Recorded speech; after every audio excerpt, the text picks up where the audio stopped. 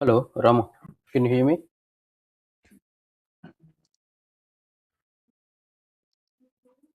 Ramu, can you see me? నీది నాకు రావట్లే audio. Yes, Kumar, we are able to see you as well Okay. as we are able to hear you Okay. clearly. Thank you, madam.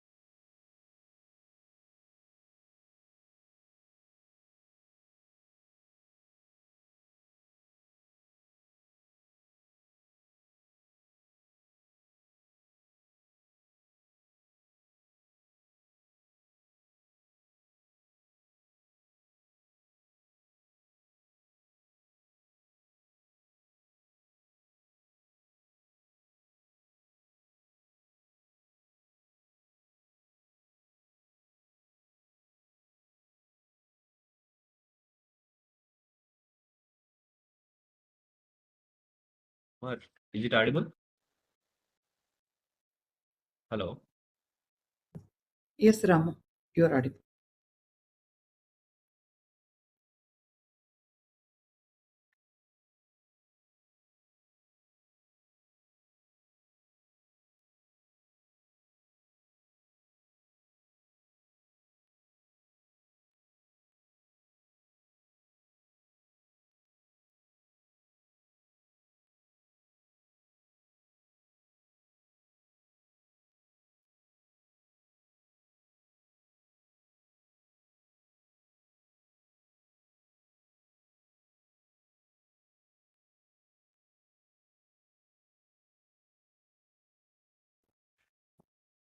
Good morning, everyone.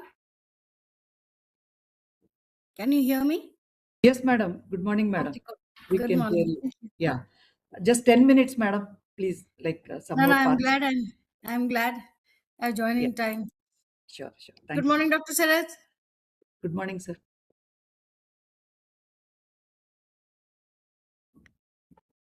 Sarath, sir, you're not audible. You're muted, sir. Sir, you're muted, sir. Dr. Sarath, you're muted. You're on mute.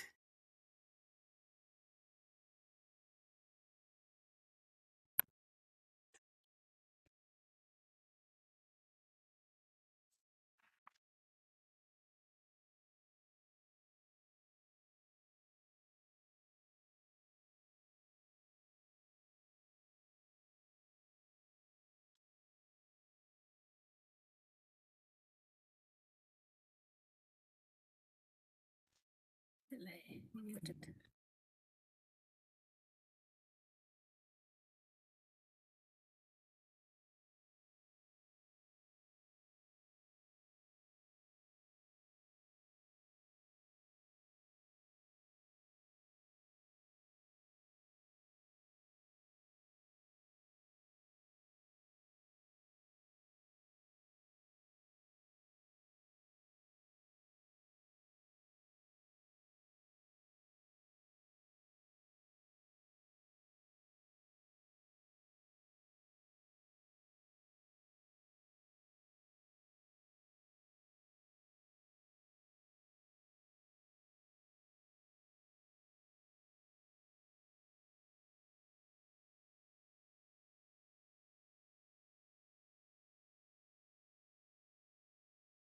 Morning, Tulika madam. Now I am audible.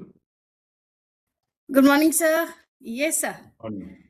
So Nice I to speak see to you all you. from Raipur. Dr. Yes. Lakshmi said nothing doing. Wherever you go, we don't care. Just talk. Okay. So That's the benefit of virtual connections plus e-learning is directly to Sir, join I virtually. started, sir. Yes, sir. Yes. E-learning was, I was just nostalgically feeling working with our Ramki sir. And so we've taken, and I was remembering our little Sasi, the mover and shaker of this subject. He took it very close and he did some excellent work at C-DAC Mumbai. That's So right. Yes, sir. When we were I think active we in owe a lot to e-learning, him. yeah, he was Ah. DG also at that time. That's right. Nice to always remember what we have done earlier. But they're not only past, present as well as future for all activities. Sir, yeah, sir. That work allowed me to now, and luckily it will be of great use to me when we talk about online education. Everything is digital. Yes. Where is the Yes. so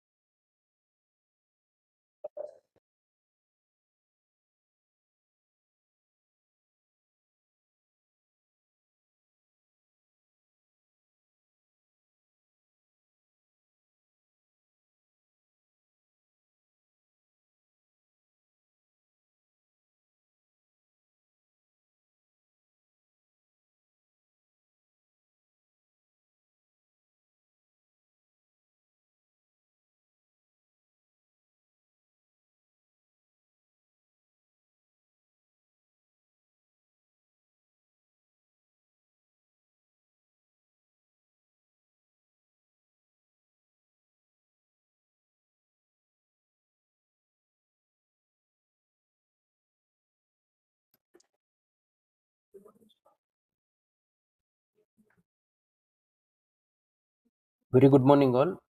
We'll start the session at 10:10. Some more dignitaries are yet to join, so just we'll start at 10:10. Very good morning, Dr. Mangal Krishnan, sir. Yeah, good morning. Can you hear me? Sir, we'll start at Morning, 10:10, sir. sir. Sure. Yeah, Good slightly morning, Professor getting Mangal. delayed, sir. No problem. Some more participants are also expected. So we'll start at 10:10, sir. Yeah, no issues at all. Okay. Right? I mean, it's a holiday Right. here, generally. You can Thank you. speak. Professor Dr. Sarath, how are you? Fine, sir. Good morning, sir. Good morning. Good morning. And there are many things that I wanted to talk to you, but we'll see after this today. You are Mr. not Gus. in Chennai, right? Right now I'm in Bangalore, sir. Right now you are in? Shifted to Bangalore, sir. Oh, I see in Bangalore. Okay. Okay. Hmm. Presently sitting in good morning. C-DAC Bangalore, sir. Sorry, sir? Presently sitting in C-DAC Bangalore.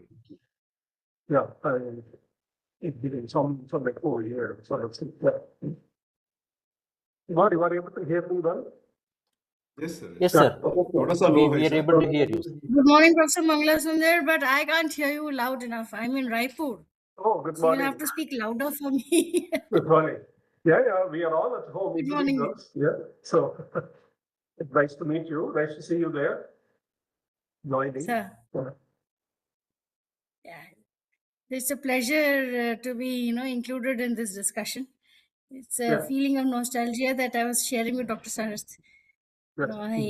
I remember working with Ramki sir, G.V. Raghunathan, Professor S.V. Raghavan. Those were the times when I was a young scientist trying to pick up the threads of e-learning. Yeah. Oh, I also started from here only in 2001 or 2003. I don't remember now. Those were the times, sir. Yes, sir. Those were the times. Yes. Yeah.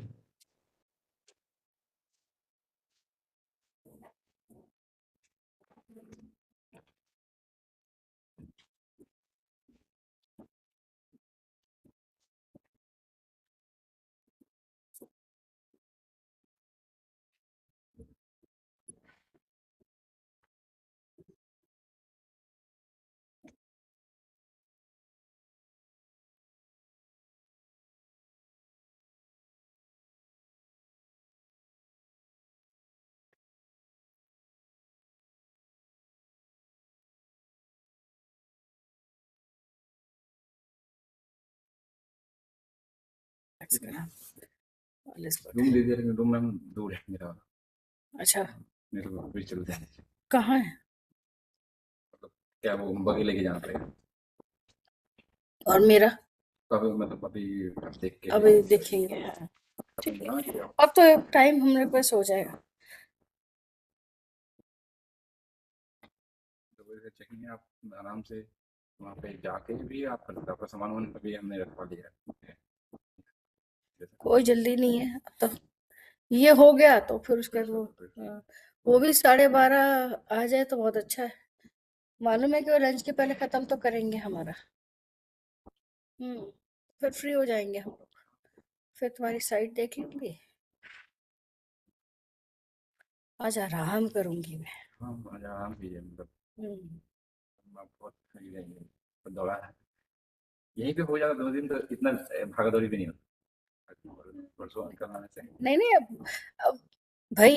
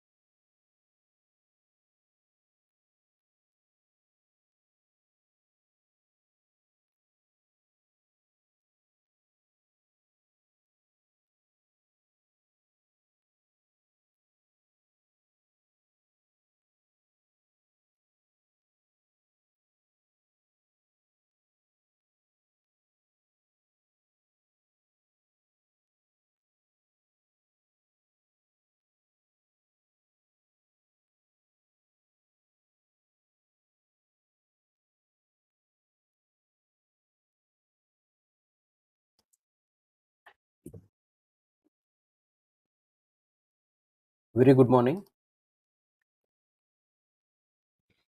Let us start the program. Very good morning to all the distinguished, respected speakers, academicians, teachers, industry professionals, and participants joining us from across the country. On behalf of Center for Development of Advanced Computing, C-DAC Hyderabad, it gives me immense pleasure to welcome you all to the 7th National Seminar on E-Learning and E-Learning Technologies, LLTech India 2025. This national seminar is organized by C-DAC once in every 4 years. In the past, C-DAC Hyderabad has organized LLTech in the years 2001, 2005, 2009, 2013, 2017, and 2021. This national seminar focuses on the theme Transforming E-Learning through AI, Blockchain, and Secure Digital Ecosystems, a topic that is extremely relevant in today's rapidly evolving digital education landscape. We are honored to have with us eminent policymakers, academicians, technology leaders, and practitioners who will share their insights and experiences throughout the day. May I now request Dr. P.R. Lakshmishwari, Scientist G, Center Head, C-DAC Hyderabad, to deliver the welcome address. Madam. Thank you, Kumar. Am I audible? Hello? Yes, you are. Yes, Okay, okay. Thank Yes, you. ma'am, you are audible. Yeah. So, a very good morning to all of you, respected dignitaries of today's national seminar, colleagues and delegates of this particular seminar. A very good morning and warm welcome to you to this LLTech India 2025, which is 7th national seminar on e-learning and e-learning technologies. And as Kumar mentioned, this year's theme is transforming e-learning through artificial intelligence, blockchain, and secure digital ecosystems. So, before formally delivering the welcome address, let me give the genesis of this LLTech India National Seminar. C-DAC Hyderabad started organizing this LLTech India from year 2001 while initiating R&D efforts in e-learning domain at Hyderabad Center of C-DAC. From year 2001 onwards, LLTech India was organized every 4 year once, and this LLTech India acts as a platform for researchers, policymakers, academicians, industry experts, and user agencies to discuss on e-learning technologies for practical adoption for different stakeholders in India and other countries. C-DAC Hyderabad actively contributed in various e-learning R&D efforts from the initial initiation in 2001, and one of the successful outcome is Make Shikshak LMS, which was initially called as eShikshak, which is an outcome of the center and is deployed at various organizations, and various courses are also offered. So today we are honored to have with us Ms. Tulika Pandey, Scientist G and Group Coordinator, Ministry of Electronics and Information Technology, Government of India.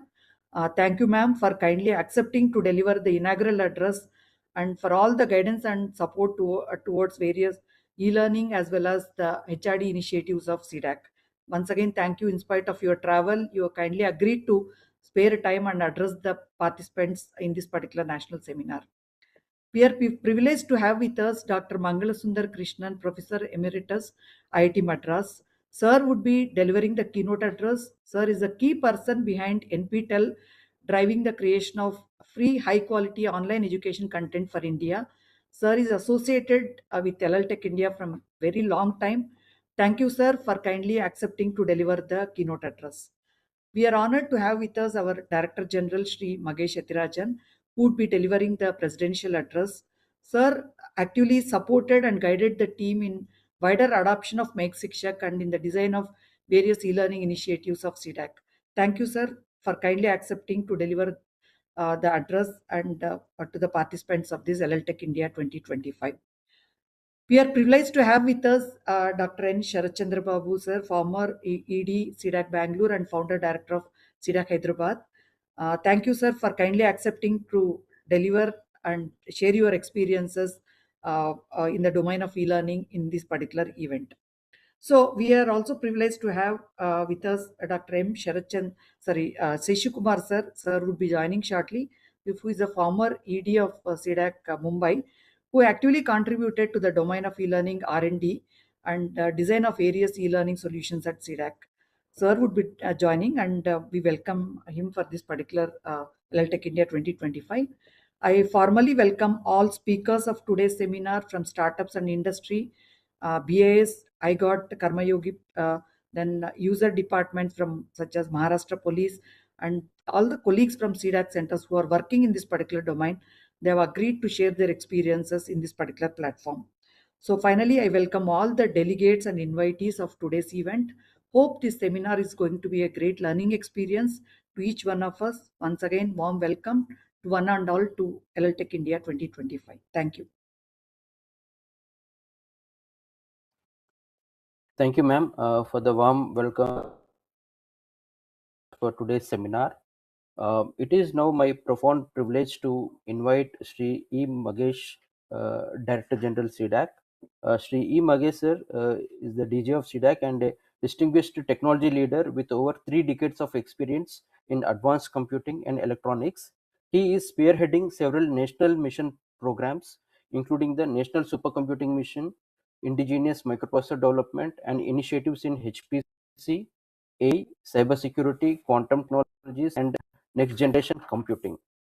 Under his visionary leadership, C-DAC has developed indigenous processors such as RISC-V based process Vega and Tejas, significantly contributing to India's self-reliance under the Atmanirbhar Bharat and Digital India initiatives.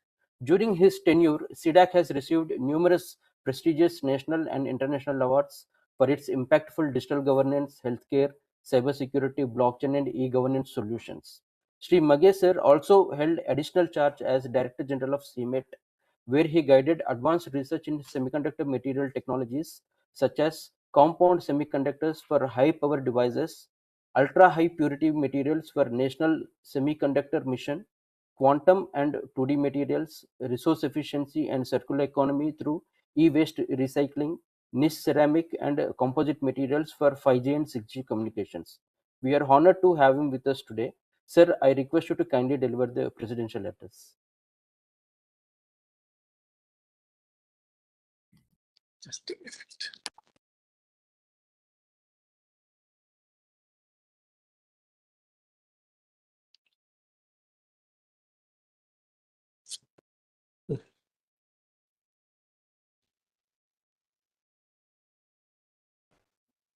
Sir, you are muted.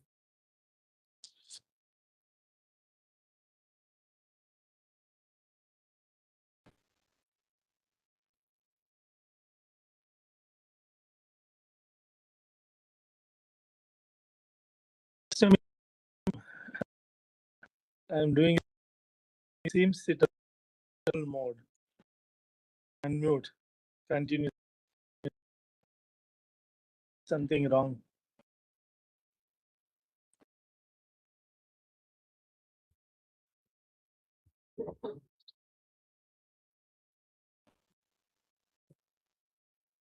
This is a technology challenge. It decides to tell you uh, Yeah, when it will take over from you. So, actually, what happened, unless when you are taking decision, you press hard, then it is coming, but organizers have to allow that's what happened to me in the beginning of testing.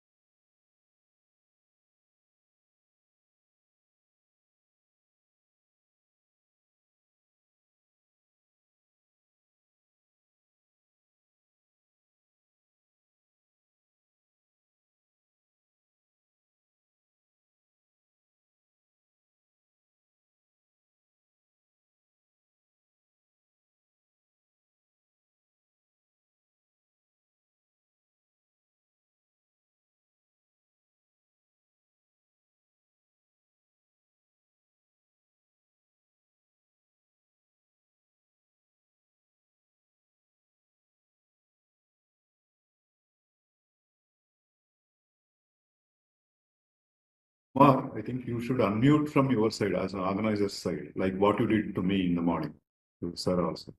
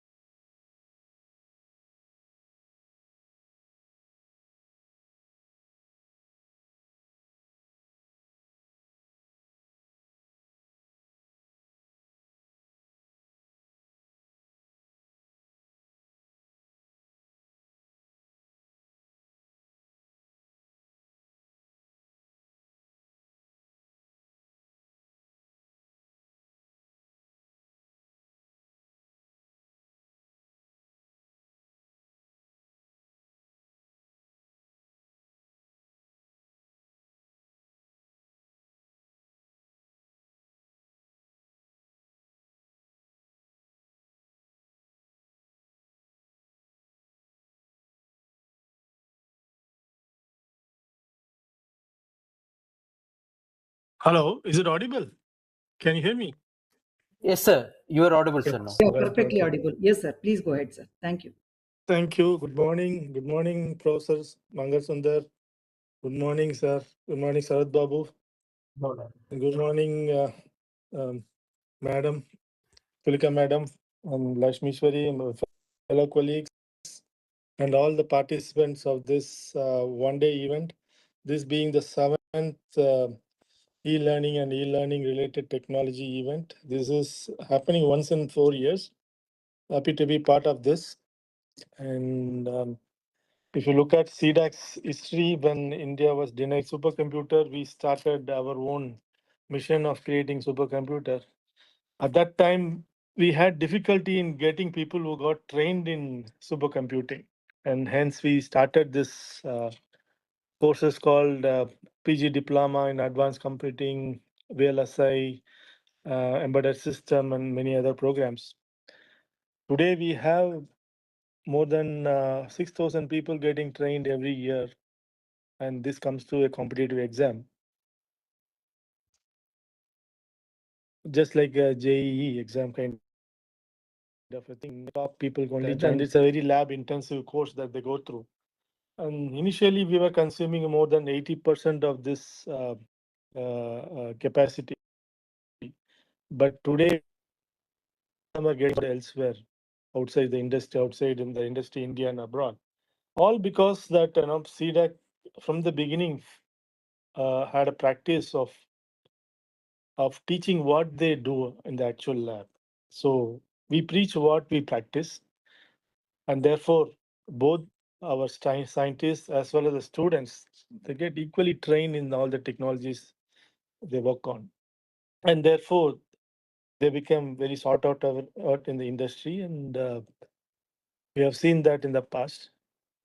And moving forward, COVID, and prior to COVID also, we had this e-section, so which was developed by C-DAC Hyderabad.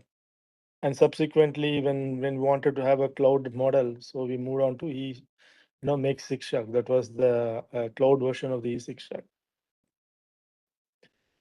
Gone a long way. Today we have a lot of implementation of e-Shiksha, e-Measure across the country, especially in the police sector, the strategic agencies. They all adopt this technology.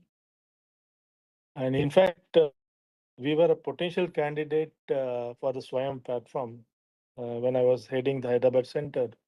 We tried very hard to get into the Swayam platform, and in fact, we made a DPR for the whole Swayam platform. And but some due to some forces, we are not able to make inroads, and we had to we were out of that scheme. And but still, we continued to work on this. Our team continued to put the effort in making the Make Shiksha. So we had support from the ministry, MeitY, and also from other strategic agencies. Today, we have the third generation of Make Shiksha. It's fully cloudable, microservice based. So we have all the modules which is necessary to run a MOOC platform on that. And today, so many courses are running on top of it. Many times, they also get augmented with live lab interaction. Also, is being connected with the Make Shiksha. To hybrid, though they're being online, they also get access to the labs. In fact, the real labs where they can conduct. It's not just simulation. It's the real labs they get access to. They get access to embedded systems on a timeshare basis so that they can run some experiments on that and have a look at it. The same thing has been followed in our HPC also. Today we have something called HPC Hub. We also have HNS under the NSM HPC portal where people can come online, take an account of credentials based on their academic connections. They can run large programs. They can work on parallel programming. They can write softwares on the parallel environment, and then have a real feel of how actually the backend they have the supercomputers already connected, so they can start small and then slowly grow and grow bigger and bigger and run bigger programs on top of it. All this is possible only because of this e-learning platforms, the technologies that C-DAC has been into from the beginning. And today we have many products outcome of that. Some of them are specific that are interest to certain agencies. May not be a MOOC, but it could be assessment. It could be a blended program. It could be a AR, VR, where they could connect a haptics to the system and then start experiment.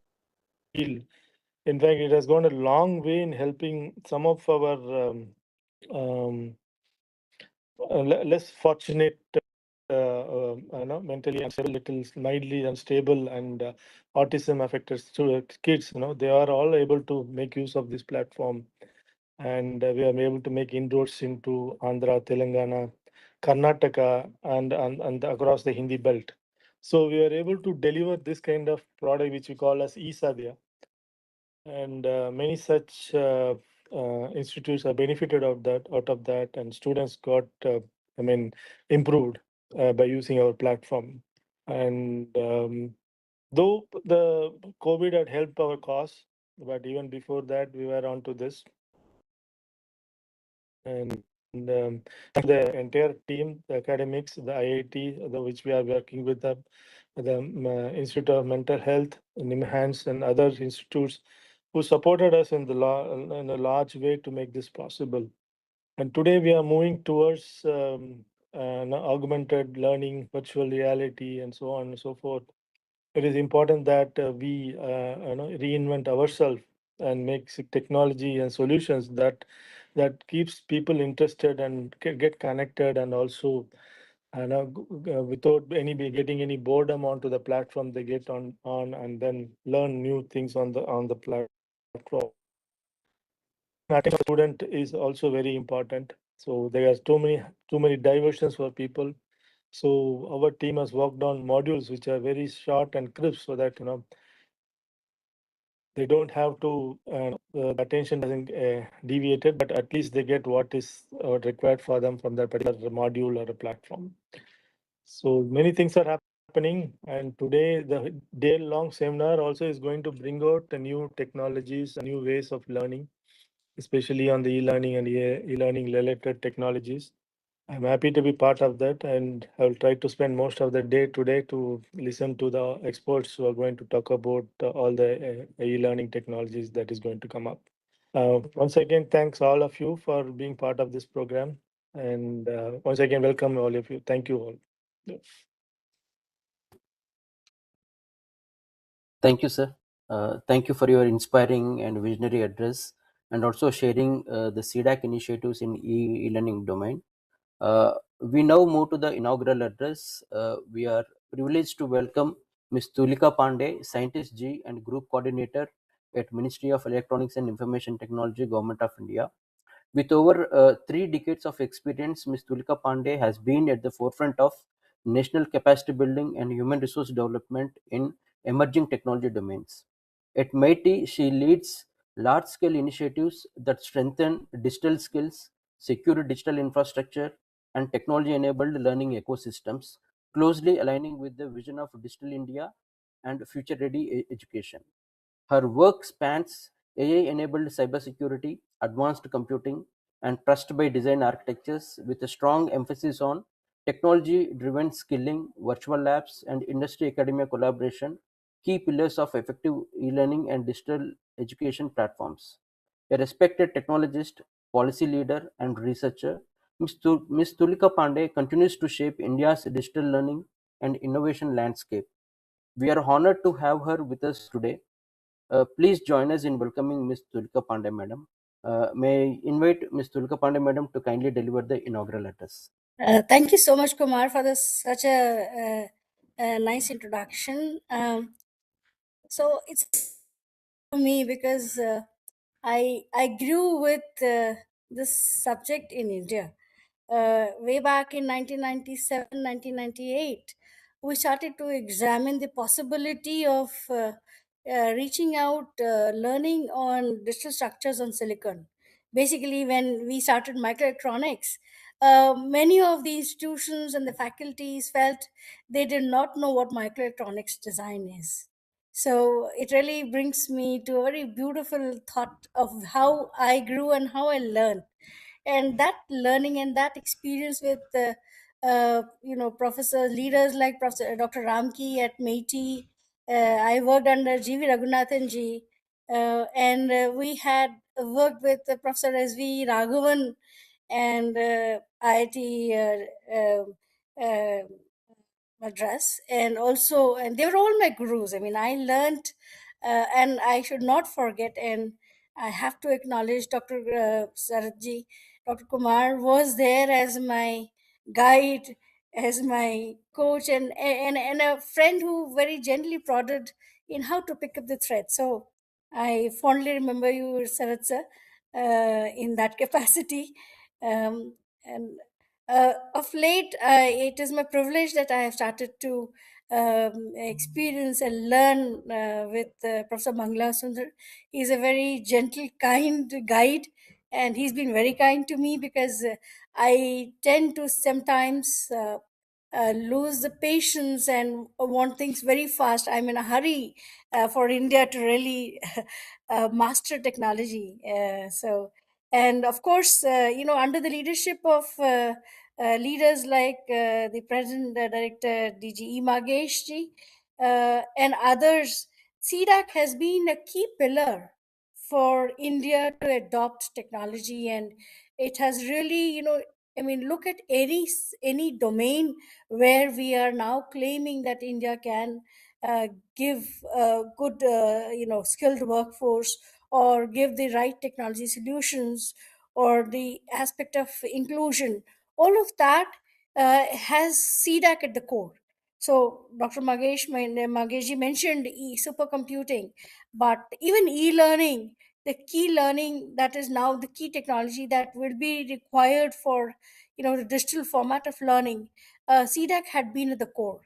Dr. Ishwari was a young scientist at that time, and she and many of her team members were a part of those days when I used to come down and spend weeks at C-DAC offices, both Hyderabad, Pune, and others. So it's a very nostalgic feeling for me that you all have included me in this discussion. after a long gap. It's almost more than a decade that we have now come back to this topic.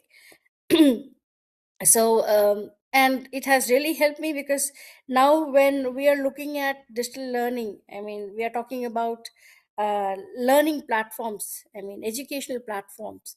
All that I learned at those years has helped me. So we understood that the cognition is one factor, but also is the attention span. The study led us to saying, oh my god, we cannot talk about e-learning to children below class 12, because we cannot transfer the load of learning and knowledge upon them, because their cognition is not, and their maturity is not that high, and not, I mean, an average one. There are students who did very well, and therefore we experimented with you know um, looking at developing learning management systems, and IIT Kanpur uh, and BITS Pilani were good partners. And actually, we tested these through initiatives in these two institutions, and we reached out a skilling platform in partnership with Wipro, and it worked out very well. So we had some of these learnings at that point of time, where the importance of understanding how humans would adapt or adopt technology towards learning was a key study that we were doing. Fortunately, we were also doing natural language processing at the same time, and we were talking about inclusion at that time. And Meiti had brought out these principles of looking at all the standards for different forms of data. So be it text, be it a visual form, or a video, or no, or a photograph. We did talk about the standards that existed for MPEG, and JPEG and others, and we defined those at those times. And I think that learning has helped, and that contribution from C-DAC and all the academia who joined us has helped us today to adopt this digital learning platform much easier. So it is indeed my privilege that you all have me here in the 7th National Seminar. And Center for Development of Advanced Computing has been and will remain the key agency where the government of India would always want to go back to whenever it is trying to adopt or bring in at a national level the adoption of technology for government, citizens, and of course businesses. So India's digital transformation under our Honorable Prime Minister Narendra Modi ji has always anchored on population scale technology. We talk about inclusion by design, and we are all working only towards one goal, and that is to build trust based digital systems, with education and skilling as one of the key beneficiaries, because we are trying to aim that India become the talent nation for technologies to be adopted. And we are indeed on a good path there. So digital learning has transitioned from a supplementary mode to core national capability, supporting lifelong learning, rapid reskilling, upskilling, and equitable access across regions and demographies. So the role of Ministry of Electronics and Information Technology is to ensure that digital learning ecosystems are secure, interoperable, scalable, and future ready. Uh, because we are really looking at technology adoption, and we talk about ethics.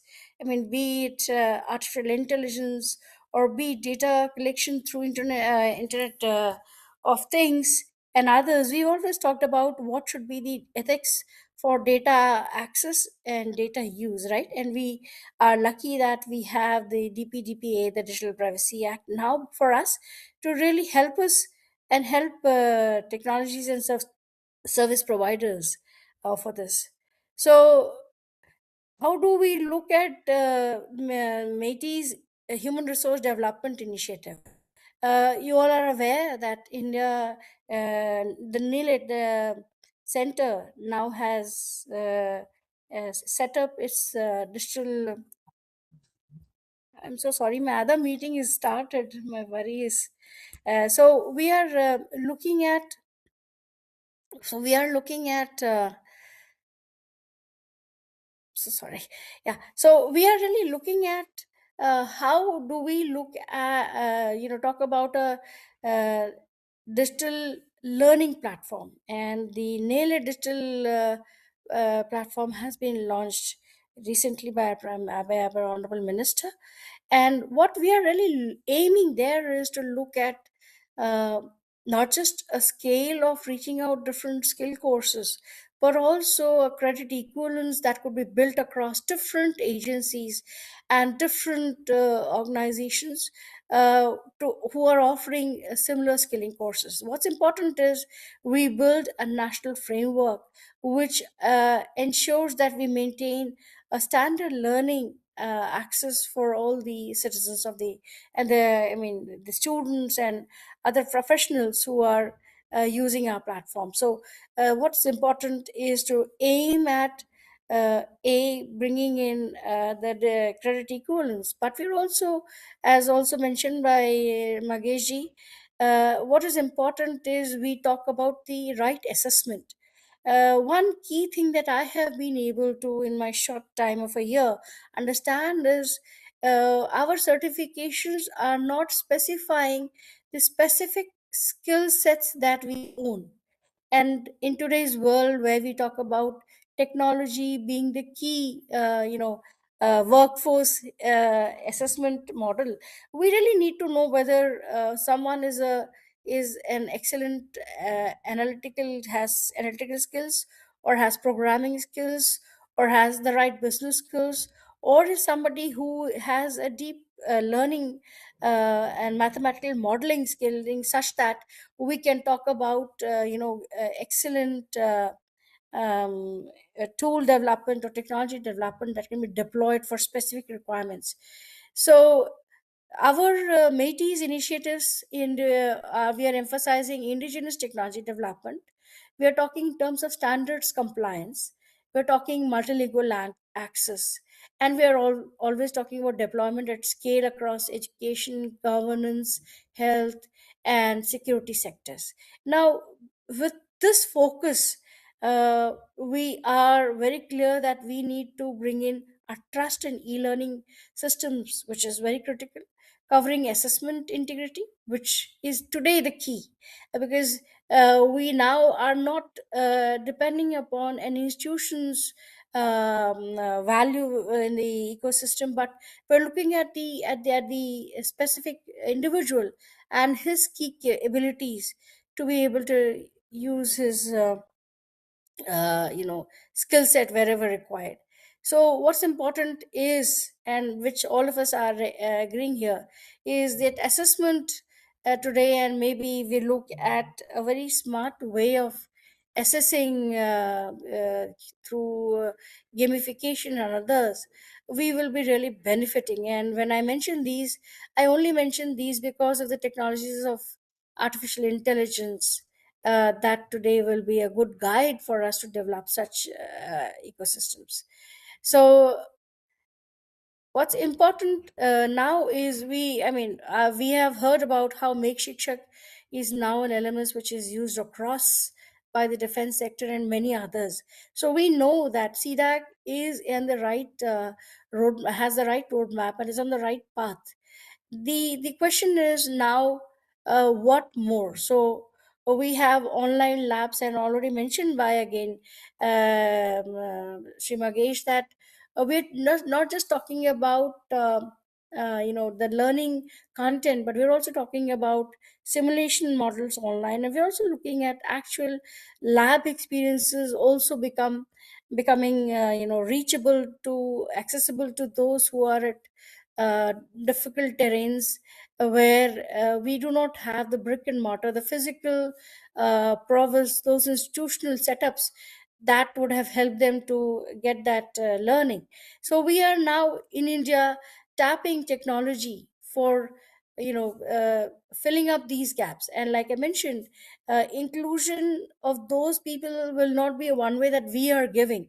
I'm very confident that much of the intelligence and a new way of thinking it lies with those people who are sitting away from technology. They have not gotten saturated by the ways of how we adopt technology, and they may always give us a new idea, a new way of how to really benefit with the technology. So while we have it MeitY funded the online labs, which has been rolled out nationwide, and we are hoping that such experiments and such initiatives will fill the gap of the absence of physical laboratory infrastructure for students across the country. And some of these experiments have been adopted both by NCRT as well as the Ministry of Tribal Affairs has reached out to MeitY to take care of those schools which are in the aspirational districts, and we are now supporting them in a big way. So what I only would like to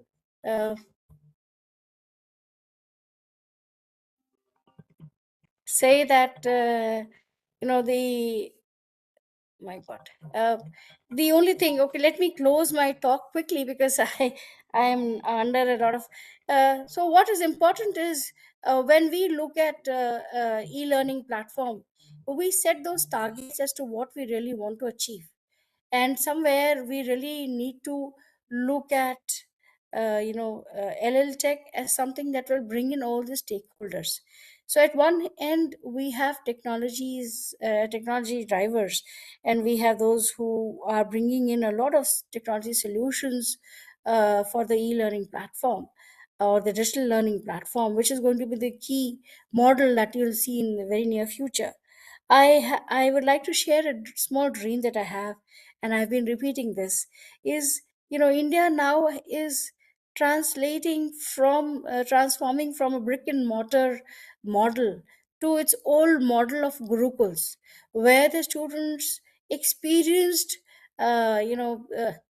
life and how to adopt different ways and develop and identify those gaps which needed tools, which needed a new approach to processing or platforms.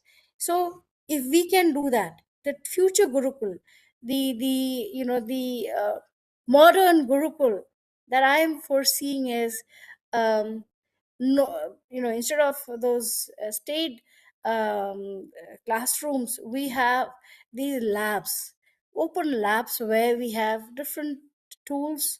We have a big test table, and we have PLCs to build different use cases or deployment edge, what should I say, field deployments, case scenarios, that we build a list of different problem statements, and we have an open classroom with rigs and devices and equipments all laid out for students to identify which problem statement they would like to solve, and then start using these, apply the different theorems that they have picked up, and that way the concept learning that is required would become very convenient, and we would not complain about missing the attention of students who are our learners, because we will have then gained their full attention, because when you give them a challenge, most of the learners today come up much better, and they do understand the concept better. They adopt technology and make it adaptable to the condition, to the end requirement that is there. And I personally feel that we should only provision these different concepts and these different devices, and as faculties our job is to guide them uh, when they come to us with an approach, with the approach, and just tell them what's missing. I think Professor Mangla Sundar would will surely in his address tell us how he is being able to guide the new kind, the what's it, generation Z students that he faces, and how he feels we need to also look at the model of education that we are currently following, it has, without without a defined or design, has turned into that. And we are fortunate that the government of India is very aware, is embracing a lot of startups who are bringing in these solutions. We have several new startups who have approached me talking about how they have designed these excellent intelligent assessment modules, and which will help the employers to judge their employees, and there will be a healthy cohesion between the employers and the employees. The training partners at all these different projects are hiring. I mean, C-DAC is also hiring a few training partners and others. We've all evolved from our basic academia. Somewhere the responsibility of bringing out good startups falls back upon the academia institutions of repute, like the triple IITs and the triple IITs and the others. And of course, I should not miss the IISc. Somewhere we need to blend in education and learning with technology as a core, and essentially keep ethics in the middle of all of this, because you cannot live alone with technology and all the comforts. You'll always need to build the right kind of community, and live together, share the resources together. And that requires empathy, that requires technology, and that requires a will. And I think India is a core to all of these. And I wish that this LL Tech meets and tries to take on the roadmap of getting in more people who are like-minded and keen to make India the talent nation. I am sure in this whole day of deliberations, we'll bring out some beautiful, lovely suggestions and solutions that we will take forth and submit, not just to the government, but to the other institutions who can become our partners. Thank you so much for including me. I'm so sorry for the continued phone call disturbance, but thank you so much. Thank you. Thank you, ma'am, for the insightful inaugural remarks and also for sharing the mighty initiatives in e-learning domain. We now proceed to the keynote address. It is our privilege to welcome Dr. Mangalasundar Krishnan, Professor Emeritus, IIT Madras, to deliver the keynote on AI and digital learning ecosystems, a perspective and some suggestions from educational goals. Dr. Mangalasundar Krishnan is Professor Emeritus at IIT Madras and a former head of Department of Chemistry. With over 2 decades of academic and research experience, he has made significant contributions to theoretical chemistry and guided several doctoral and postgraduate scholars. He is a pioneer of technology-enhanced learning in India and has played a foundational role as national coordinator for NPTEL, NME-ICT, and Swayam Prabha, major national digital education initiatives. He currently serves as the academic chairman of the Electronics and ICT Academy program of MIT, Government of India. He has served as a member in several committees set up at MIT and other ministries of the central government on technology enhanced learning and e-learning. He is also the founder of the Digital Skills Academy in IIT Madras, which is run presently by IIT Madras Pravartak, a technology incubation hub of IIT Madras, with him as consultant advisor. Besides the above, he has been the principal coordinator for several research projects and CSR funded programs. In recognition of his outstanding contributions to digital learning, he was honored by the President of India and is also a University Gold Medalist. Sir, we request you to kindly deliver the keynote address. Over to you, sir.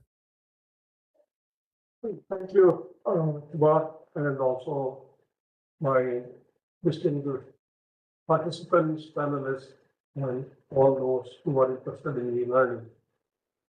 It is my pleasure and privilege to talk to the LL Tech again and again, perhaps on the same things, but slightly modified over a period of time due to the technology incubation as well as the technology infusion that happens with the university systems over a period of time. So let me first share my screen, if I can. Declare the screen.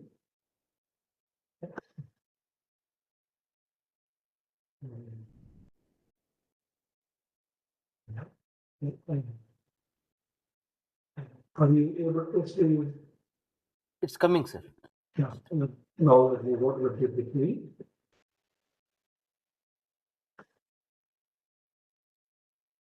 Yeah.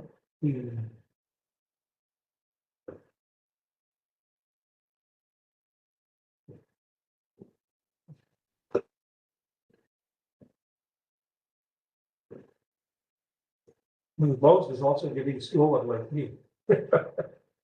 Oh, this one. Okay. So you're able to see the screen and the title, I hope. AI and digital learning ecosystems. Now, a lot of it is basically conceptual and sort of principle methods rather than a technology and technical tools, which I think many of you are quite very familiar with it. And I would like to think about what should be the general presentation models for e-learning in the future. So let's see. Let's see.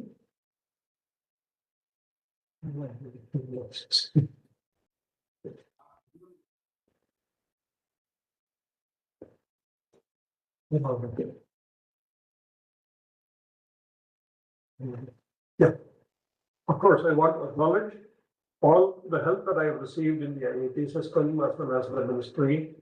Every time I am involved, I'm invited to give a presentation on the learning that has happened to the Federal Studio in IIT Madras, the Center for Continuing Education Department, and Peter Office, the National Mission Office, and the Ministry of Education, Ministry of IIT in the Government of India, and many, many of my colleagues.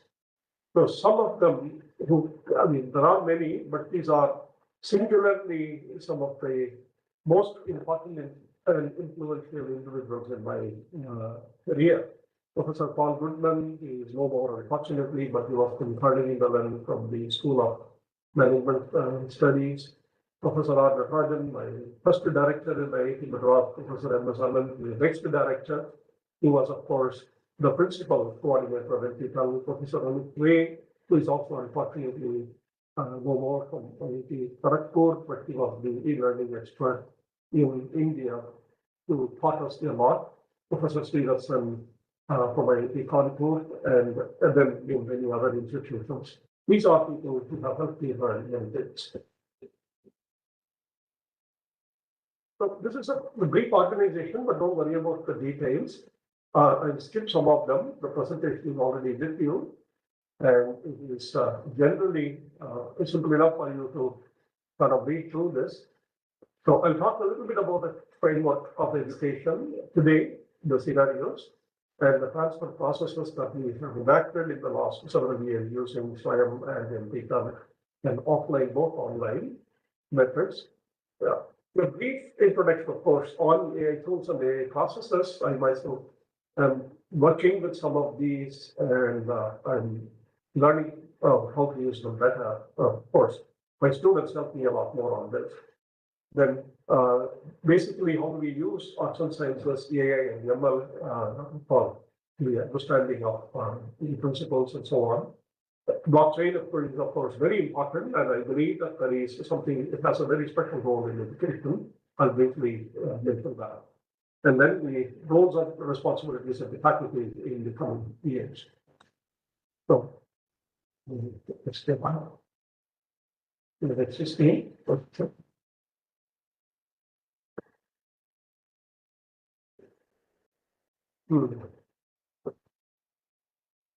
Yeah. So let's do an introduction to the university education and the basic expertise. This is a scenario. It's a beautiful article written by Professor David McKay many years ago on the title that everyone should get an A. Now, the scenario is like this. Between Cambridge and Warwick, of course, you can consider a university margin one. and call it family. And all students come here, join the university with straight A. We're all successful so far until we've joined, enthusiastic and curious. But by the time they leave after their degree, 100 years later, only 1/3 of them receive straight A's. The other 2/3 get lower grades, do not enjoy their studies, and are not able to teach. Is the university a success? Is the learning process a valid one? But the university can always say that we have excellent teaching assessment scores and we add values to the character as well as to the knowledge of the students. And our students do remember learning more and so on. And employers, of course, love the university's policies of great, and we are very happy that the best of our students are still the best people that we are looking for. And likewise, the university ranks its students, therefore the companies don't have to rank them in the application process. This is what the university's defense. But for the university, be a starting service. It's a beautiful statement by Professor David. And is it something wrong with an institution that takes mainly A quality input and turns out less than half A quality output? Where are we? That's one thing. Therefore, if a university fails to turn out, this is a fantastic statement. I think it's very effective regarding many of our universities today. It takes out as much A quality enthusiasts as come in, if it fails to turn out. Is it in fact a place of intellectual destruction, throwing away the potential of the majority of its students, what have the roots of its instruction? This is scenario one. Let's take the second scenario in education and in learning. There's a beautiful book by Professor Paul Goodman, who was my mentor for many years in the NPTEL and many other technology enhanced learning process. We were very careful to choose the word. We never called it technology-enabled learning. Technology-enabled is more a technology process, not a cognitive process. Enhancement is more cognitive. So the technology-enhanced learning, which was proposed by Professor Paul Goodman, he has two scenarios, two different types of universities called Alpha and Omega. So both are very good universities, excellent faculty members, and students pay a lot of money in the universities to get educated. And both of which place the graduates with private and public sector employees. Yeah, but that's about the similarities. That's where they end. Alpha, the first university, is a school to provide a challenging education. It's like our universities, Harvard, IITs, Berkeley, and so on. Help them get a good job. Instruction consists of traditional methods. Lectures, labs, and projects are all part of the teaching and learning processes, and the employers are satisfied with the average selection process and with the preparedness of the students. On the other hand, let me see if I can minimize this thing. It's like a part of Omega students. Omega students do challenging experience of a job. They're expected to develop specific skills.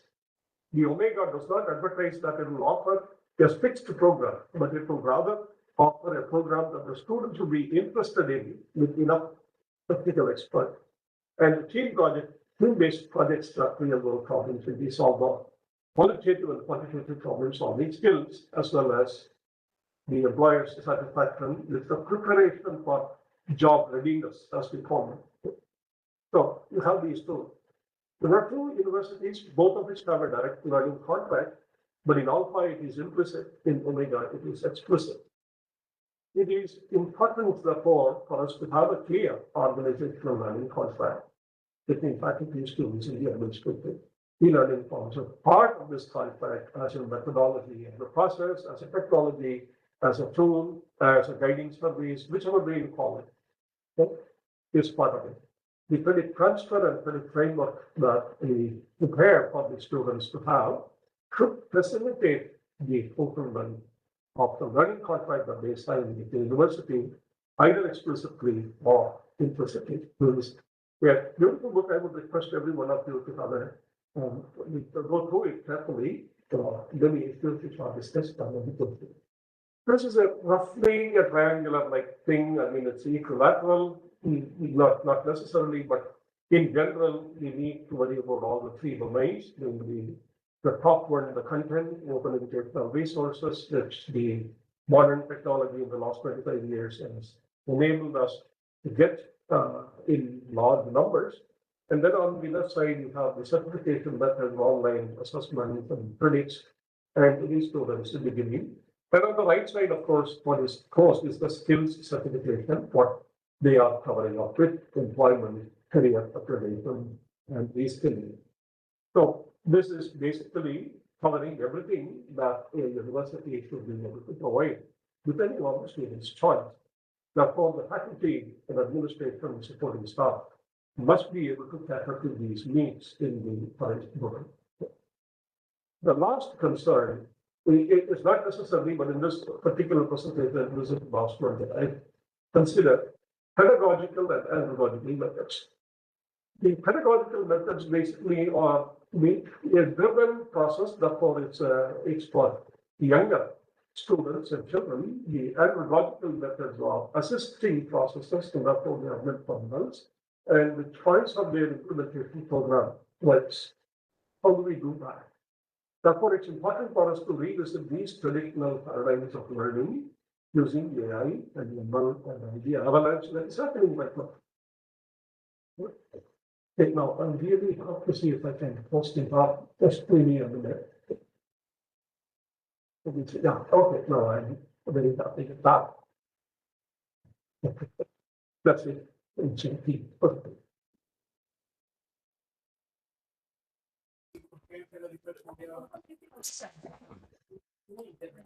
Sir, now it is full screen. Yes. If Yes. and also one small. Oh, Yeah, go ahead. sir, your voice is a little bit low, sir. If possible, Now, can you come? Now are you it able is. to hear me better?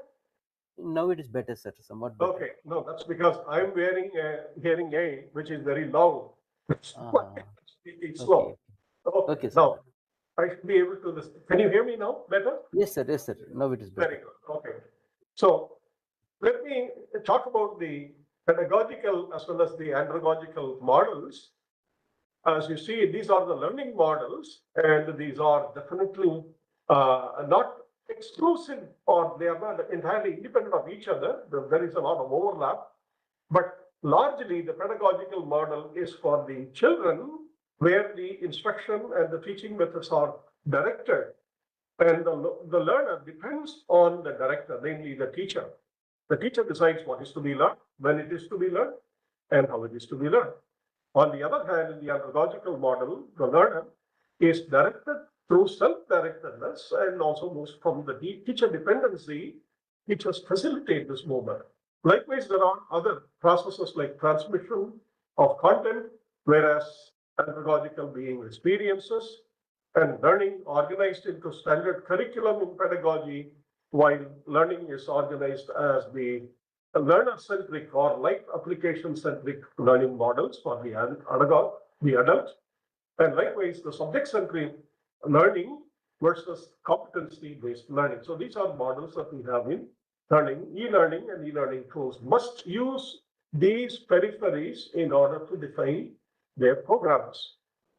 Finally, of course, every university today and every institution, as well as employment sector, the development sector, the government, everybody looks at the outcome-based education. What did the students learn at the end of the education? So you have to design and deliver a course with specific outcomes. And you have to design and deliver a program which consists of many such courses with specific outcomes of learning and expertise. And of course, you have to have a student-centric activities in all of them. A lot more than you were able to do earlier. And it is important, of course, to monitor the students for assessing the extent of match between the delivery and the outcomes. We also have the responsibility that we make the students industry ready, employable, or either by someone else or by themselves through startups, through innovation, through entrepreneurship. In all cases, the students must have a model. Therefore, the courses have to be designed with specific outcomes suited to employment.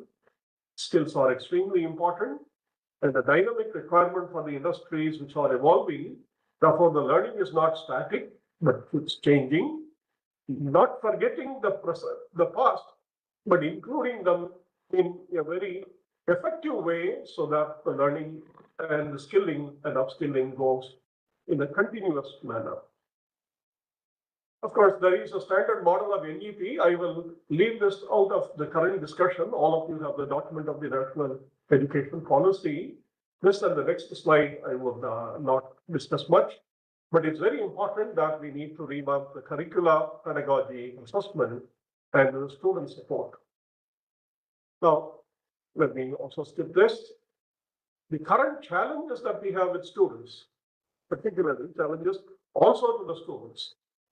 The curricula keep changing and the newer technologies and disciplines keep emerging faster than we were able to understand. And the students are, of course, much more adept at it since it happens in their real lifetime. The challenges to teachers is largely the lack of attention of the students to what they wanted to say, what they wanted to teach. But then you see, this is a subject that one needs to discuss individually and institution-wise, because the student populations are not the same cohort from different regions. So each institution must devise its own methods. And finally, the administration and the government must have very, very clear processes.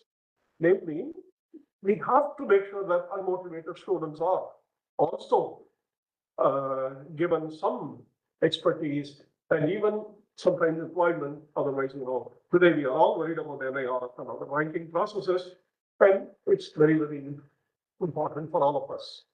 And the most important today for the students and teachers is the arrival of the internet. Of course, it's now 25 years. The internet arrived after I arrived in IIT Madras. Therefore, I've seen more or less most of the evolution over the 30 years. And you see, there's a beautiful proverb which talks about every man and woman being given the keys to the gates of heaven. Little do they know beforehand that the same keys also open the gates of heaven. They say Chinese proverb, I'm sure there is similar things in India. So what are the gates? Heaven or hell, these are the keys today. And heaven or hell, you decide where you want to be, okay? Therefore, you see that the learning processes have to be all said and done. You need to direct to the students to some extent on what is beneficial to them. Today, of course, there are models for curricula. The famous one is, of course, the UGC and the AICTE, the overarching model for the university system and the technology education. There are curricula and there are subjects, and they have choice-based credit systems and so on. And the AICTE, of course, has a full model curriculum for all the undergraduates and even postgraduate students, including details of credits and other requirements to get some sort of a homogeneous outcome from the students. Now, all of this is completely taken up with AI, and a lot of us are still unsure where we should use AI. A large number of international universities use them in a small form, in a limited form. They don't use them, they don't adopt them as is. And a large number of major universities have also forbidden the use of AI and ML from students, particularly if they want to use it for assignments and essays.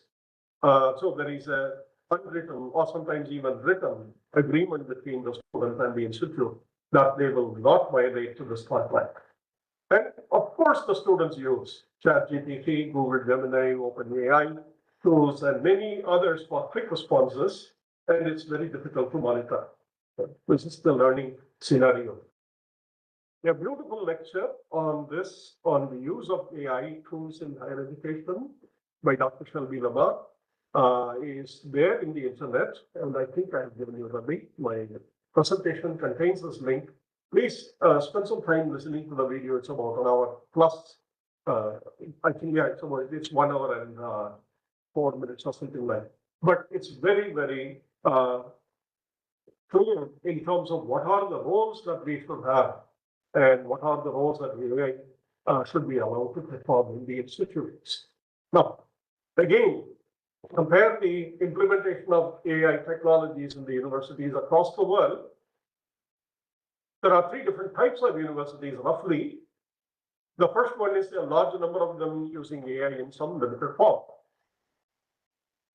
And the second one is a large number of them reject outright use of AI power and force teaching model assessment using AI. And the third one is, of course, the progressive, more progressive one today. A small number of younger institutions allow liberal use for AI. And what are the benefits you have? That's, you can see on the right side. The use of AI allows students access to information quickly and also gets a summary even before the teacher is able to give one. And the benefits also include creativity, enhancement, and sometimes the individuals can get help in essays and other things and assignments and new ideas and new perspectives that they did not have or thought about, but which comes out when you use the tool properly. And again, AI improves the productivity, problem-solving skills, and provides more or less an individual-centric learning assistance based on your ability. And so you can see numerous assessment methods are available for reinforcement of learning. There are many tools that we use today in the AI scenario, and the Google Scholar, ChatGPT, and Turnitin are general tools for all the institutions, but these are what you see is a list of about 15 or 18 tools, which contain the help for the students in various forms, and also for teachers in various forms. Now, I will give you a very quick example of how I did a couple of tests before allowing my students to use AI Limited. I gave a topic to the AI system, a ChatGPT. I asked a question. Tell me in 200 words the most important things I should know in quantum chemistry. That's what I teach. So I wanted to find out if the world thinks of things the same way as I do. And then I said, instead of 200 words, tell me the same thing in 1,000 words, the most important things I should know. Don't be surprised, the outcome. Okay, this is a very long list. Okay, don't worry about the list. There are about 7 methods that I'm supposed to teach: wave particle duality, quantization, bonding, principle of superposition, uncertainty principle, computational methods and applications. And I found out that nothing is new. Everything is practically what all of us have been doing. Now, the question is, that information, is it correct? Is it accurate? Is it complete? Well, this is my analysis of what came out. The topics describe the basic details, but are not complete or self-contained. The most important concepts quoted by ChatGPT are occurrence of these phrases on the internet, not on the actual content of these phrases. How often these phrases come, therefore those references come in. The explanation that you find sometimes is also not scientifically accurate. And finally, the description is brief because the question limited the scope of getting precise and most suitable answers. You have to do this several times and eventually polish the response from the AI tool. But the machine learning does it have a major role or does it not have a role? It depends on what you look at. The speeding up of student activities and repetitive tasks. We use machine learning for tracking, grading attendance, and tracking weaker students, and so on. The teachers can use them very effectively. Therefore, they should not shy away from the use of it. In the classroom, it's a supportive tool. I would rather let my students explore the way they want to explore, but come back to me with clarity about what they did on that particular subject. And for the role of the teacher is, of course, to inspire, mentor, and support. And machine learning do not do that. They do not do that. They offer you data. They don't offer you support in the sense of the inspiration and other things, emotional support they don't. And the teachers help building social skills. The machine learning tools today that we use do not seem to have that. And emotional intelligence and critical thinking. So in a sense, there are limitations at the moment for this. And one may have to see over the years how these things develop. Now, a few words about blockchain, and then I will probably stop. I'm getting close to the time limit. There are 2 papers which I will give you as a link that I am quite comfortable with. But as all of you know, that blockchain technology is a distributed digital ledger that records and gives you a chain of blocks. And how do we do that in the educational scenario, particularly the LMS, the learning management system that we use? It's very useful for securing, and it is also a transparent platform for tracking the student performance. Credit platforms, the central platform, it is for providing digital credentials. If we set up our blockchain in the LMS in such a way that it can provide digital credentials to employees in a secure and safe way, obviously it is encrypted, and so cryptography plays a major role, and it is trustworthy for tracking hundreds of online courses. Therefore, it really is advantageous, but the problem is the requirement on hardware, software, and technical training, they're all a huge price to pay. And the university should think about the technology tools for implementing some of these blockchain tools. What are the challenges today that we have in using them in educational institutions? The main challenge is the adoption by the educational institution policies. Same resistance as there was for LMS. I know Professor Sarachandra Babu will know very well how universities were less worried about, less interested in LMS learning management systems than their own teacher-based credit system and so on. But that was many years ago. Now every university uses LMS. In the same way, the technical preparation of staff and professors, I do not know that we have the tool. Blockchain is something that they adopt. They must, in order for this to become very useful. The regulatory standards of the institution can be beautifully supported by blockchain, and interoperability is very important for this. But the primary role that these things have, and the university is concerned, are the cost, the privacy of the student data, and the security of the student data. But all of these things are alleviated by the cryptographic means, and you have to choose and evaluate 3 or 4 such platforms. There are Bitcoin methods, there are Ethereum methods, there are Cardano, and then Algorand, and also Polkadot. These are some of the AI, the blockchain platforms that universities can use. A lot of this is discussed in detail in these 2 topics, the PDF files, and I will just click on one of them to show you how AI ML is proposed to be used along with the learning management system. Okay. So this is a paper. I'm surprised that this institution is only about 5 miles from where I am situated. And it seems to be a very nice paper that appeared in the 24th International Conference on Circuit Power by Dr. Menaga, Dr. Santosh, and Dr. Vasiga. Now you can see that there is a picture in this, which is central to our understanding of, I think, from the down somewhere. Now, this is the system architecture that how the blockchain can actually be used in an educational system with the entry of the students to the exit of the students, including payment, including teacher training and student management, assessment, and so on. I leave discussing this. It is very nicely explained in words. Many of you should be able to read it on your own. If you take my presentation, you will be able to find the link out of that. Okay. So let me come to a close. Kumar, how much time do I have? Maybe about 3-4 minutes? Ma'am, yes, sir. 4 minutes. 4 minutes. Okay. I don't want to take more than that. So let me introduce you to the Swayam platform. It's the largest national portal. I believe today it is also the largest international portal for online courses and certification. Please register if you haven't done this, and you can explore all the courses, thousands and thousands of courses which have been created, starting from the first few courses in NPTEL in 2003, and then to the massive open online credit courses format and credit transfer certificates, open educational resources that you don't have to pay for, and you don't need to get certified if you don't want, but they're all available there.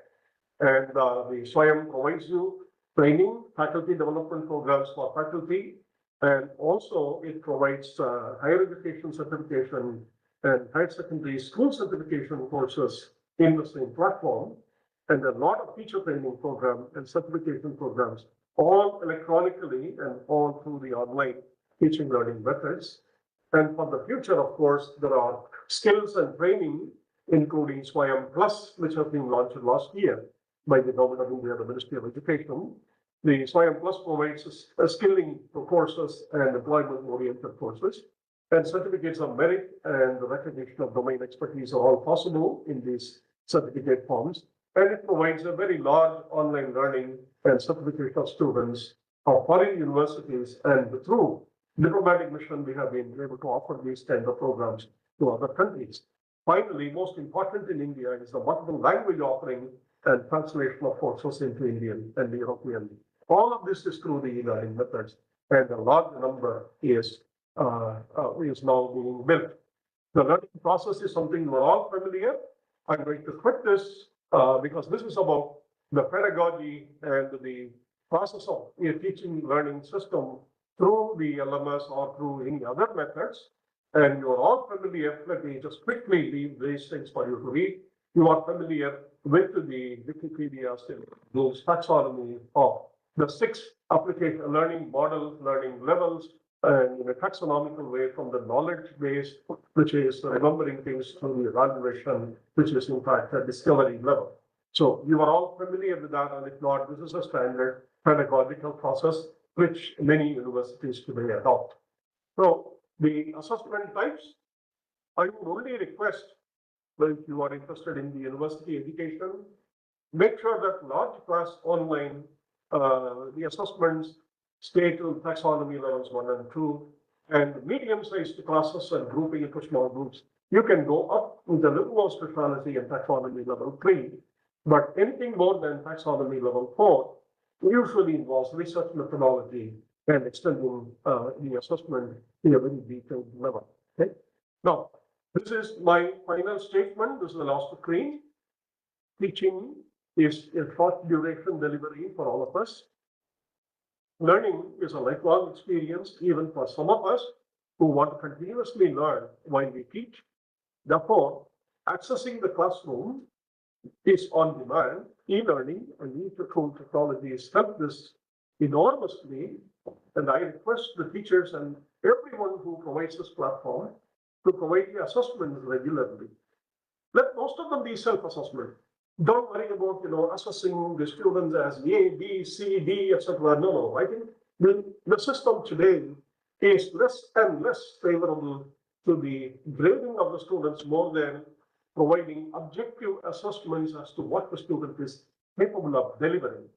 Therefore, the summative assessments are to be usually done for a fraction of the course grade, not 100% course grade.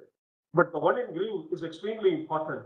All of you who want to teach and who are interested in the learning process, use technology tools carefully, but do not avoid them. Use them, because your students will not avoid them.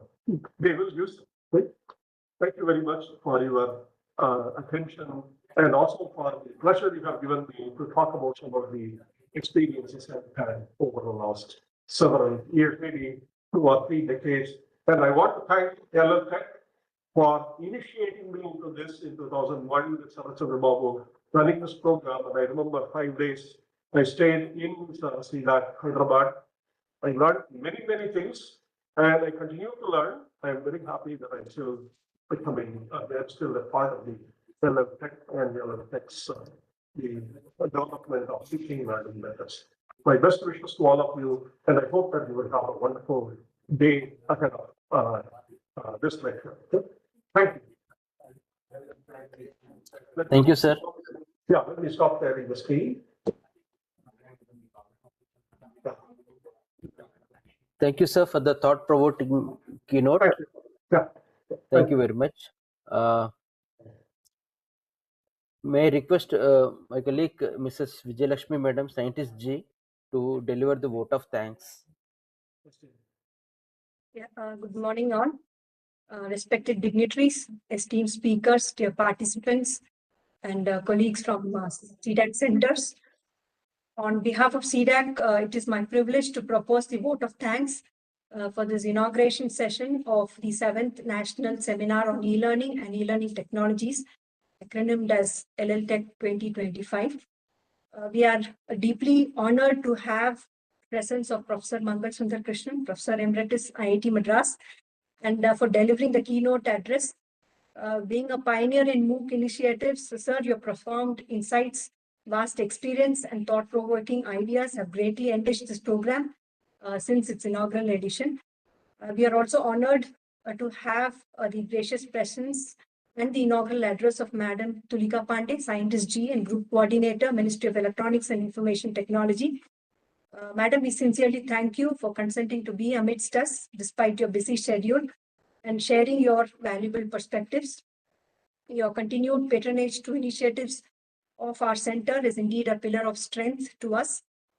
We are also deeply thankful to our Director General, C-DAC, Shri Mahesh, for the inspiring presidential address that has set a meaningful context to this program. Sir, your constant guidance, leadership, and encouragement is a continued source of motivation to us in all our endeavors. Our special heartfelt thanks goes to Dr. Sharath, who is in fact the initiator of the whole program of LL Tech. We are also thankful to Dr. Shashikumar, who has also joined us today, who has done a lot of good contributions to the e-learning ecosystem in C-DAC. We are also thankful to all the speakers who are part of today's session, from the government, from industry and startups. Last but not the least, we would also express our gratitude to all the participants who have registered for this program and are with us today. We hope the continuing session would be a great, fruitful experience of learning to all of you. I would also place on record our sincere appreciation to all the members of C-DAC who has been meticulously planning and working at the back screen so that today whatever we see as an event was arranged with such a short notice. I would also like to place our heartfelt gratitude to Dr. Lakshmi Ishwari, Center Head, C-DAC Hyderabad, who's been our mentor, who's also been a great source of inspiration, that this program happens as was planned, as we have been doing it for every once in 4 years. So without her constant support and encouragement, this would not have been a reality today. So once again, we thank all of the members, the dignitaries, the speakers, participants, and all my colleagues for being a part of this memorable program. We also wish you an advanced New Year and thank you for taking your valued time to be with us today. Thank you. Thank you, madam. Our next speaker is Dr. N. Sirachandra Babu, former Executive Director, SETS Chennai, who will speak on opportunities and challenges in using emerging technologies for e-learning. Dr. N. Sirachandra Babu is a distinguished technologist with over 45 years of experience in institution building, R&D leadership, and education. He has served as Executive Director of SETS Chennai and C-DAC Bangalore, and he is the founding director of C-DAC Hyderabad. And he has played a pioneering role in national initiatives in HPC, cybersecurity, IoT, e-learning, and was closely associated with the National Supercomputing Mission. As an advisor to the Broadband India Forum, the Intelligent Transportation Systems India Forum, and DSCI, he contributed to the industry. He has authored over 80 publications in national and international journals and conferences. He is also instrumental in initiating the LL Tech India conference. He has been contributing to e-learning standards as chairman of LATD Section 19 Committee of Bureau of Indian Standards.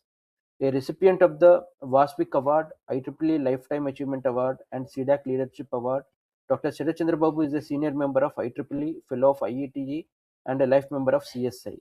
Sir, may I request you to kindly deliver your talk. Over to you, sir.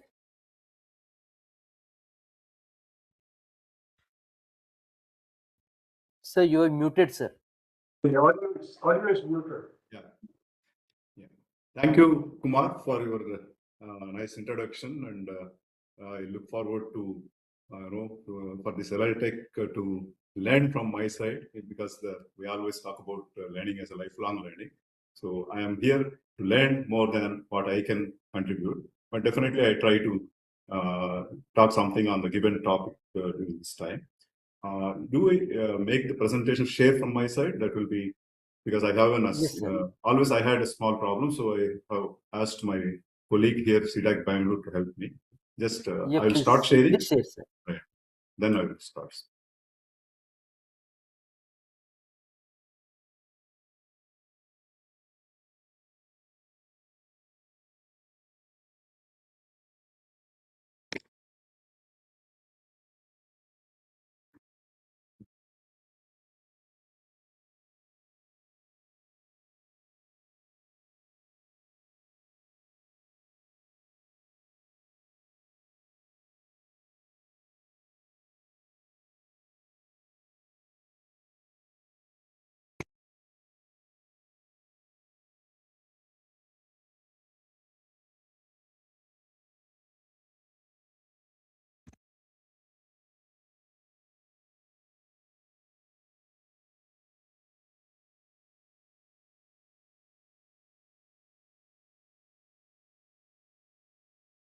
Are you able to see the screen?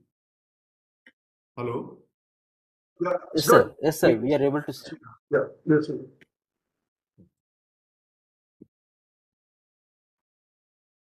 Again, okay, the title of the talk is given here. Before that, I just having the connect with the LI Tech India, I thought of sharing few of my ideas, a few of my experiences of earlier LI Tech.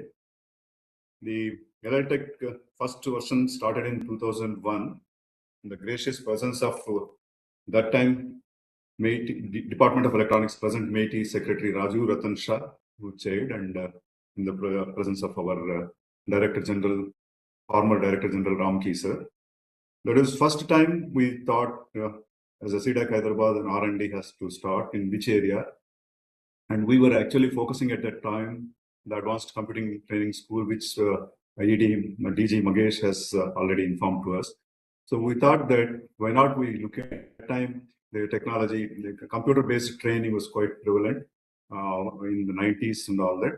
So we thought that it will help in upgrading ourselves to look at more than using e-learning for the asynchronous learning or asynchronous learning kind of environments.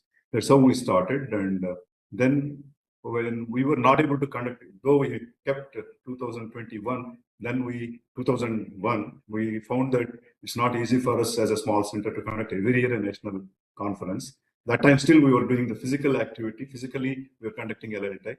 So then next version, somehow it happened in 2005. Then we justified that, okay, technologies may change, but in e-learning, the impact of technologies would take little more time. So we thought that 4 years is a good gap to talk something new always. So that is how it has come. And with this brief introduction, there are many people who played a great role, and already DGs, Magesh and Lakshmi shared what e-learning activities were being done in C-DAC and C-DAC Hyderabad in particular. So just I would go with my title of the talk, and the opportunities and challenges in using emerging technologies for e-learning. I'm thankful to Professor Mangal Sundarkrishnan that he has actually given a lot of ideas in the technologies that emerging technologies, that is AI, generative AI, and blockchain. So probably I would skip this agenda word. My thing is going to be a bit easy for talking because already a strong base was made by Professor Mangal Sundara Krishnan, who is leading light in the e-learning and related activities in the entire national level. So the actual practical implementations of National Program on Technology Enhanced Learning to SWAYAM, all these things happened under his able guidance. In fact, in e-learning, whatever research is happening is also guided by him through the MeitY's e-learning HRD working group. So with that brief introduction, I would quickly go through my presentation. So I think we're all looking at the rapid digital transformation of every field, including education. And so the learning has been designed, delivered, and experienced using the new digital learning mechanisms. So now we know who will not use the word AI, right? Right from washing machine to high-end tools, they say that it is AI based. Some time back, it was a microprocessor based. Later, it was become a PC based. Then it was a IoT based, and now we are talking about AI based, right? So when we talk about AI, collectively we talk about generative AI, which is a great tool in the hands of everyone to develop content and to make it a kind of adaptable to the requirements, and you prompt it and get what you want and so on and so forth. And definitely it's going to play a major role. It's already playing, and it's going to be much more deeper into the things. As rightly mentioned by Sir, I just noted the knowledge, use technology tools carefully, but do not avoid them. That is for the faculty, he has told, but the students will not, because students will always look at the latest tools that are available. And this is so when students are anyway going to use, you be prepared for using the tools. That is the message clearly Dr. Mangal sir has given to us. So the technologies are for powerful opportunities to enhance what is actually it is. Normally e-learning is a remote learning. So when in a classroom, teacher will be able to see the students, and probably when you'll be able to identify by asking interactively how much each student, if the student's class size is smaller, he can actually know how much they understood and so on. So a kind of, he can focus on personalized thing. That how it can be implemented in remote learning using the e-learning mechanism is to become a challenge. And probably these technologies, generative AI, is going to solve this kind of a thing. And scalability is an issue. And we have the networking environments, infrastructure, all those aspects. So that is being addressed as the technology is becoming faster, including microprocessors, the communication, everything is becoming, we are talking about terabits to gigabits speed. So the scalability at the speed of reaching access is becoming, as almost real time. So that is one aspect. The inclusiveness, as we talked about the children with some intellectual abilities gaps, could be how do they can be addressed. For example, the children with autism, okay, learning difficulties. There are such people. How do you include? And also in a kind of a environment in e-learning, because it is those who have enough infrastructure, good facilities, they are available. But what about others? Let us say rural areas where there is no proper networking, proper devices. How do you do that? So that inclusiveness is another aspect. Is becoming a challenge. And trust in education and training. So when Professor Mangal has talked about the blockchain technology and how it helps in securely issuing various aspects. So how it could be intertwined into the education system. We talked about that, and that is where the trust of the system is going to be available. Otherwise, we always have doubts whether so and so is sitting and attending this, writing the examination. Especially when it comes to assessment, proctor becomes standard, but still there are certain difficulties. So these are a few of the things. And Sir has already talked about pedagogical, ethical, and regulatory challenges. I think we need to look at, see, there is always a compliance. There are some standards. We talk about security, there are standards, frameworks we have to follow. We talk about education also, we have number of standards, which I'll just briefly mention at a later stage. There were standards which were evolving right from 2000, based on the computer-based training to e-learning. And SCOM was the most popular over the 2 decades, shareable content object reference model. Focus of SCOM was always the content, how to navigate, how for different levels of it. It was not giving the continual thing, but step level, you can always provide the content to different users. So this is what given by SCOM. Later with the devices and APIs that are coming with the devices like mobile and IoT kind of environments, it was felt that an experiential learning is possible by using the experiential learning standards, Tin Can API, which was later changed as experiential learning standard. So some standards have evolved to meet the present day needs, but definitely AI has become an important component in every area. And so the standard bodies like ISO has a standard body for the learning and technology Learning and Education Technologies (LET) under JC 36 of the particular group which is looking at the e-learning environments. They all have formed certain working groups, especially for AI, blockchain, and implementation, how it is impacting e-learning and how standards have to be evolved. So that Bureau of Indian Standards having its own independent AI and blockchain kind of standard things, but at the same time, e-learning committee, which is the LITD section 19, which is exclusively working for e-learning, has also looked at how ISO is formulating these standards impacting the education technologies. In the process, as the BIS, Bureau of Indian Standards, is the participating body and has the right to vote. So they are actually participating in all those new working groups. That is where the Indian community, especially the members of LITD section 19, they were all providing their inputs. And so the idea is to go into some of the technologies now. And we know we have been, I think, heard already a lot of these names and what are all presently and future generations are looking at is virtual schools and virtual learning.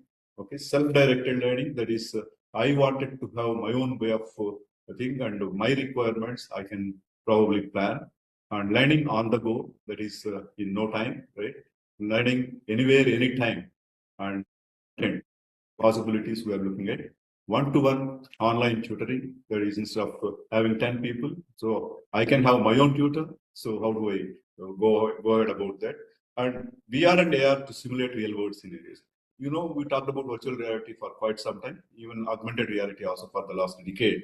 And where we come close to real world situations, we almost work with the real world data and still have some kind of a virtual thing. So this VR and AR is actually impacting the new experiential learning and immersive learning. That is, you get into the thing and look at that real-time scenarios are created. And blended learning is a standard word. That is, you use a kind of a hybrid thing, classroom teaching, as well as the online education, especially laboratories, which we were still finding a bit difficult to have physical laboratories that experience over the e-learning environments, where we can assume that the classes can happen in the e-learning mode, whereas the labs can happen, in practicals can happen in the real labs. So this is even that now IoT is going to change that. The entire learning, right from theory to practicals, can happen using the IoT, AR, and VR technologies. So these are all leading to finally a personalized learning. I would like to, as an individual, I wanted to every student should get a personal attention and what are his requirements, what kind of a content, how he is growing with the as you evaluate time to time, how he is responding, how much he is learning. So all these things are possible now, probably using the AI and generative AI kind of technologies. Immersive learning, I already mentioned, IoT kind of technologies, we know is going to, because the real world is all you need to measure using some sensors. And finally, you want to act in the real world, you need to actuate. So this IoT, Internet of Things, is the one which is connecting all such sensors and actuators to the internet, right? So they're the kind of devices that we're using, right from intelligent homes to smart cities, everywhere, thousands, millions of these devices are going to be there. And these devices, how do we use in an immersive learning and experiential learning? I feel these two are getting connected. Experiential learning is something what you do and learn by doing, right? Learn while doing or learn by doing kind of a thing. So these are the names we have already mentioned, so I'm not going to this. Probably a digital twin is a new word here, which is basically a real world situation. Suppose a ship design you want to teach to the student, and there is a ship already, physical ship. You simulate the entire thing using a simulator, and if you wanted to show different parts, or when actually ship is getting cruised, what all changes happen without actually going onto the cruise, he can sit in the lab or he can sit in his own place and use the simulator. Simulator gets the real-time data of the real ship and what changes happen there he can see, and why those changes are happening also he can see. In fact, the augmented reality, the principles could be very effectively useful in this kind of digital twins. And in e-learning, that is when you want to learn the repairing of as small as oscilloscope kind of an instrument to the big transportation ships or airplanes, everything are possible using the digital twins kind of an environment. So the digital twins will have a greater impact at various levels of learning. So, and when we talk about so many technologies, today everyone is aware that anything I talk about technology, then there is a problem of cybersecurity, right? A common man, social engineering attacks to, denial of service attacks to malware attacks, everywhere these attacks. In fact, today you see most of the newspapers, you will cover what attacks happen, cyber frauds, right from the digital arrests to senior citizens being cheated for various frauds, social engineering frauds, and so on. So when you are talking about e-learning and you are talking about all these technologies, your canvas of securing the learning paradigm has also grown along with the other fields. Like you talk about hospitals, you talk health sectors, agriculture sector, any sector where you use IT. E-learning also using IT in education. So you have to face cybersecurity attacks. So you have to gear up, make sure that all devices, whether it's an LMS or a CMS or LCMS or MOOCs platforms, everything need to be controlled, properly secured, right? So we have a lot of that becomes on. And when you are doing e-learning, all your personal data will be there, right? Your education records, everything will be there. So that is your private data. So privacy becomes an important thing. So we have been, like till now, we were talking about people implementing GDPR, European standards for the privacy. Now we have our own Privacy Act, DPDP Act, and which was announced in 2023. The rules are almost finalized and announced. Now people started complying to that. They have given some time for the companies to comply. So when we are talking about e-learning, we develop the content, we use the tools, but we must make, because persons are involved, students and parents and faculty, all the stakeholders, personal data has to be protected. For that, you have to comply to the DPDP Act kind of an environment. Okay, now the devices that you get, bring your own technology, bring your own encryption, bring your own devices, become an order of the day in this advanced distributed learning environment. So some of these things we mentioned already. I think what people talk about in 2026 is some of these things. AI-powered personalization. We spoke about what is personalization, and immersive and engaging formats. Learning in the flow of work. That is day-to-day life. Whatever you are doing, in that you will do micro-learning and nano-learning. Right? Microprocessors and nanotechnologies. The words have come into the learning also. You can see how conveniently the one technology area, one domain area words are being used in education technology, right? So the micro credentials and skill focus, that is how you get certifications, right? One of the things everyone is interested is when I learn how it could be recognized, what kind of credentials I get, short form certifications, right? And digital badges. All these things are becoming order of the day. And so that the organizations where you apply for an employment, there are verifiable competencies. So these certifications and these badges, this data also to be protected using a kind of a blockchain framework, and make sure that it is truly genuine certification. It is not any fake certification. This is where a lot of things that we can see. And data-driven insights. Data is now, everyone talks about data is the oil, or much more than oil. And India being the thickly populated country, approaching 1.5 billion people. This is the data amount of data that we generate, name any field, including education, e-learning area, is going to be enormous. And that data, how do you manage, and how effectively you make use of it for our own benefit, is an important thing in e-learning. learning experience platforms. So that's what we talked about. So now, always learning was teacher-centric in the till 90s, and now we are talking about user-centric platforms. It was when e-learning came, it was the idea. There are multiple sources through which you learn and become a learner. You gain knowledge.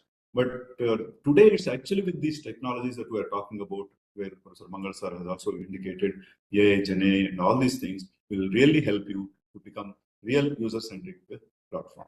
And mobile-first design. Who can say no? Everything today, I can't work really even on laptop. Desktop should. You can see today the children, high school or educated, even employees, they all use the mobile, especially smartphones. They do everything.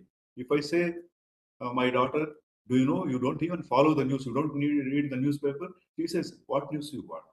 Today, what are the highlights? Suddenly she says everything. What is there in the newspaper? That means they are actually getting a pop-up messages or whatever it is. They are so current. So using mobile becomes important in education, definitely yes.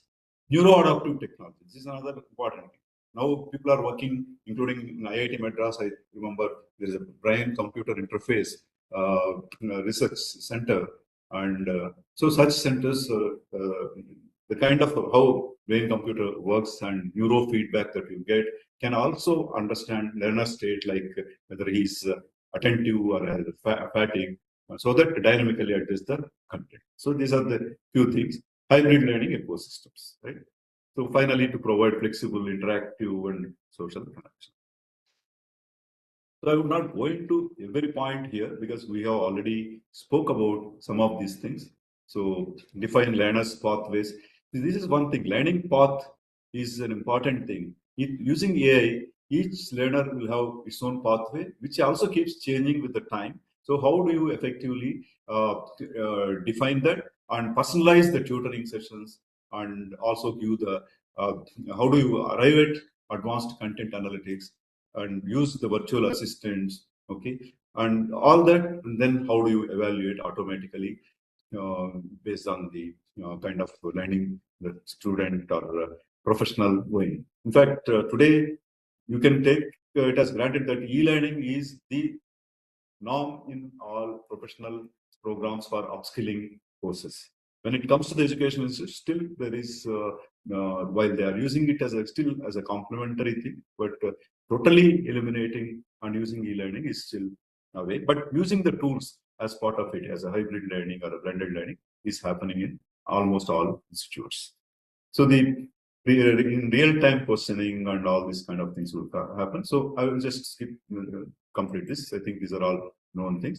Now we are talking about generative AI, large language model-based tools like ChatGPT, okay, DeepSeek kind of popular, Gemini, all these things. So now we look at what is the thing. It has so much content, billions of features built into that. So to ask any question, how it will text-based approach it will do, and it is right now enhanced it from text-based to image-based, video-based kind of things are also happening.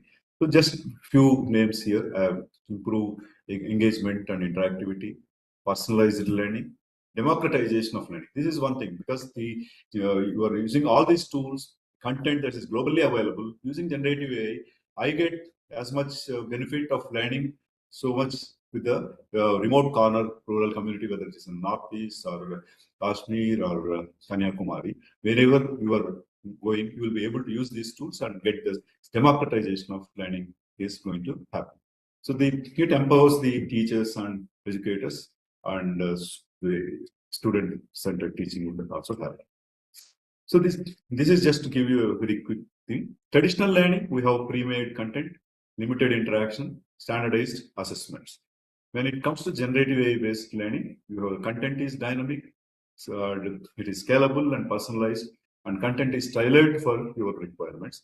Intelligent interactions will happen with 24/7 AI tutors and chatbots. Teachers, it's not possible for you to get in a synchronous kind of a learning to have continuous interaction, whereas here your chatbots and AI tutors would be available. Multilingual is an important thing, because now every such thing will provide translations automatically based on your understanding language. And Bhashini is the mission program of Ministry of Electronics of Government of India, which is also providing all tools which are very essential: text to speech, speech to speech, speech to text, all possible combinations, so that when I talk something, I must be able to see that in the form of text. When I have a text, see in the speech form.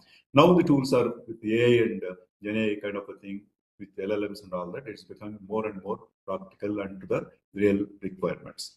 So these are a few things that we look at. And assessments could be adaptive and diverse. We'll see later, one slide is there, but we can talk at this point of time when assessments are talked. Professor Mangals are also mentioned. Formative and the assessments, the what do you call the quickly I'm not getting the word for the kind of assessments, different types of assessments are possible. Summative. Yeah. Yes. Yeah, the word is summative, Professor Reddy. Right. I would probably talk about it. What are two different types of assessments are there? Continual assessment. Time to time you recognize how much you learnt and how much you are to improve. But finally, goal is to reach destination in all types of assessment mechanisms. So in this in one mechanism where you can use AI and you can see continually step by step and interactive learning, continual integration, continual development can happen here, like what happens in software development, right? So the person's assessment also you can do continually, and formative is that one. Other one was summative assessment, like we have a final exam and just test whether his thing, the destination, whether he got a degree or not. Whereas to reach that degree more effectively, the formative assessment can be done, where we can use AI and AI tools effectively. So these are, once again, the same things will be there. We talked about opportunities already: personalized learning, content creation, and support. The challenges, as we keep talking about, how academic integrity and bias has to be taken care, misuse in assignment, bias in AI outputs, reduced critical thinking, and so on. Privacy and trust, learner data privacy, cybersecurity risk, regulatory compliance. In fact, this image was created by me by properly prompting the ChatGPT tutorial version, this free version. Okay, so this is the diagram. So you find some spelling mistakes. That's what I found. Probably he's asking me to subscribe so that he will be very clear without any spelling mistakes. But right now, it gave me an impact. You can see these images that are looking somewhat close to that. They are all created using chat. And so we need to mitigate these challenges. We have to see sometimes human in the loop, clear AI usage policies, secure standards-based platform, teacher training and capacity building. These are some of the things which we need to look at. So this is one use case. We talked about, the accessibility is an important thing. So AI for autism. In fact, C-DAC has developed a very interesting tool for the autism children, and it was widely used and widely appreciated. That is E-Sadhya, Saral Anukulani Adhyayan learning tool.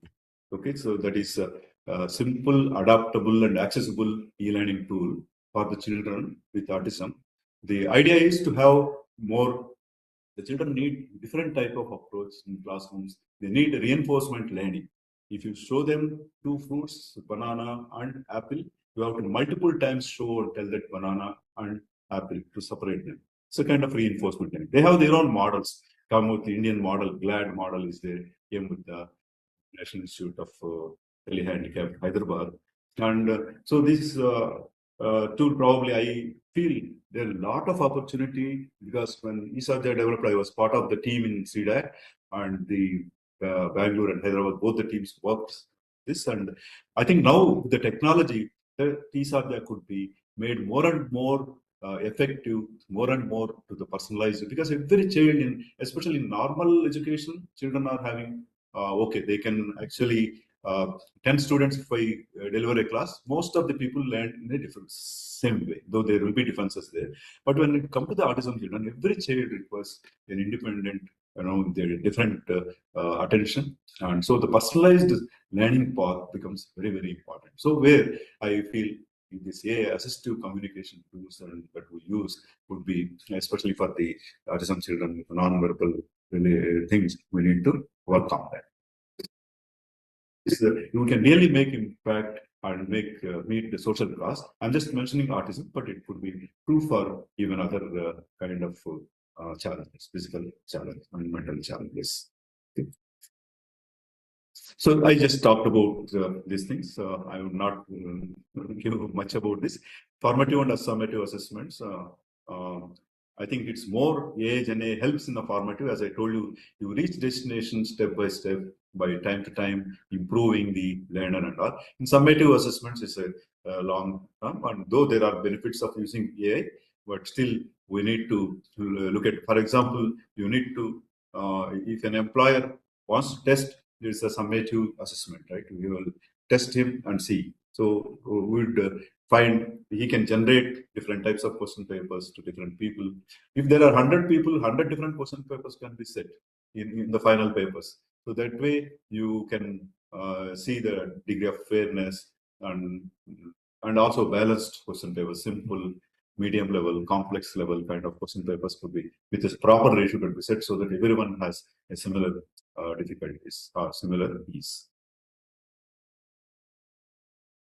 This is once again, I just thought Notebook LM is a very popular AI-assisted e-learning tool, which is actually takes individuals. That is, if you know what happens if you use ChatGPT and all, they have the world over global information. Whether you talk about textbooks, research papers, presentations, lecture recordings, everything in the world, it will be available. So whatever they assimilate and bring it to you for the prompt question that you ask, maybe having certain things which you may not be interested.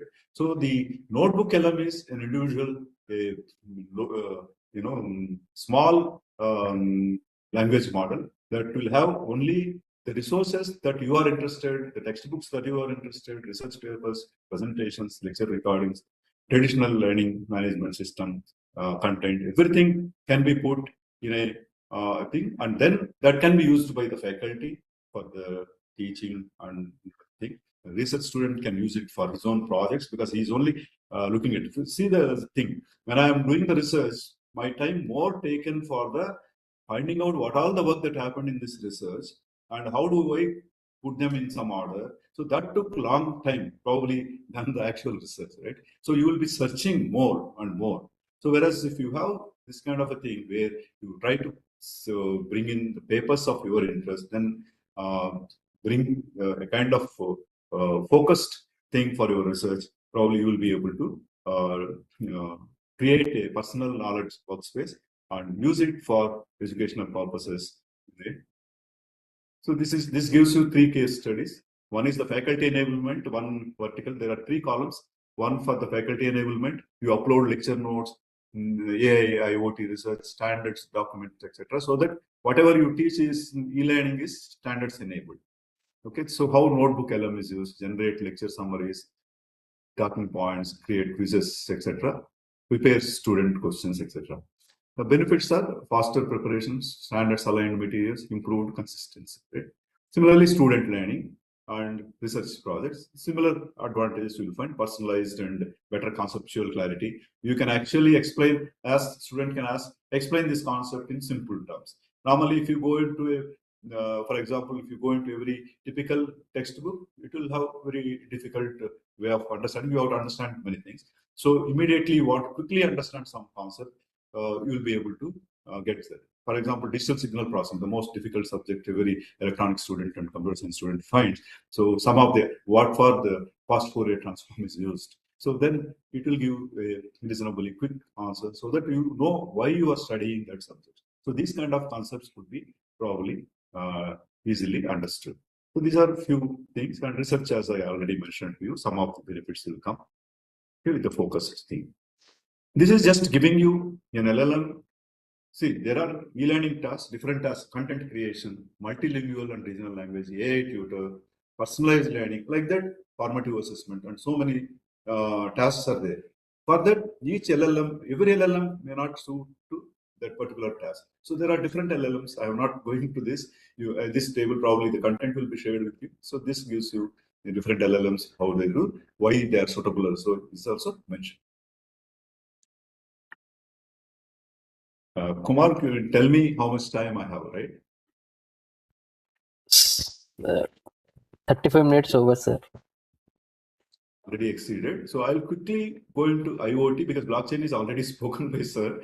IoT, everywhere now Internet of Devices are there, and smart homes, smart schools, etc. And e-books has become a very popular thing where when you open a book and you want to read more information, use the QR codes and get more and more information. So the sensing and getting more content are possible. And so there is one case study here. You can actually have a chemistry lab for a titration experiment without actually, remotely one lab will be there and student can actually use the IoT devices to use, typically using the pipettes, burettes, etc. I don't want to go more into this because our chemistry professor Mangal Sundar Krishnan sir can actually probably agree or disagree with this, but this is what I generally looked at some literature and prompted the ChatGPT to come with this diagram. So you can look at that experiment selection, experiment AR-based preparation, augmented reality-based preparation for titration, and using how these the devices could be actually moved to pour that much of acid and whatever thing chemicals is a challenge. But for that, they say that there are proper stands and all that with which you can give the moment, and the moment you say how much quantity has to be added, that much quantity only will be poured into the thing, and the flame can glow, all that. So these are interesting example, because finally what happens, you will not be able to, using the typical equipment for every student, and student will get the physical feeling. Remote lab, this is a remote lab, it's not a virtual lab. We have a lot of very good virtual lab experiments done by C-DAC Bombay along with Amrita University. So these kind of things, probably you can look at IoT and AR kind of technologies to use. Okay, blockchain based, we have already discussed about the basics, and I would not get into this. But one thing is, it's used for digital certificates, and this is once again how certificate issuance given by an institute, and that is connected to the blockchain registration. Personal data will not be given, only this gives you a kind of QR code or some kind of a thing, and which learner can, whenever he is applying for jobs or anywhere for other institutes for higher studies, he can share, and they can actually verify going into the database and using the badge that he supplies, and they can verify it. So the benefits, it is going to be forgery, tampering, slow manual verifications, cross-institution verification. Forgery and tampering won't happen. Slow manual verification be speeded up. Cross-institution verification can happen. Lack of learner control. Learner need not control it because it is already available. So this is actually typically implemented by C-DAC Hyderabad. Same principles. So I'm not going to repeat this, but you can also there is. So this is just a typical use case challenges we have seen. Use cases: personalized e-learning for AI, Gen AI, and AI tutors, chatbots, etc. And challenges are hallucinations, academic misuse, bias in outputs. Mitigations: human in the loop, AI usage policies, assessment. Blockchain, digital certificates, trusted credits, all that we have seen. The challenge is scalability and cost. The blockchain main problem is the infrastructure. You need high speed servers, high-end servers, because of the size and all that. Because so expensive, privacy concerns, integration complexity, permission chains, off-chain storage, etc. for some. So IoT, remote labs, etc. Security is a major problem, and infra cost also, because you need a lot of devices. So you need to find secure device management using proper. I think we have a trust labs implemented by telecom department. National Trust Center for IoT devices. They certify a particular device is secured or not, so that could be used.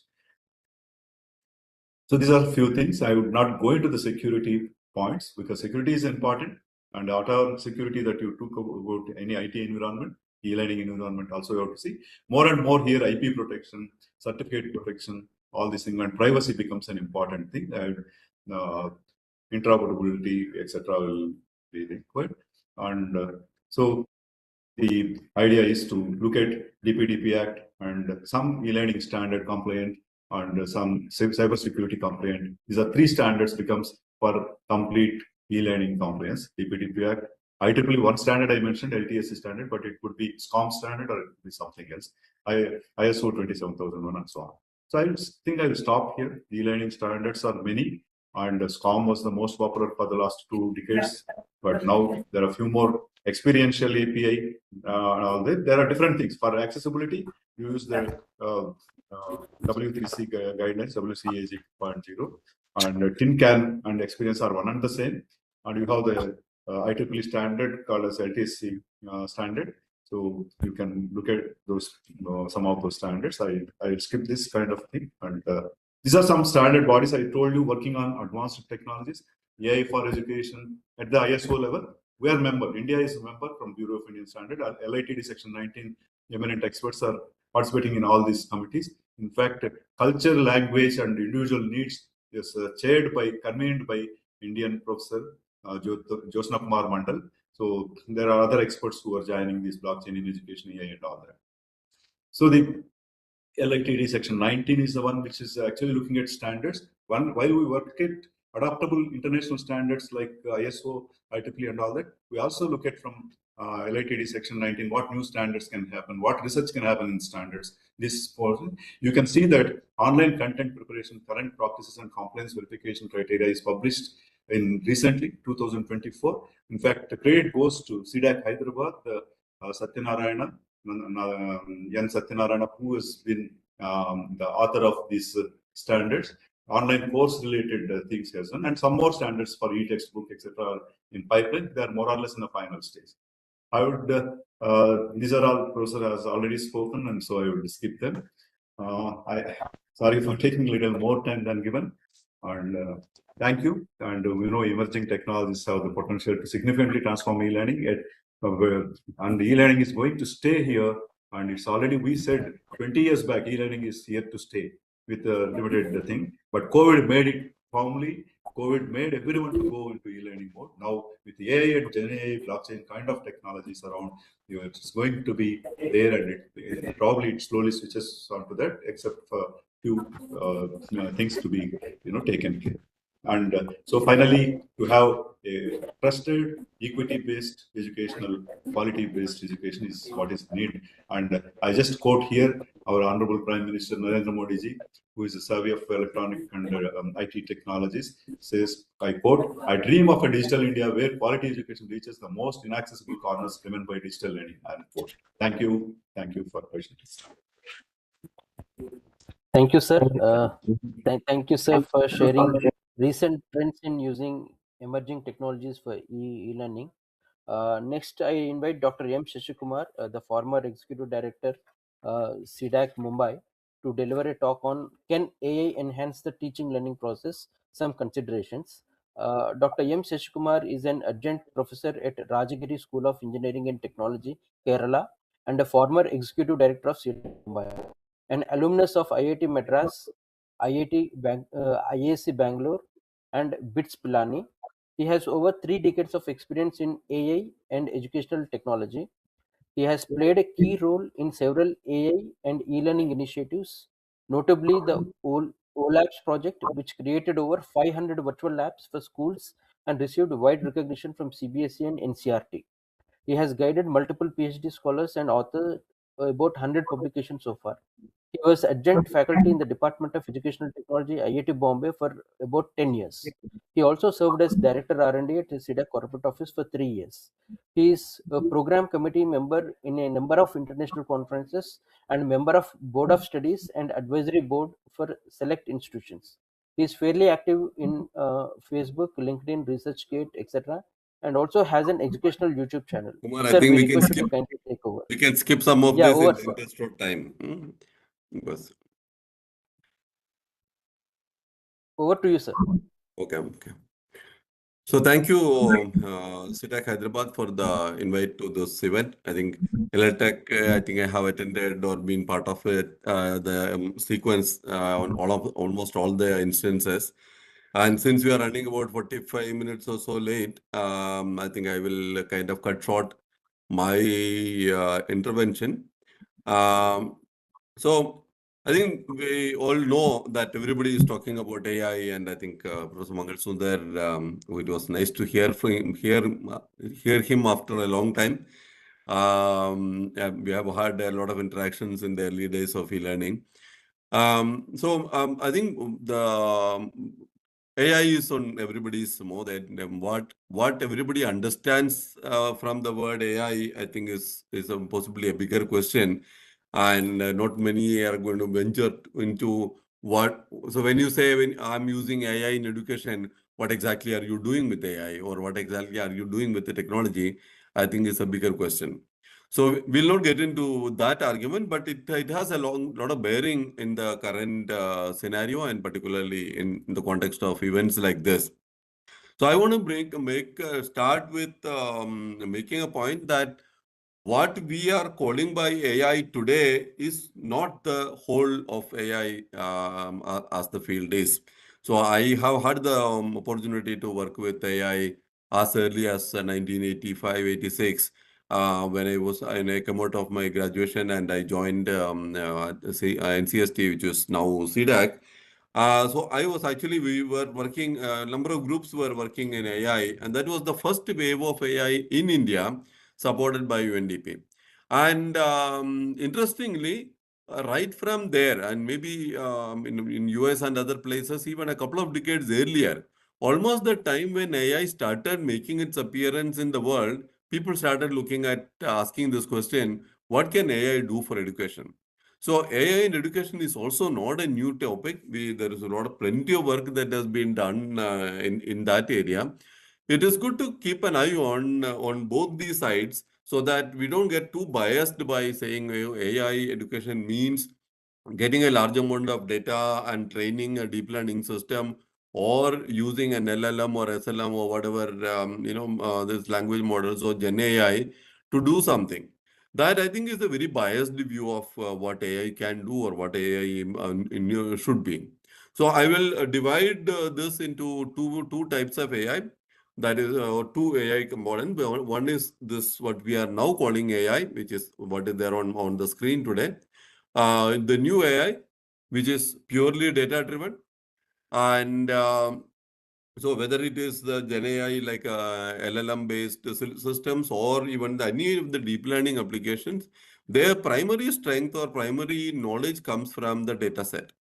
Now, if you look at in comparison, the old AI, which was basically the knowledge was explicitly extracted from human experts who are good in that field or in that particular area. And this knowledge was input to the system explicitly. Okay. And Naveen, I'm not reducing the size because I want to zoom in certain part. At the end, I will show you the overall slide. Mind map also. So it's a single mind map. So I'm going to use only one slide for the talk. So the old AI was intended to be general by choice. So we were not talking about AI for a particular site or particular thing. So I mean, there is a lot more detailing that we can do, but in the interest of time, I'll just make the statement. So the old AI was characterized by and focus on building general purpose systems and not very tight specific systems like what we are doing in deep learning today, and was also characterized by explicit externalized knowledge. So in whether you look at an expert system or a search-based systems or whatever, the domain knowledge used for these systems were kept separate. It was inspectable by even normal people without knowing computer science or without doing a lot of experimenting there. So simple rules like if you have fever for more than 3 days and it is, your temperature is exceeding 100 and something, then you have this disease. So using these kind of rules, inferences were made, predictions were made. That is how the old AI was. So very simply, I would want to say that the concerns of artificial general intelligence and even explainable AI was very much in the mind for old AI. But today, for the new AI, this has to be created. So we are still finding how to take the current AI into general purpose AI. We are still exploring what we can do to build explainability into the AI system. And we have no real solutions yet. In addition, there are also a lot of questions that people are beginning to ask today, which unfortunately, when we talk about the commercial aspect of AI, we actually don't bring to mind. I hope I am audible to everybody and the slide is visible, right? Yes, sir. You are audible, Yes. sir. Yes. Yeah, okay. So there are concerns of, for example, when you're looking at a huge database, so look at something like a deep learning system. We are not talking about 100 records or 1,000 records. We are talking about literally millions of records or a very huge database. Now, what happens is that these databases are not going to be human inspectable. Nobody even knows what are all the records there, whether these records have been tampered with, whether they are safe to use. So the reliability of data is actually going to be a serious concern because the data tampering is so relatively easy to do. And no system is going to detect that this is actually not the original data. Okay. And there are also concerns that the knowledge that the system is learning from these data is invisible to us. So as we are all seeing is that there is a huge network of possibly millions or billions of numbers. And we are expecting the system to produce outputs which is matching our expectation, but we don't know how it is producing that my expectation, right? So, for example, if you give some let's say 10 records like we might have seen this kind of questions in GA general aptitude. I'll give you 4 numbers and tell me what is the 5th number. Now, theoretically, if you say, give me 4 numbers, there are multitudes of possibilities for me to make the 5th number.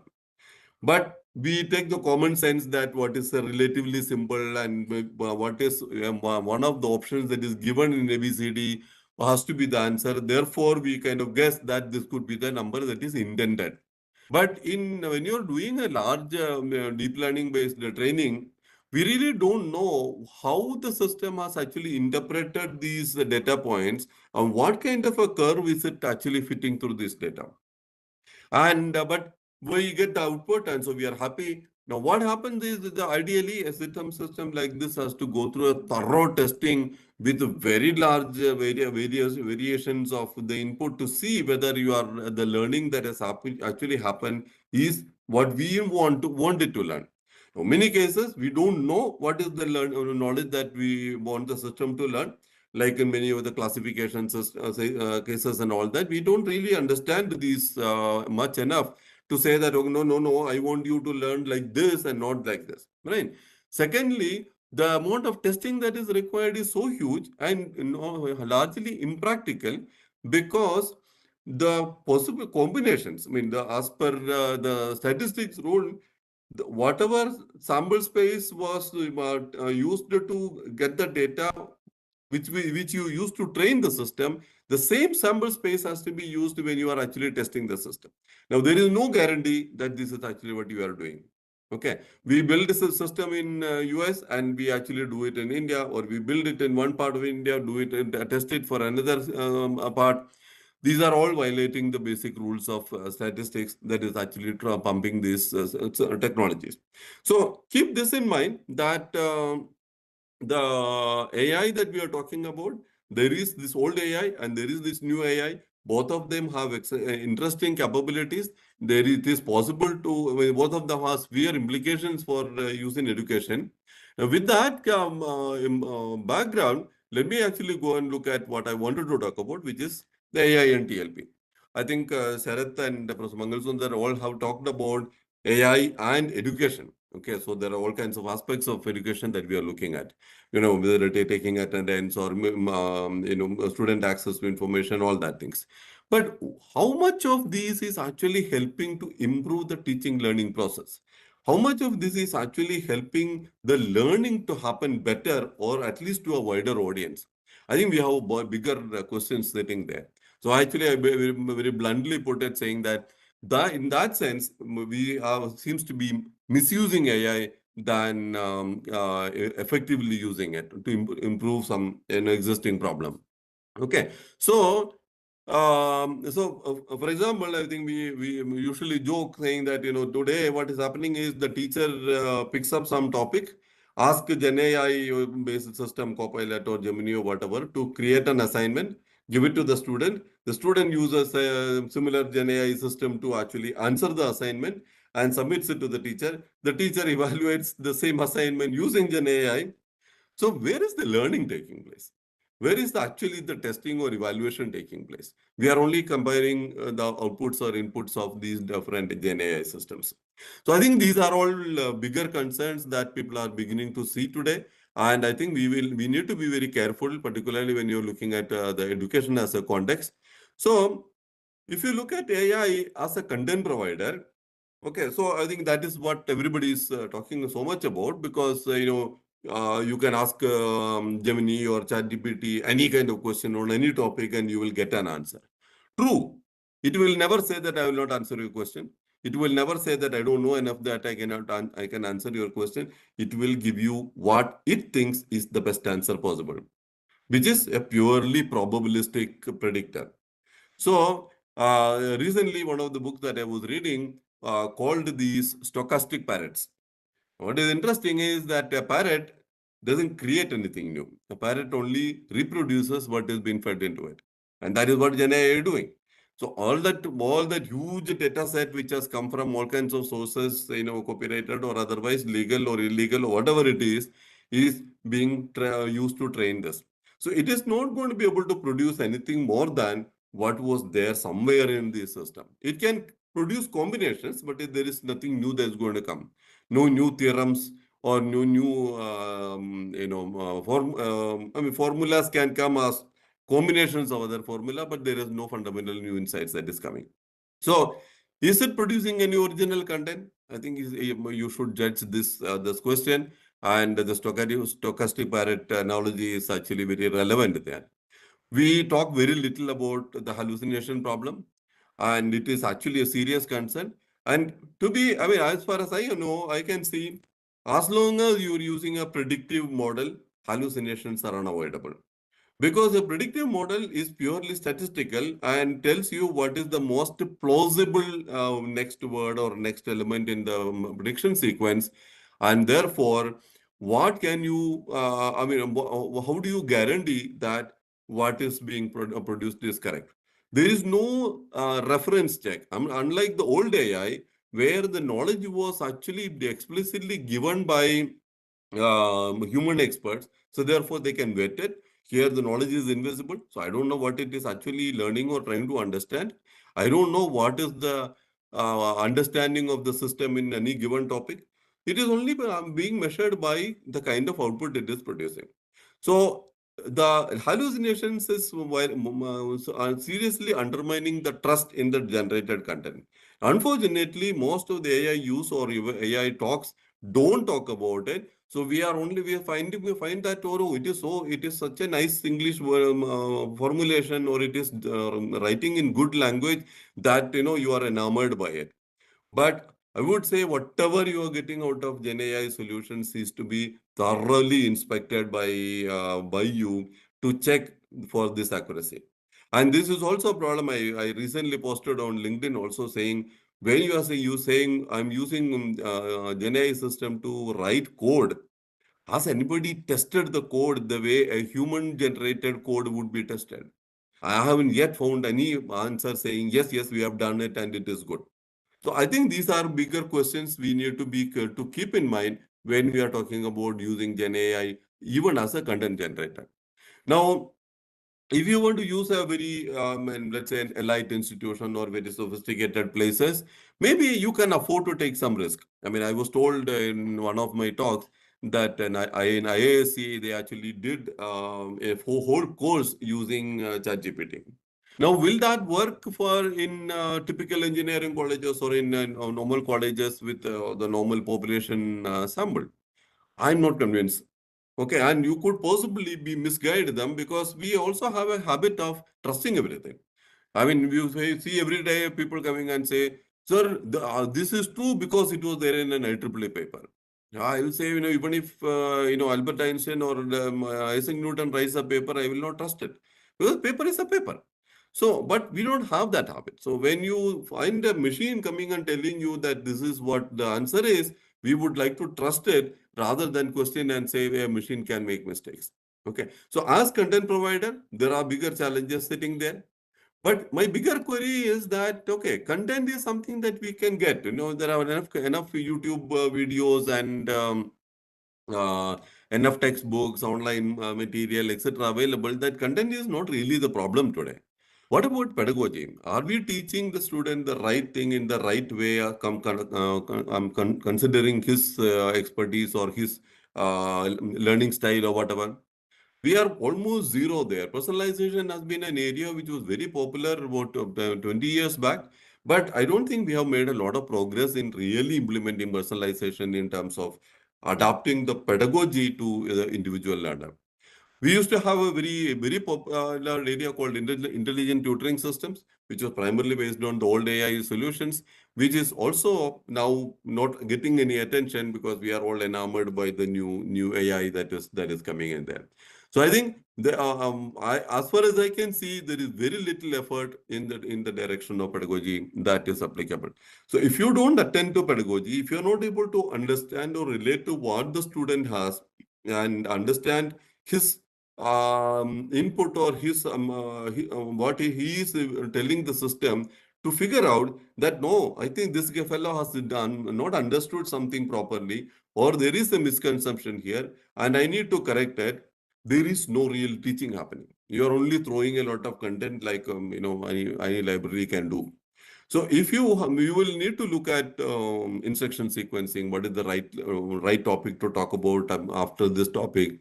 People are talking about a lot of stuff about dialogue-based learning, and because that was one solution suggested how to use Gen AI, that we don't actually give it as a one-way solution. We actually engage with the Gen AI, keep asking questions, answering our doubts, etc.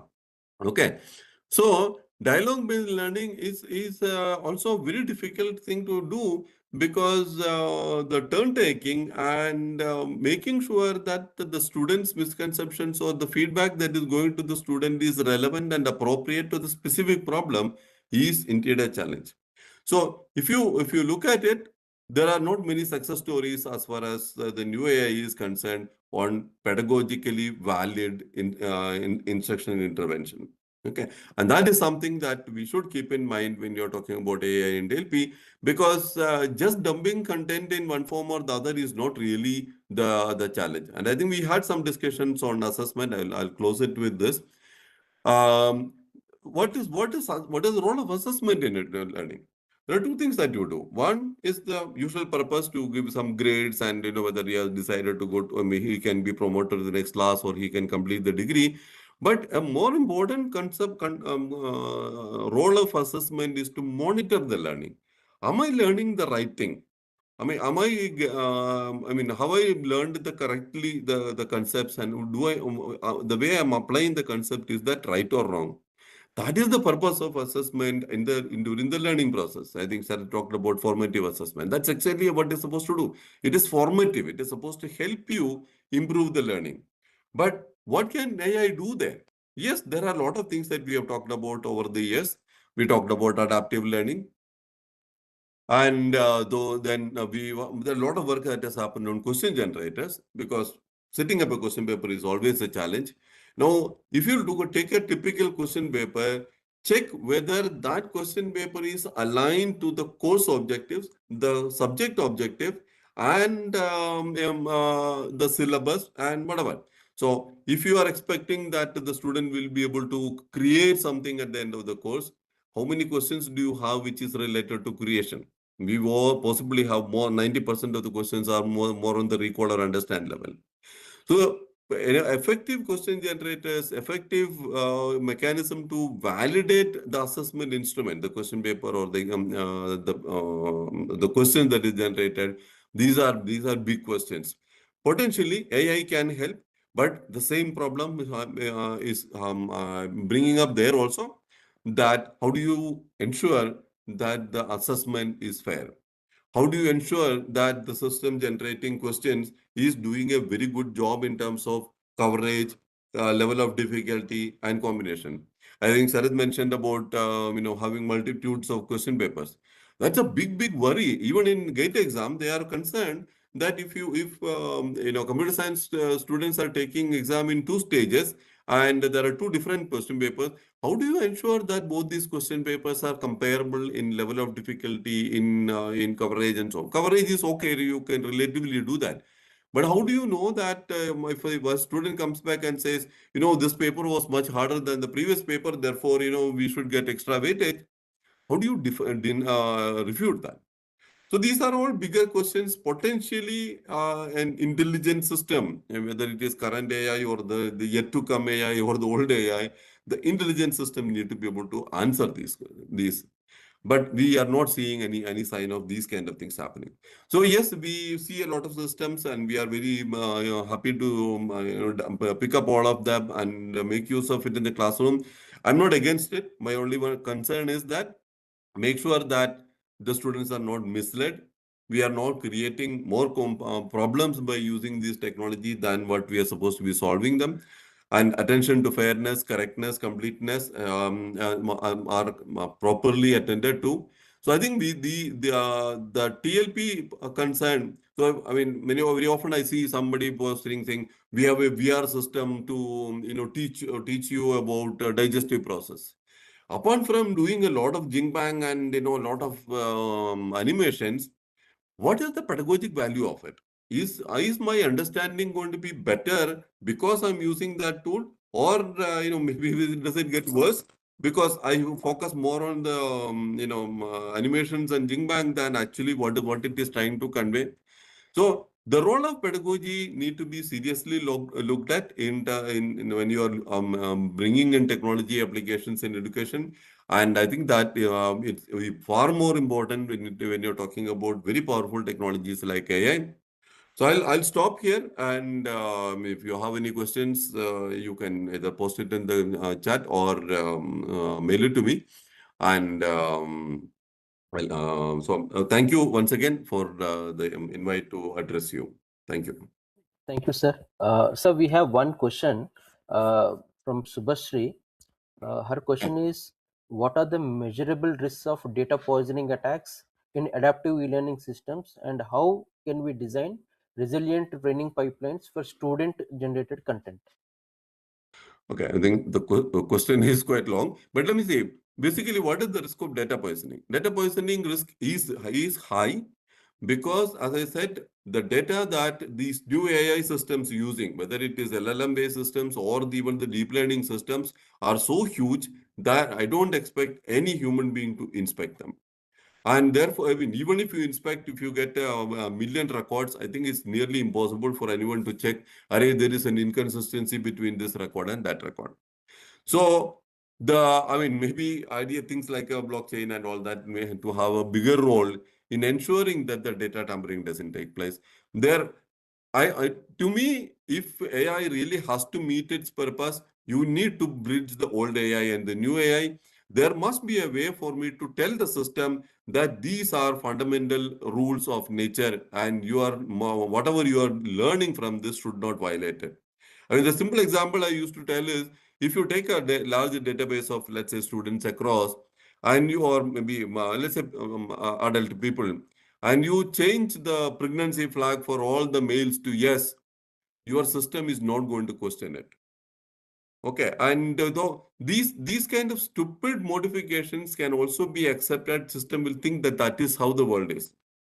So unless these kind of information brings in to validate, to kind of like a check and balance on whatever the system is learning, you can mislead students. You can give, potentially all these damages can take place. I mean, that's how I understanding it.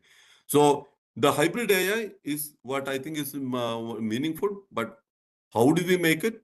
I don't know. I mean, I think how do we, I mean, like the human intelligence. I mean, I can explain what I am thinking and doing, but my brain is supposed to be a neural network. So, but how do I do this? I mean, we still figuring it out. But I think this is really a challenge. So data poisoning has a risk that's applicable to adaptive learning or any application that you do, because the model that the system learns can be influenced by the poisoned data, and how, depending on the degree of poisoning and the nature of poisoning, the impact can be there. Hopefully, if your data is public domain and safe, then I think it's okay. Okay, I think hopefully that gives you some idea. Yeah. Thank you, sir. Thank you. So, thank you, sir, for enlightening us on role of pedagogy and how AI can be used for teaching learning process, sir. So, thank you very much for sparing your valuable time.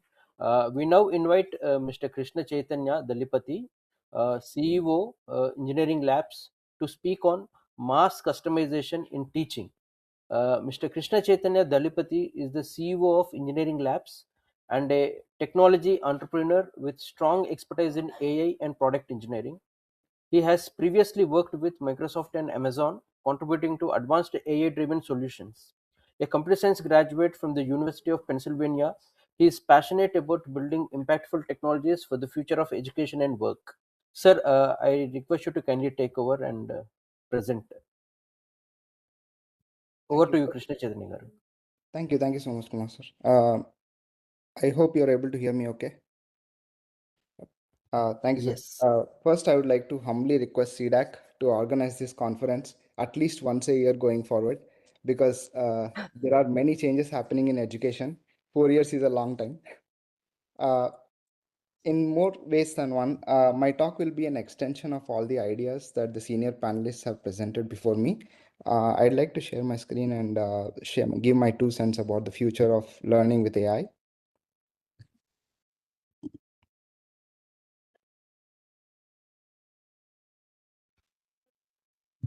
Please let me know when you're able to see. Are you all able to see? Yeah, we are able to see. Yeah, we are able to see. Can you make Yeah. it full screen? On Okay. the left side, we are able to see the slide sorter. Okay.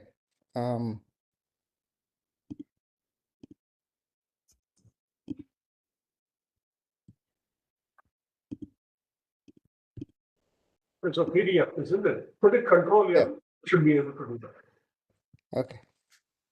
Oops. It's a PC, control L will give you a full screen.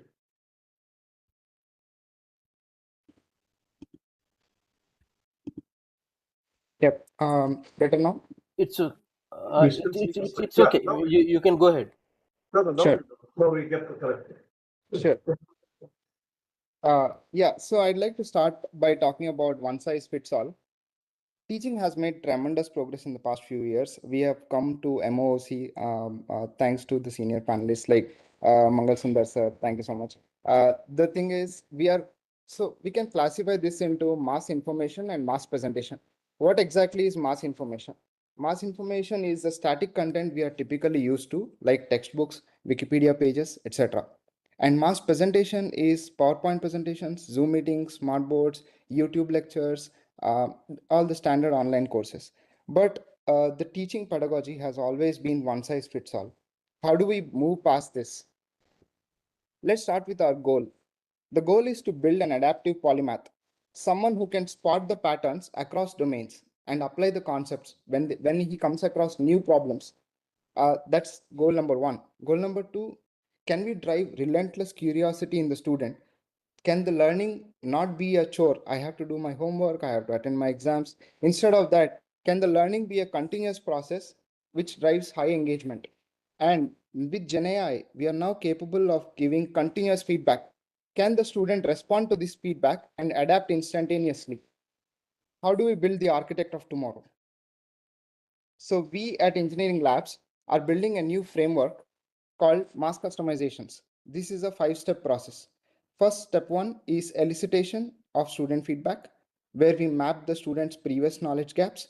Second, correlation, connect the dots between various subjects. Third, personalization, the term is pretty self-explanatory. Fourth, customization, how do we build the content to improve the engagement? And 5, reflection, in other words, reinforcement. Let's get into each one of these phases in more detail. Phase 1, elicitation of student feedback. So fundamentally, if you go to a school or a college, on the very first day, the teacher will assume that all of these students have a baseline benchmark of knowledge, and then they start teaching. Instead of that, can we ask AI to step in, take a very deep assessment of the candidate profile? The goal is to identify their previous knowledge gaps, any accessibility requirements they have. Third, what are their personal tastes, preferences? Do they like soccer? Do they like basketball? And then build a candidate profile around this. So this would serve as a baseline for all the subsequent steps. Second, correlation engine. So let's say, what is the goal of this correlation phase? The goal of this phase is to answer the biggest question on the student's mind. Why am I learning whatever I'm learning? So step one, like for example, a student is trying to learn fractions in mathematics, at the same time currencies in social studies. Can we ask a question, what fraction, rupees, what fraction of a dollar? That way they can start thinking and connecting the dots. So that's the goal of correlations, interdisciplinary correlations. This can be done intra-subject as well, not just between the subjects. For example, can we connect percentages as a concept with fractions? Something like that. Phase 3, mass personalization. So in the very beginning, during the elicitation phase, we have clearly established that someone, let's say, loves basketball, and we cannot let that learning go waste. So what we do is, can we explain the concept of a parabola using basketball as an example? So that way the student instantly connects to it. Even though their attention span is low, even when playing basketball, they can think about this concept. So that we are trying to meet them where they are. That's the goal. And personalization is a very, very complex term.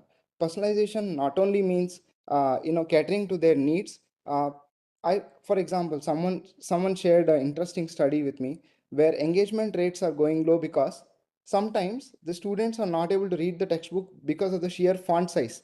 It could be a silly reason like that, but it's a very important data point to note. Mass customization, step 4.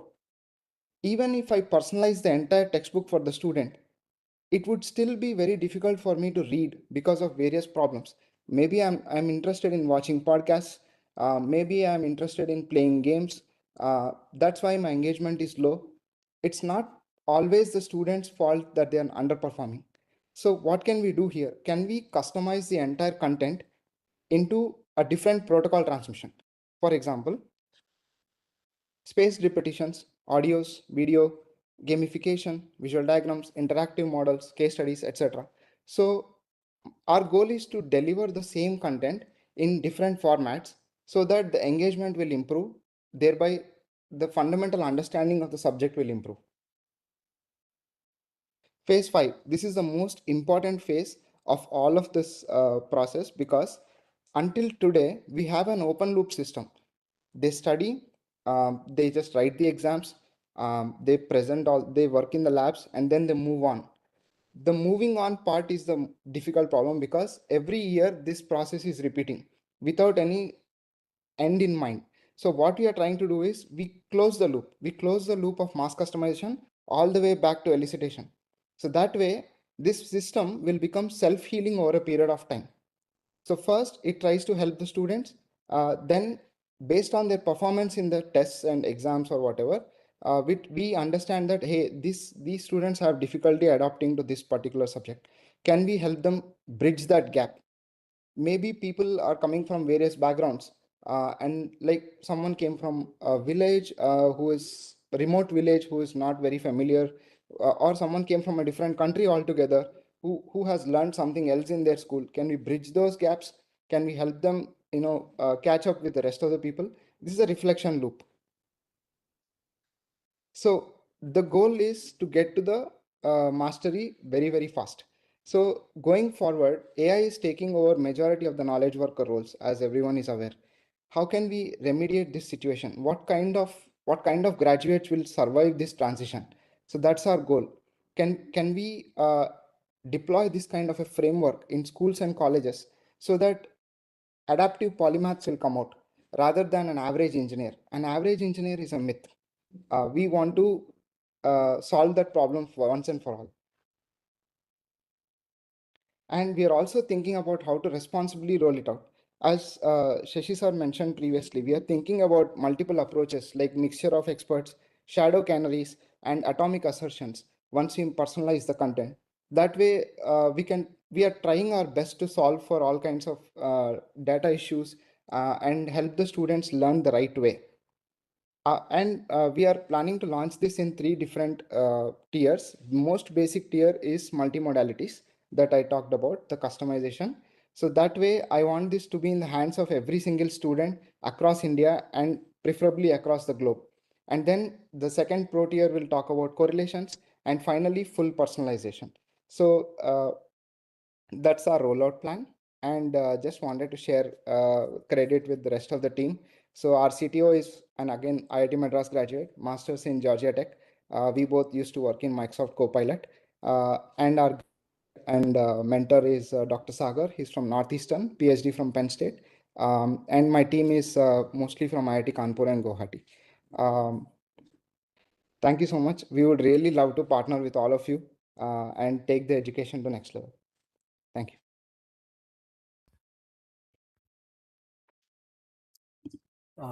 Thank you, Mr. Krishna Chaitanya, for this wonderful talk on mass customization using AI. Now, our next speaker is Sri Rakesh Verma, Chief Operating Officer, iGot Karmayogi, who will present on iGot Karmayogi transforming capacity building. Sri Rakesh Verma is the Chief Operating Officer of Karmayogi Bharat, Department of Personnel and Training, and leads the implementation of iGot Karmayogi platform under Mission Karmayogi. He brings extensive experience in digital governance and large-scale capacity building.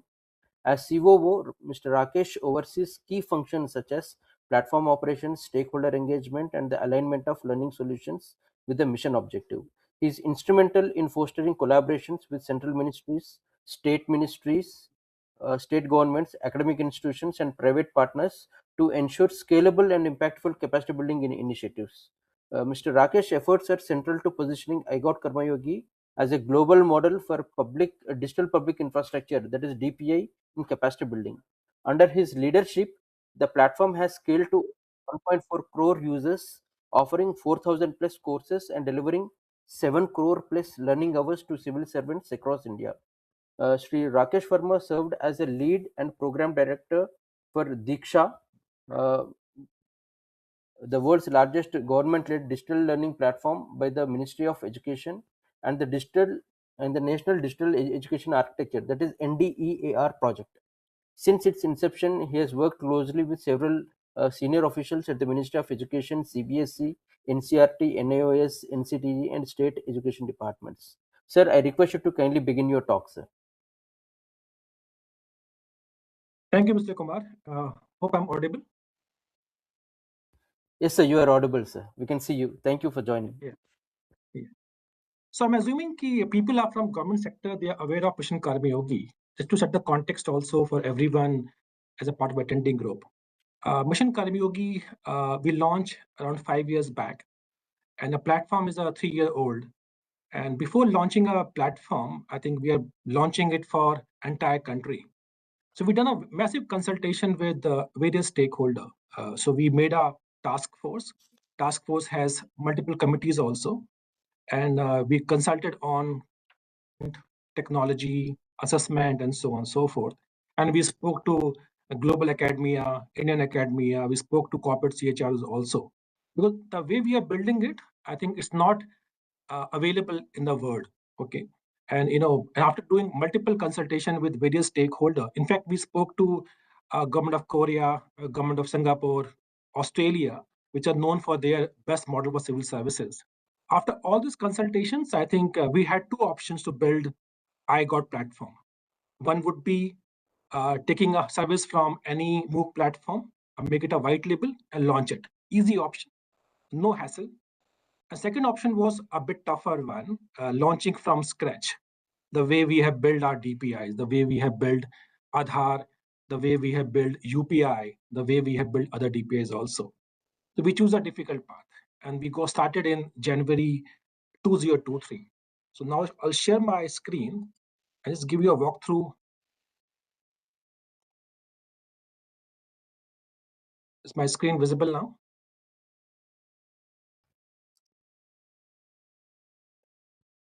Yes, sir. It is visible, sir. My screen visible? Yes, sir. Okay. It is visible. So as a part of a institutional framework, it has a multiple layer now. So first layer is the PMHR Council led by the Minister. Then we have a CSCU unit led by Honorable Cabinet Secretary. Under this, we have two entities, one Capacity Building Commission, our policy arm, and one is the Karmi Yogi Bharat, where I work. Okay. About the broad landscape of capacity building in the country in the government ecosystem now. So it's a broad divide. So we have Group A, 2%, Group B, 9%, and Group C are 8-9%. So we're talking about approximately 2 crore plus people in this ecosystem now.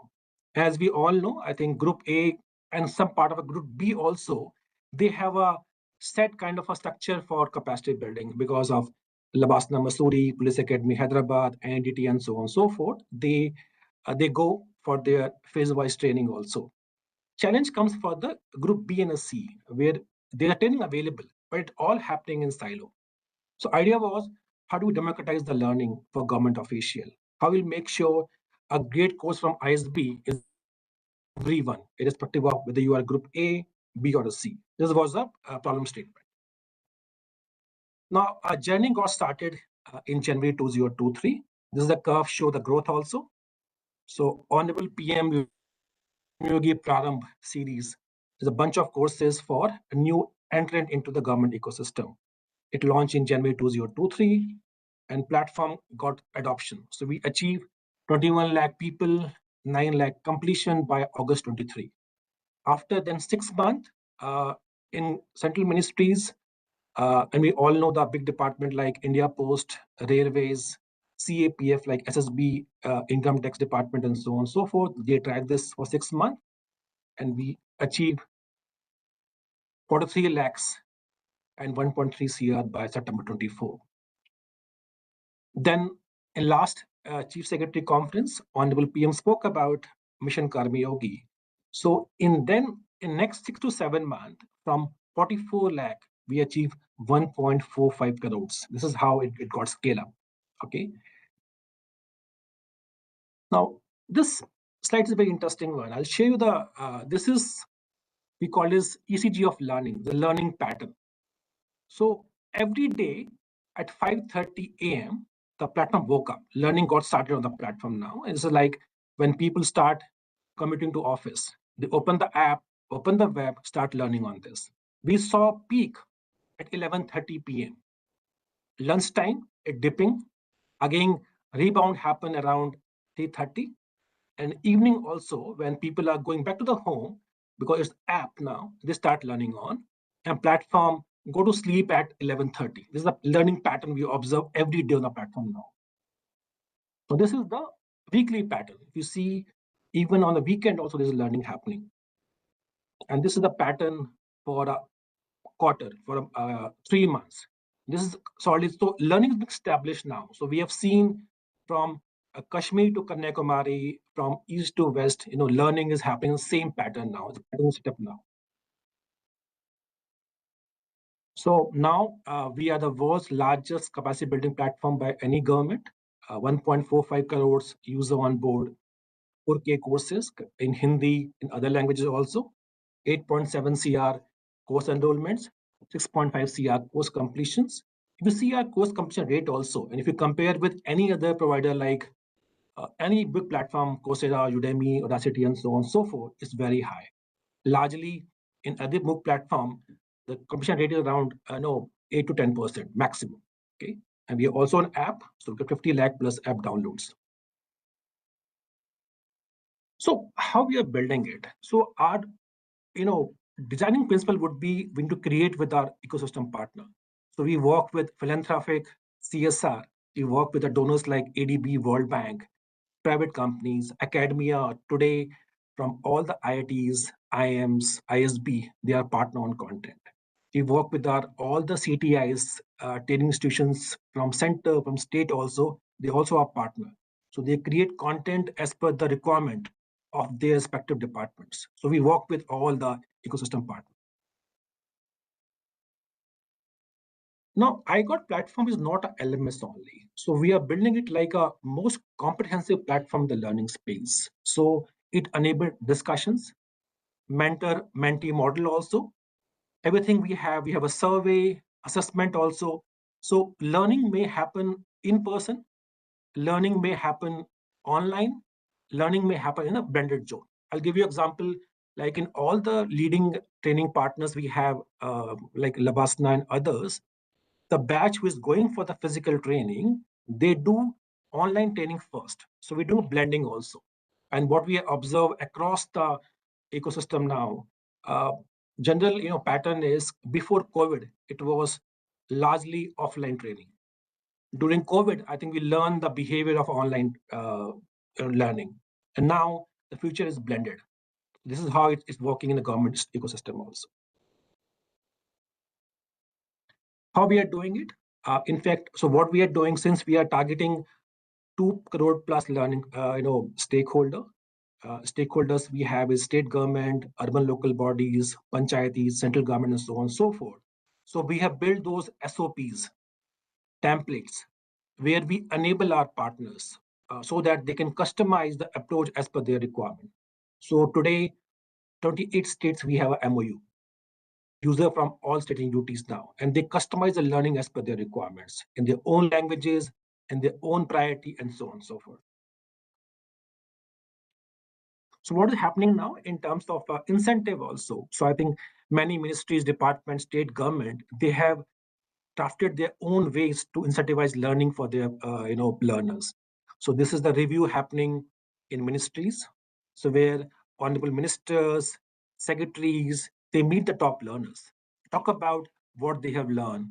How do you make them content more engaging, more meaningful also? This is happening every week, every month in the ministry also.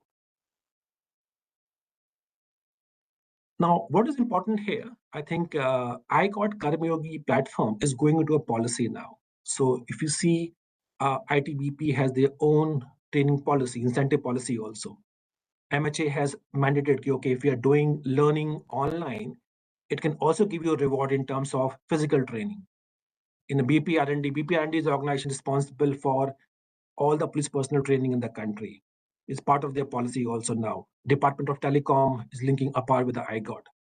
Today, I think in central government, starting from MTS to a secretary level, I think courses became mandatory, assessment became mandatory also. So I think now this learning is going into a policy also deeply now. This is from a state government. I think Andhra state has their own training policy where they have defined kind of a roadmap also, 12 months, 36 months, and so on and so forth. Odisha government has a very good 3-phase strategy where they are first starting with the course mandatory as per the role, linking with the APAR, and then finally posting promotions, all linking with this learning behavior or competency attainment pathway also. Same way, MP also have a training policy, and there are many more states. They're forming their own training policy as per their local context. And the best part would be, I think, in the Mission Karmayogi, now learning is coming to a mainstream now. Earlier, it was happening across department and state government, but it is happening in silo. I think the biggest milestone we achieve is now learning is coming into a mainstream. So we had a National Learning Week last year, and we are planning this year also very soon. An idea was, how do we conduct those learning weeks in the center, and where our platform also got tested now. So we have seen 15x increase in terms of attraction per second on the platform now. And this TPS, you can compare with any other big platform, whether it's e-commerce, whether it's ID, and so on and so forth. A platform, stable at the product. I think this platform was built for that scale also. Taking clue from this National Learning Week, now states also planning their own learning week as per their own context. So we have seen Andaman, Nicobar, Rajasthan, then Maharashtra. And this is very specific example of Maharashtra. I think Maharashtra feels, I think building capacity on AI is very important for Maharashtra. So they have design the learning week as per the state priority areas. This is how it's happening. So every state identify their priority area and they design learning programs, learning week based on that. Same way, center, SSB, CRPF, ITBP, and so on. So there are many more. They are also doing.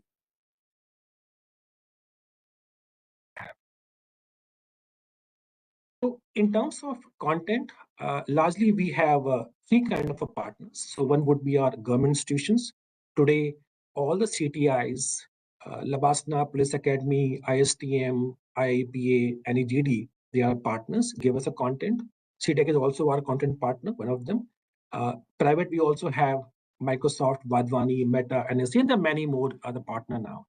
And also today, all the IITs, ISBs are partners now. They're giving us content as per the requirement of the civil servants.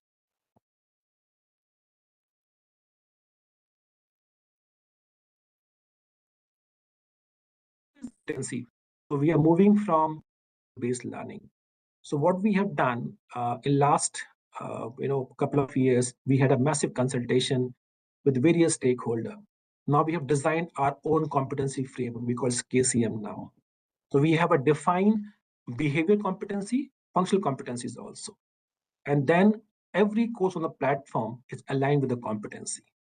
And domain competency, we are working with our department and the center and the state's government also to design their own competency. So this would be owned by respective ministry or department. Now coming back to our important topic, I think topic of today's workshop is AI leveraging. From last 6-7 months, I think we have done many experiments and POCs with many startups, and we design our AI roadmap. So I'll just cover in next 5 minutes how we are doing, how leveraging AI for capacity building one. The first one was AI-based capacity building plan. So as we all know, I think traditionally we all do training need analysis, TNA or a CNA, we all do. And typically our TNA, CNA takes 2-3 months, largely happening on a Google Sheet or Excel or by a physical way of capturing the training needs of the people. And this is a biggest pain we have when we're talking about 2 CR plus learner in the ecosystem. So we have built now AI-based capacity building plan, and how the tool works. Any ministry can just upload their work allocation orders or their annual report, or it may be the scheme information they operate, and a couple of more documents also. And AI process these documents. Okay, and what we have done, we also rack and vectorize our entire content with the courses, case studies, event talk, and so on and so forth. The first would be in a first draft, the ministry or the state will get the draft capacity building plan, which has a roles, activity, competencies, functional behavior, and domain, and then the course recommendation. This is coming from our AI vectorized courses also. And this first draft is also editable. So respective admin or road officer, they feels, okay, now I have got 70-80% draft is accurate, but I need some fine tuning also. So at every step, you can also customize the training plan, and then you can also submit to your senior for approval. So now from a 3-month or 4 months time, it come down to 7 days or 10 days. This is how we are leveraging AI for capacity building plan. Second was course translation by using AI. I think now entire course is available in multiple languages now. So you can use 12 languages for that. So entire subtitling and transcript is available in multiple languages. What we have done in terms of AI chatbot. So today, if you are a government official and you are going for some discussion and you say, okay, can you recommend me 2 use cases of AI in agriculture? So the bot will search across the courses on iGot. So important would be this is within the universe of iGot courses, not going into a web. So and give you the recommendation also along with the course that timestamp. Example would be like natural farming, some looking for a note. So you'll get a timestamp also. Course might be 3 hours long. You get a recommendation from AI, get a 2 hour, 15 minutes, they talk about natural farming one. So it will give you those micro learning nuggets. It also work on a course. It also work on the entire courses on the iGot. You can do that. We are also based on the trending, based on the profile of the learner. It can also recommend courses. So the moment you logged into the iGot, based on your role, based on your learning pattern you have, or learning pattern by your role people in different offering, it gives you course recommendation also. This is how we're leveraging AI. So this is a case study. I think a couple of weeks back, we were in Rajasthan. So we spoke about this capacity building plan issue. So in a 1 week, in a workshop mode, Rajasthan has designed training calendars by using the AI tool in 7 days. So imagine 8 lakh people across various levels. Plan is being finalized by department now. And same tool is being used by many states now. Same tool is being used by Department of Minority Affairs. Now, if you see the screenshots for now at every level, they have a training calendar month-wise. It can also be a quarter, it can also be a weekly and so on and so forth. So what we are doing now, we're also building some specialization kind of a macro credential feature on the platform now. So depending on the national priority areas like AI, cybersecurity, digital health, and so on and so forth. These are a bunch of courses aligned to the particular competency we are aiming for. And this is based on the priority thematic areas as a national priority. So iGot platform is built on open source. This is made in India, made for the world, similar to what we have as an offering for Aadhaar, UPI, and other DPIs. This is scalable, interoperable, and design is inbuilt in the system now. So as a part of our DPI initiative, Honorable Prime Minister was in CARICOM summit last year, and he announced to all the CARICOM nations, now iGot can be offered to any nation which is keen to adopt a similar model, because we all know, I think capacity building is the biggest challenge across countries now, especially in the global south. So backed by the, we had a meeting with various countries. So we met Jamaica, TNT, Barbados. We participated in the Caribbean DPI Summit also. We just signed MOU with Mauritius. I think some are in pipeline. Now I got the DPI and we're offering to other nations also. We got few awards in this journey. So what we have done now as a part of, I think, giving a purpose of learning to the learners, now we also have a dual accreditation by NCVT. What it means, now every course is going to have a credit points. In future, if somebody is saying, okay, I'm looking for certification in AI and governance, we have a path also ready. This is, I think, work in progress. We just signed up with NCVT now. So we're also doing micro credits for iGot courses. Kumar, do we have time? I have more slides. Or can we take a pause here or ask for any question now? Yeah, I think in couple of minutes we can conclude, sir, by 1:30. So I'll stop now because we have more case studies, but I think in interest of time, it's 1:20 already. It's a lunch time. Yeah, okay? yeah. So I'll stop correct, here sir. and Yeah, probably we can stop. open for any Questions from the audience. Sir, there is one question from Miss Shruti. She's asking, any certificates will be provided for the... Okay. Yes, sir. We'll provide, sir. Okay. Any other question? There are no questions, sir, related to Karma Yogi Bharat. I have one. Yeah, I think so. Yeah. There are many case studies. I mean, I've seen some of them in another context, in the CGC, Capacity Building Commission's activities. Can you just give one simple case study that you have done with the outcome that generated maybe in a couple of minutes? Is that a... Kumar, you will have time for that, right? Yes, sir, we can. Yeah. Sir, Rakesh, sir, please. One case study, please. One case study. Yeah, it would be nice to hear from you.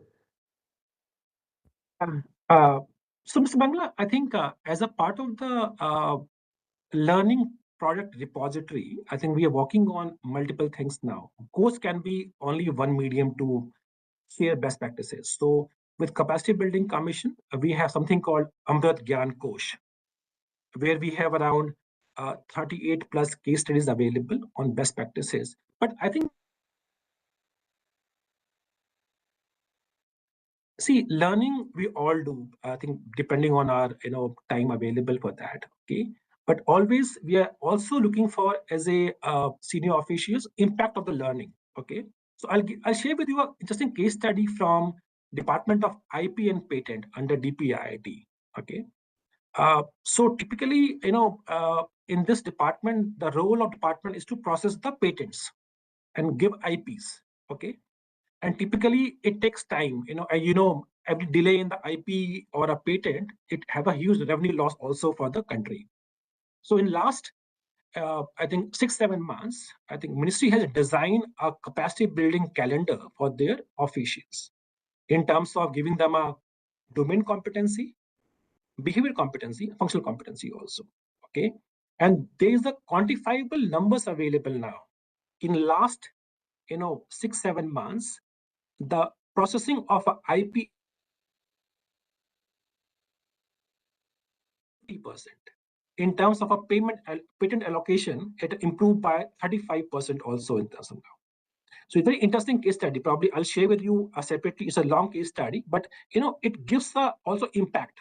In fact, if you and I strongly urge you, if you see India Post stories also now, railways, we have a rail Karmayogi program where we have worked with them.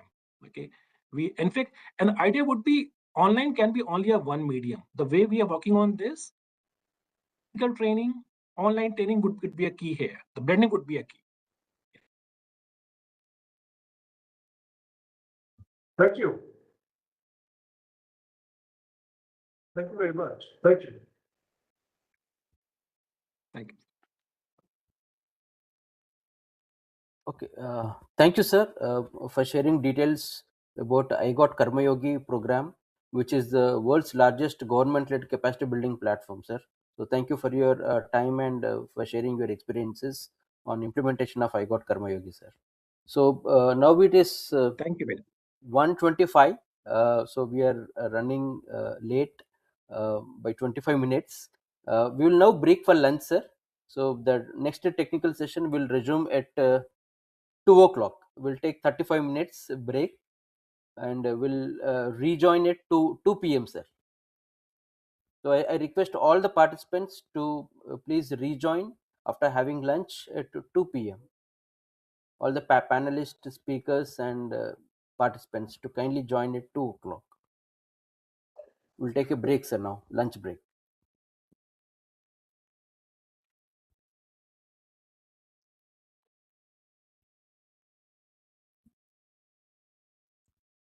We'll keep the connection on so that it will continue. Yes, sir. Yes, sir. The same link will be there, sir. Will not disconnect anything. Samala Madam and I think Silesh also joined. Yes, sir. He said he joined.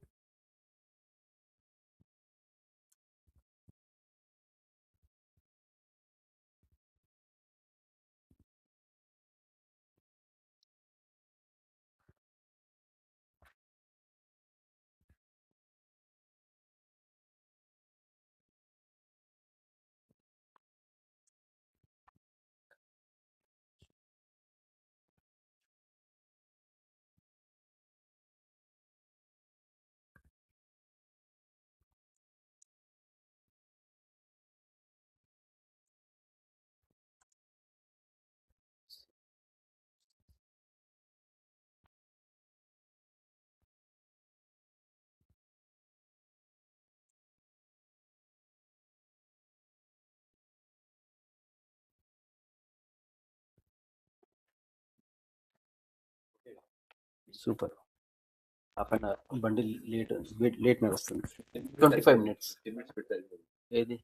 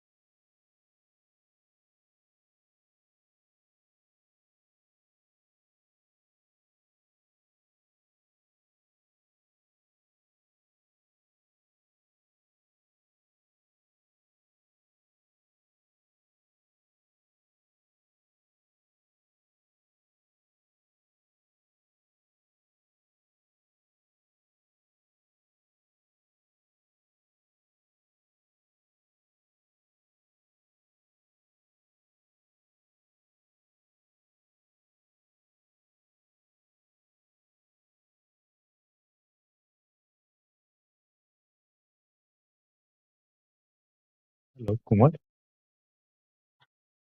Can you just verify the audio is clear?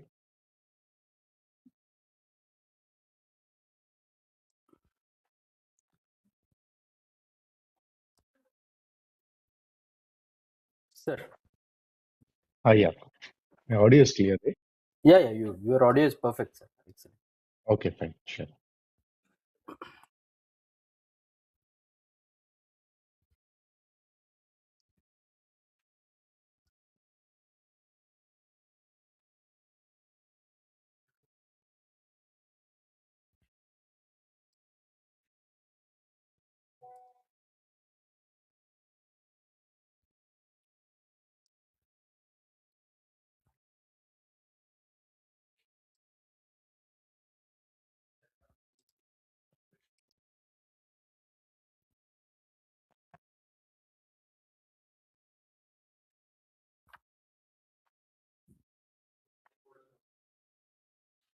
కాదు ఈ Shailender speaker కదా, ప్యానలిస్టులు పెట్టండి.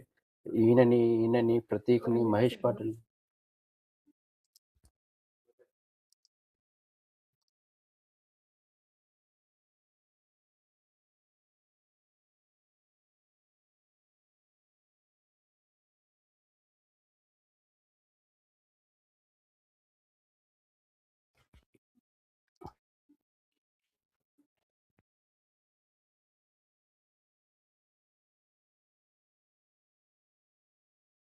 Good afternoon, sir. Sir, good afternoon, sir.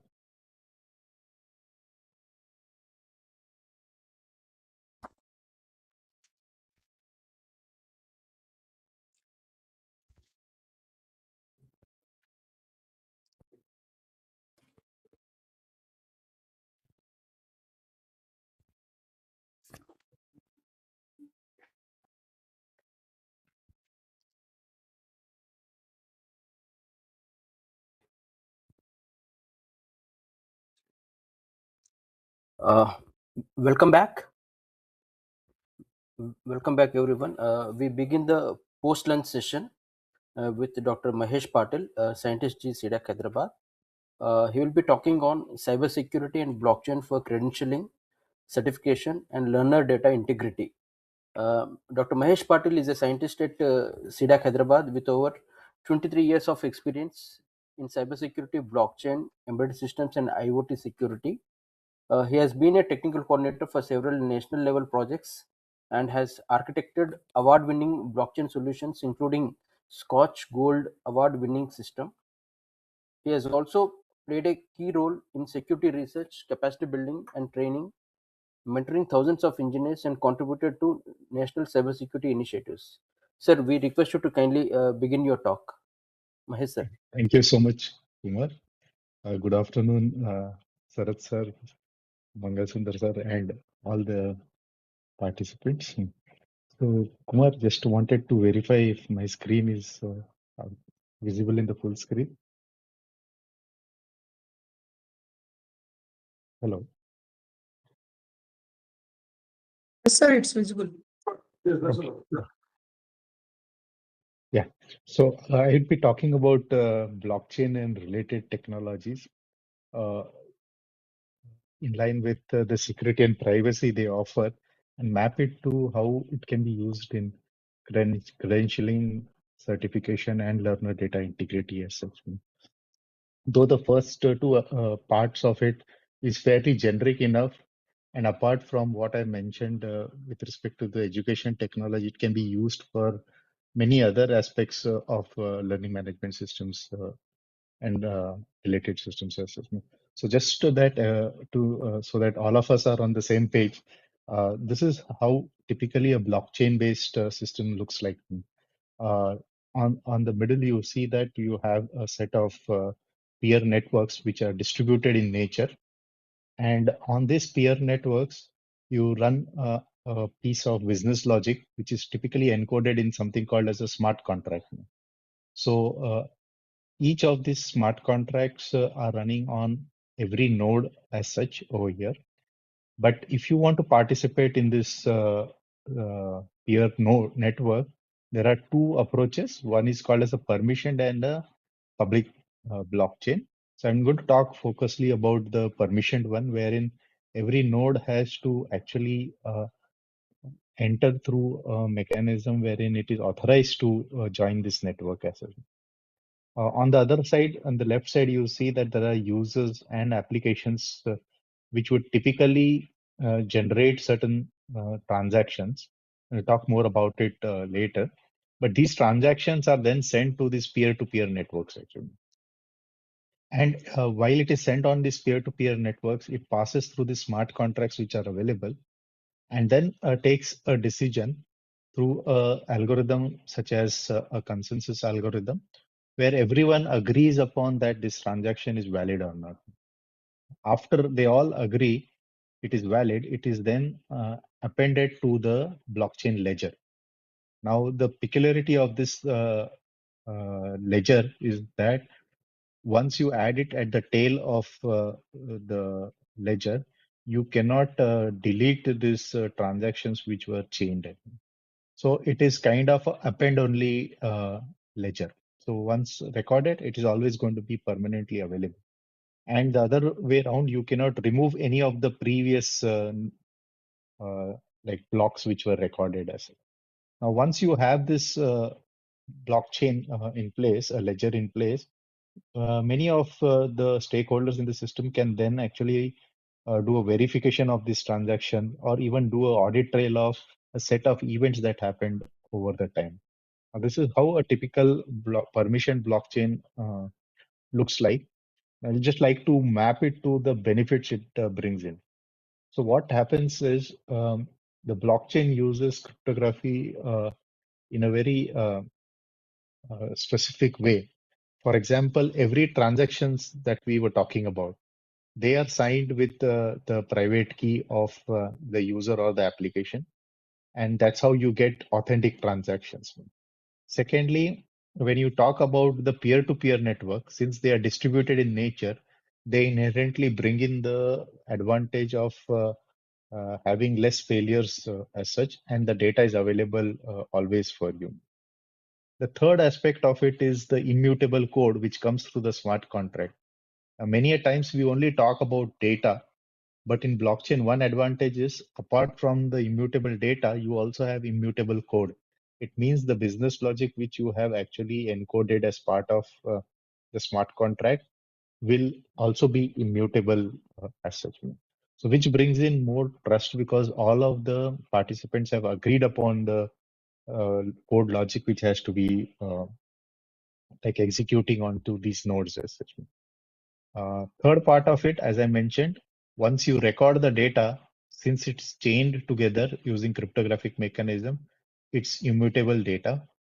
And every data is timestamped, and hence you get an audit trail of every data. And the data is like verifiability of it is also achieved through a mechanism wherein you can query the ledger as such.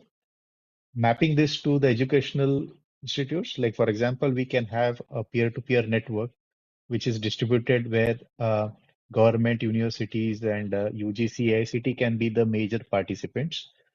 You can have users from each of these agencies which can actually do authentic transactions like store certificate, ledger data, course records, and skill batches that are earned by the students.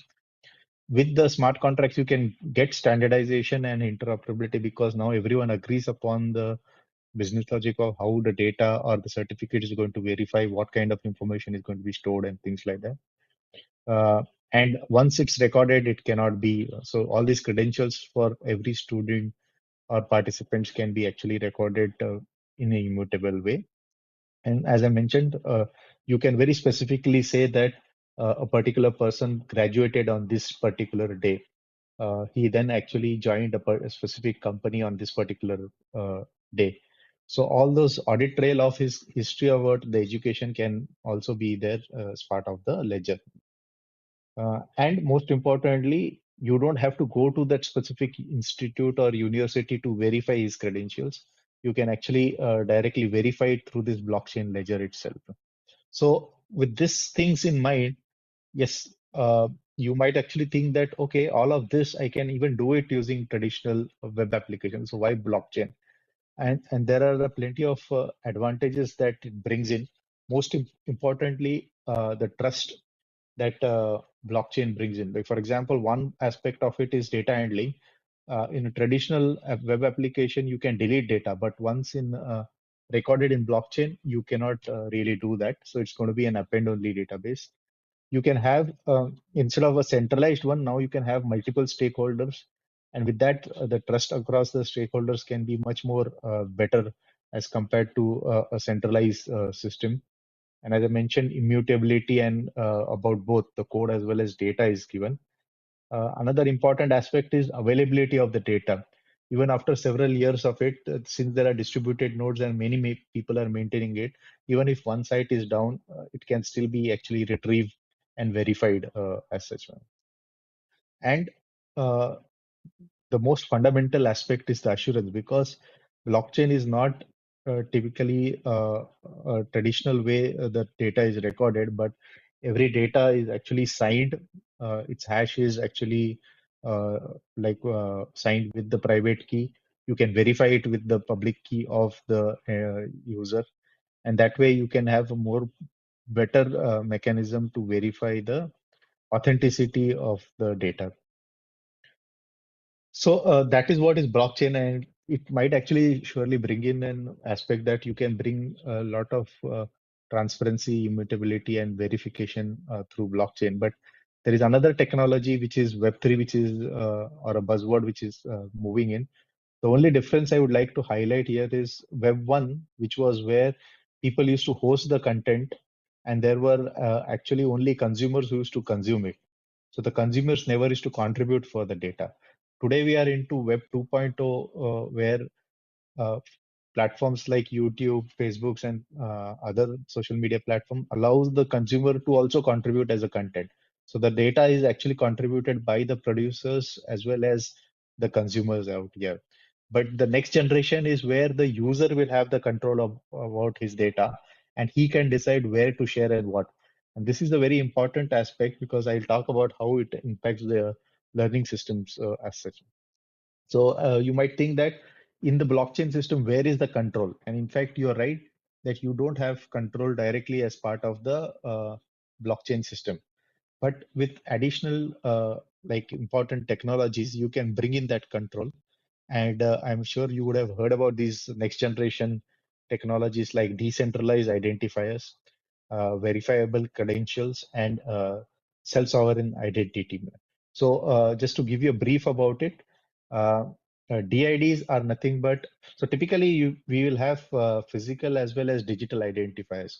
Now both of them have their own advantages and disadvantages.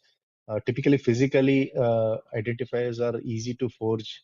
They have weak verification process. Like example, I give you my certificate from my university. It's very difficult to verify actually.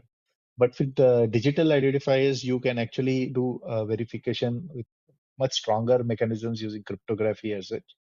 But the problem is you don't have control over it, because once it's gone, you can't even disclose partial data about the information as of now actually.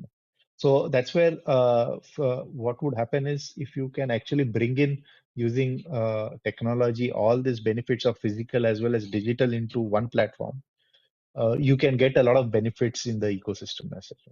So just to give you a feeling about it, DID is actually a set of standards defined by W3C. So the whole idea about decentralized identities, instead of one entity holding my identity, and then I have several such identity into my cyber world, I would have only one set of mechanism where in a distributed infrastructure, my identity is maintained as such, right? So the whole idea is to actually remove the centralized control and a single point of failure actually, which is where blockchain also plays a very important role. A typical DID would look like this actually. So there are various like there is a scheme which is DID, and then a method followed by method specific data. Like for example, I can have a website related information. So DID web spruce ID is one example of it actually. But what does a DID contain? If you see, a DID has a very unique identifier. Like for example, your email ID is unique as such. Same is true with DID. Once a DID is given in the whole ecosystem, it's going to be unique as such. Apart from that uniqueness, it brings in a lot of cryptographic mechanisms in place wherein the public keys of it, the endpoints where the information is stored, the timestamp and the signature is also part of the DID. This allows the verification to be very faster. The second aspect is the verifiable credentials. The verifiable credentials is talking about the data format. Like for example, I can have certain claims. A claim could be like Mahesh has completed a course in cybersecurity in C-DAC. So now this statement has a lot of information. One is the subject, which is Mahesh himself. The details about the course which he has done, that is the cybersecurity course, from where he has done. So C-DAC is the issuer of the certificate for this course and when he has done. So a single sentence, but a lot of information inside it. All this information can be actually pushed inside something called as a verifiable credentials, which is signed using cryptography mechanisms. Now, why this is very important is though I have this big information at certain interval, certain aspects, I can actually say only a selective disclosure. Like for example, I just want to answer that is Mahesh a alumni of C-DAC, whether he has studied anything there. I don't want to know which course he has done, when he has done, but I just want to know. So such kind of selective disclosure, you can do it with verifiable credentials as such. So these two are W3C standards, and this is like picking up a lot. You see that one was in September 2025 and second is in May 2025, though these are the next level of drafts that are come in place actually. But there is a bigger philosophy. People are talking about something called a self-sovereign identity. Now, this whole idea behind the SSI is you as a user should have a control over the data, and that's what Web3 talks about. In Web 1, only the producers had the data. In Web 2, the producers and the like consumers both had the data. But here, the control of the data in Web 3 is totally on the user side, actually. How we can bring in that control is through SSI and the combination of VC and DIDs, actually.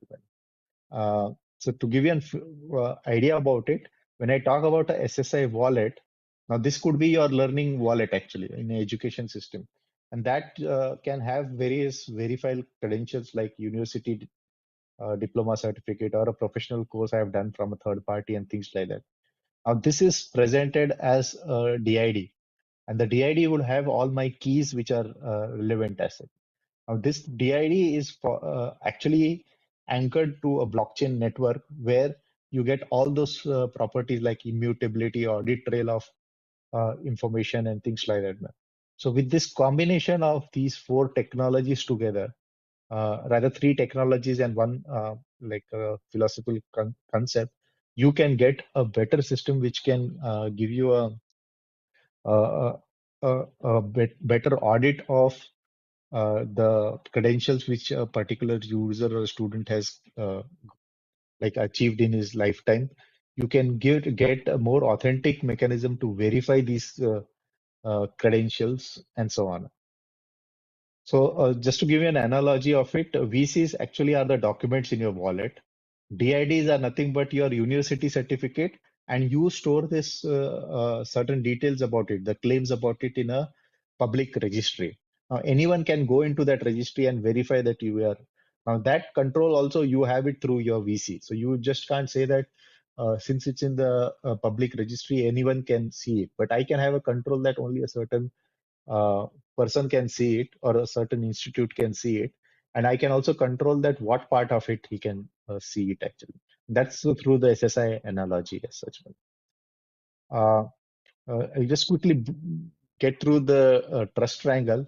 In any of these systems, in your education systems, there are these three stakeholders which are important. The holder, the student maybe, the issuer, maybe the university as such, and the verifier, like maybe an employer trying to verify your student's credentials as such. Right? So that's an example of it. But all of this, what I talked about, the base system as such, can be implemented using DID, SSI, VC, and blockchain. So for example, a issuer, so all the three entities here, you see they have wallets, okay? So issuer can actually sign and issue a credential over here. And that credential goes and sits into the wallet of the user actually. So the student, yes. Once he stores it into his wallet, he can offer this credential to a verifier like an employer, a prospective employer. And he can say that take this credential and please verify that. Now the verifier can actually verify these details. And all the three of them are actually storing these DIDs into the blockchain. It could be blockchain or it could be even documents which are stored in IPFS and things like that. So there are various mechanisms. But what I mean to say here is this basic principle where people are issuing things, people are holding things and verifying things. All three are very important in any learning management system, actually. And today it is fairly fragmented in nature. Though it has gone digital in nature, but it doesn't get you the kind of guarantees or assurance of these data assets. So with these four technologies in place, you can actually have all of this in place, and it would be more portable and interoperable as such. So as I said, where is the control over here? In the previous cases, the centralized entities used to have the organizations you have control over you. In the intermediate today, you see that sometimes you give sign-in mechanisms wherein YouTube or Gmail gives you a mechanism of a centralized identity, and then you can authenticate yourself somewhere else. But today, with these 3-4 technologies, you can actually have the control of the entire data by yourself as such. So the focus of the control has moved. You see that the entities are still there, but you have now brought in a registry which is a more trustworthy registry. And now the focus is actually, the control focus is on the user. And the user has more control over his data as such, in terms of who can see it and what can be seen and things like that. So you relate all these 4 technology and you can apply it to credentialing, certification, or any learner data mechanisms where you want these properties of trustworthiness, privacy protection, a formal way to verify the certification that a particular participant has achieved and gained as such. So that is what I just wanted to actually talk about. We at C-DAC have actually evolved a national blockchain framework. As part of this framework, we have designed a number of applications and a technology stack which allows blockchain applications to be developed in a much faster way. One of the use cases which we have developed and also deployed at the National Police Academy is about the certificate management, where the certificates and the training programs that are undergone by the IPS officers are actually stored onto it, so that various entities like MHA and other relevant bodies can actually verify and find out audit trail of the training programs they have undergone, so that the next assignment accordingly can be given to the message. So that's what I just had for the session. So if you have any specific questions related to the talk, maybe I can take it up this.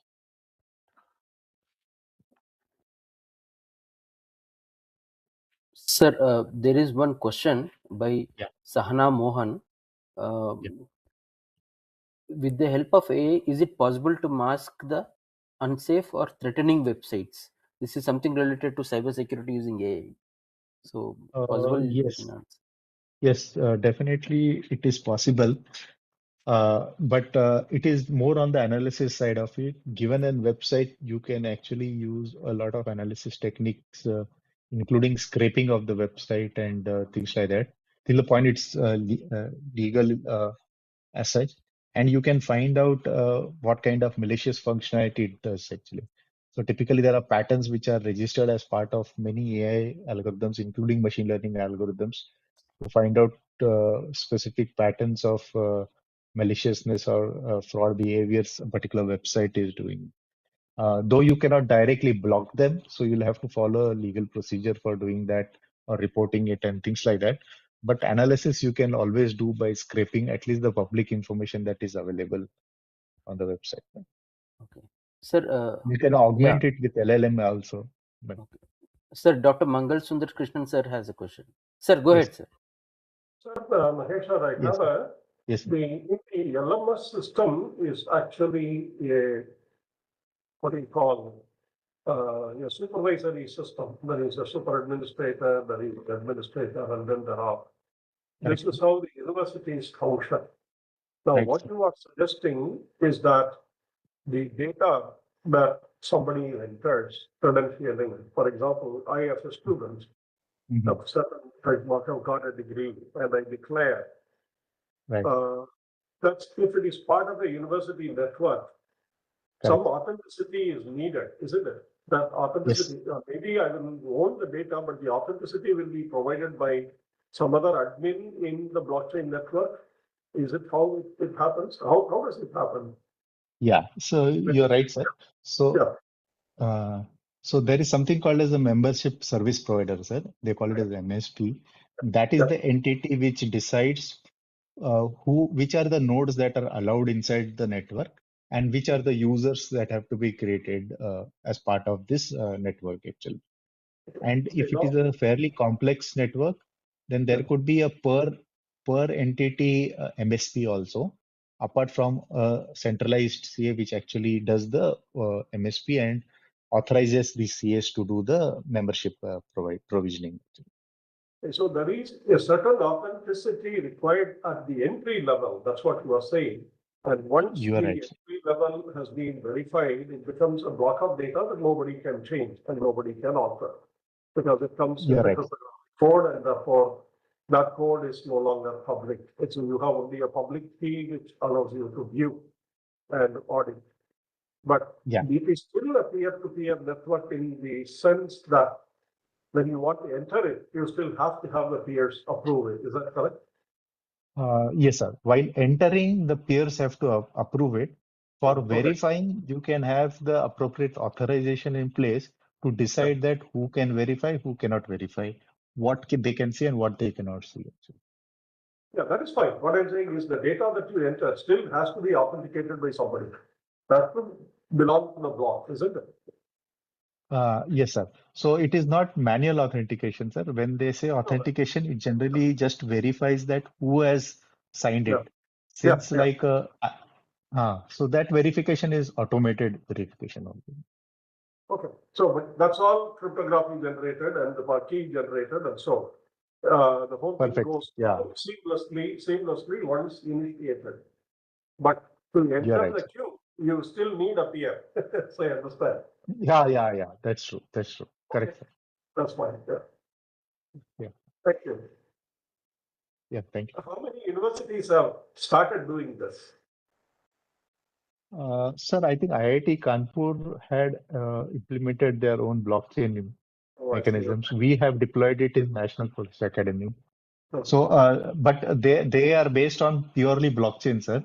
The DIDs and VCs in India, as of now, we have not started, but European Union has started. They have a European blockchain service Oh, network actually, where they. Yeah. thank you.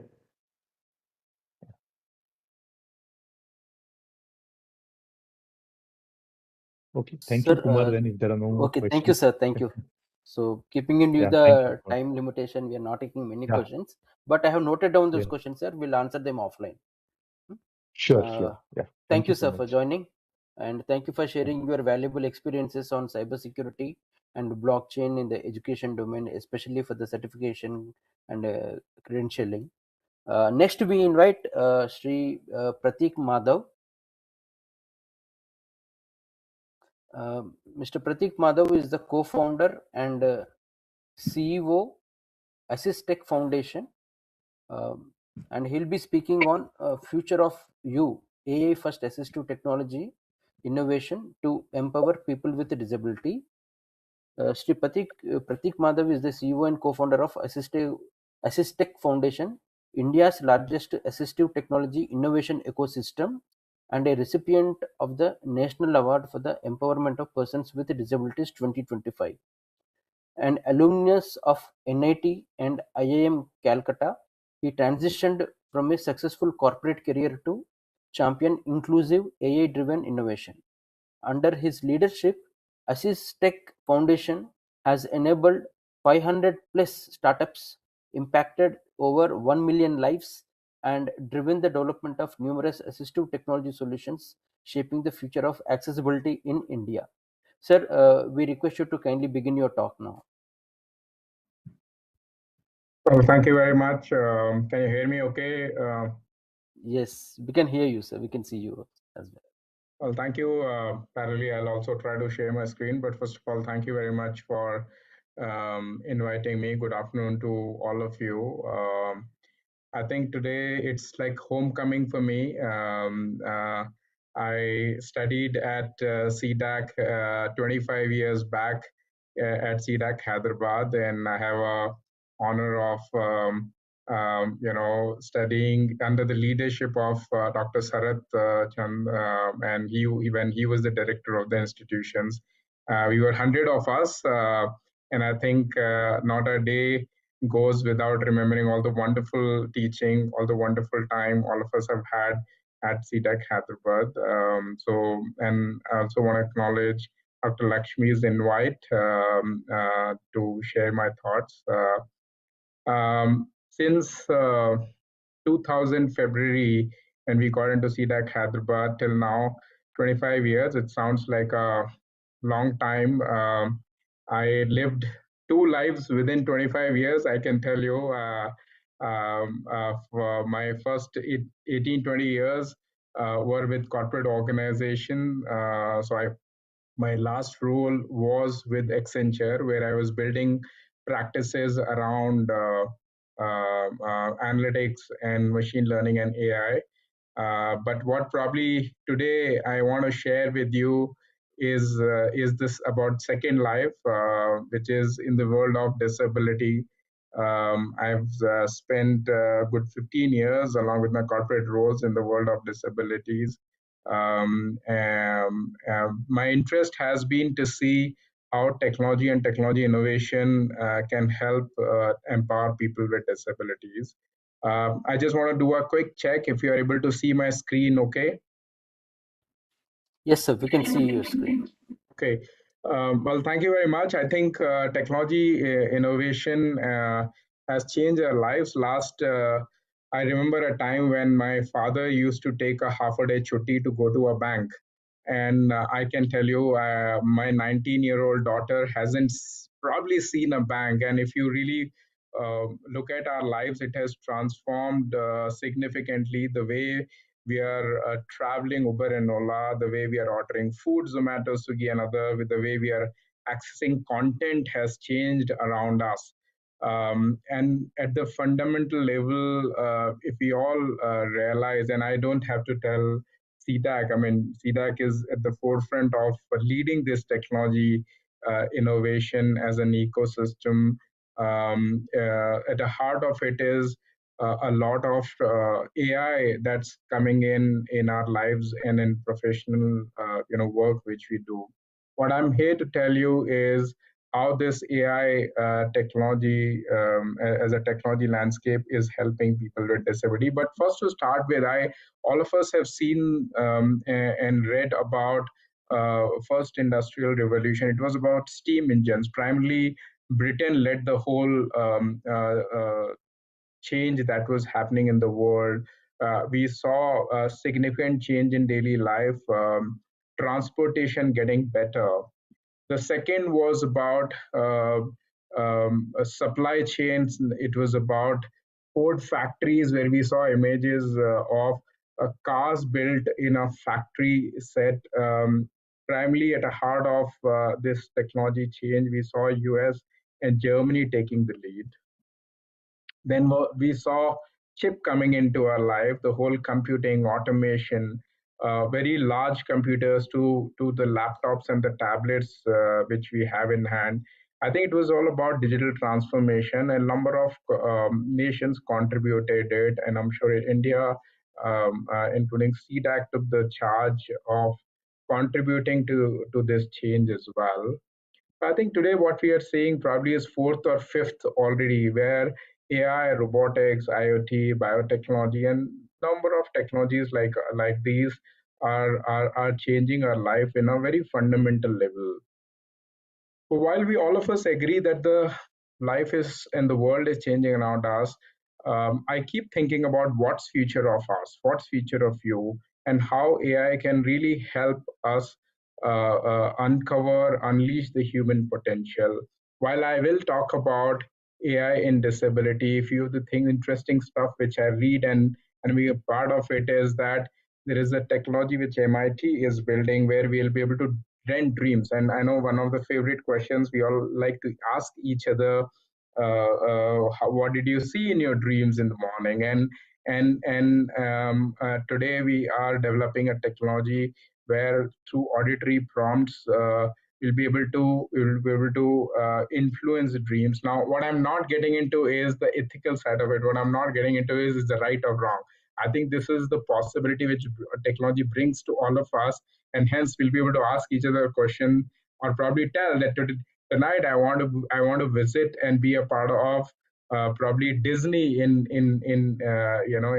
US, and probably MIT can help me be a part of dream the dream world which I want to see tonight.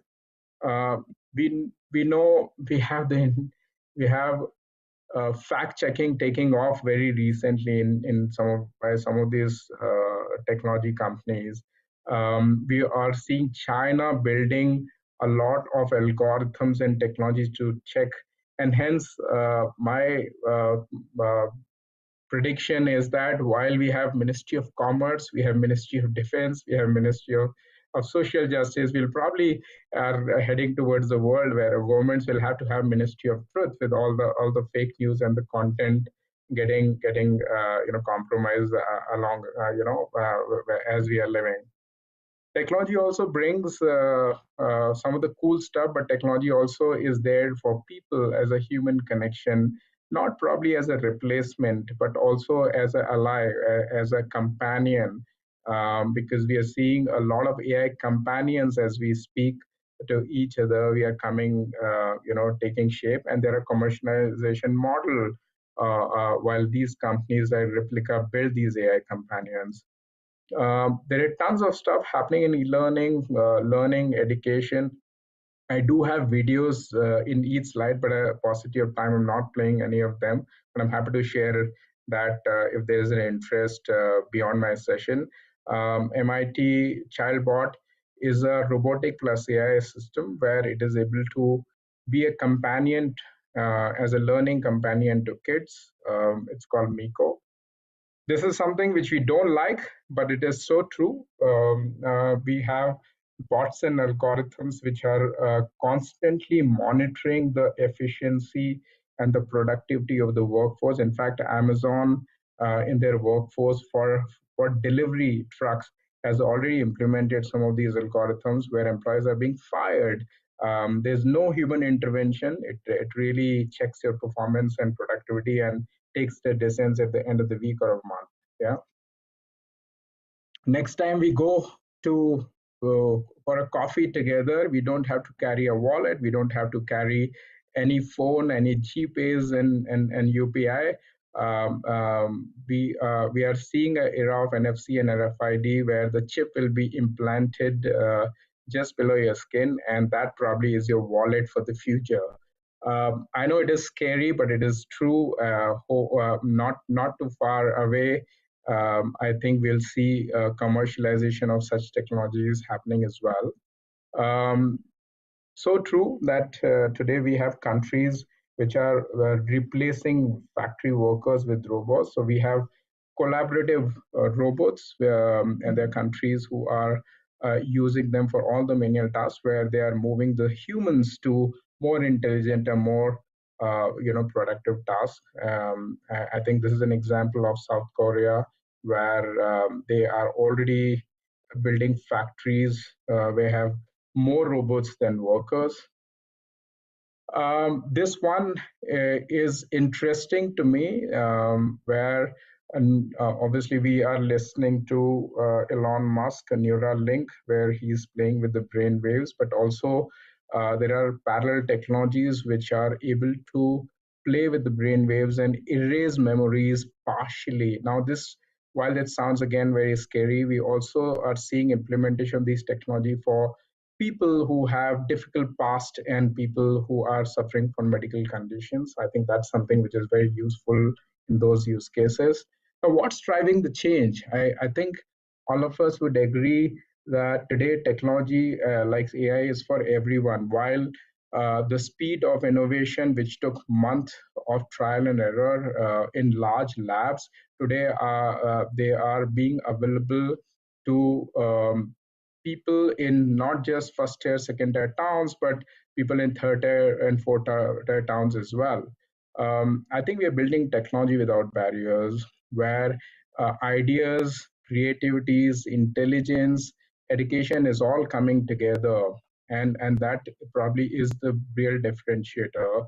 We're also seeing use of AI in areas like healthcare, and I will talk about this disability, where human AI collaboration is making a lot of difference. But probably the future is really bright with the use of some of the AI based technologies. Now, while we all experiencing this cool or the transformation nature of AI, I think we are missing the point. We are missing billion people. And who are these people?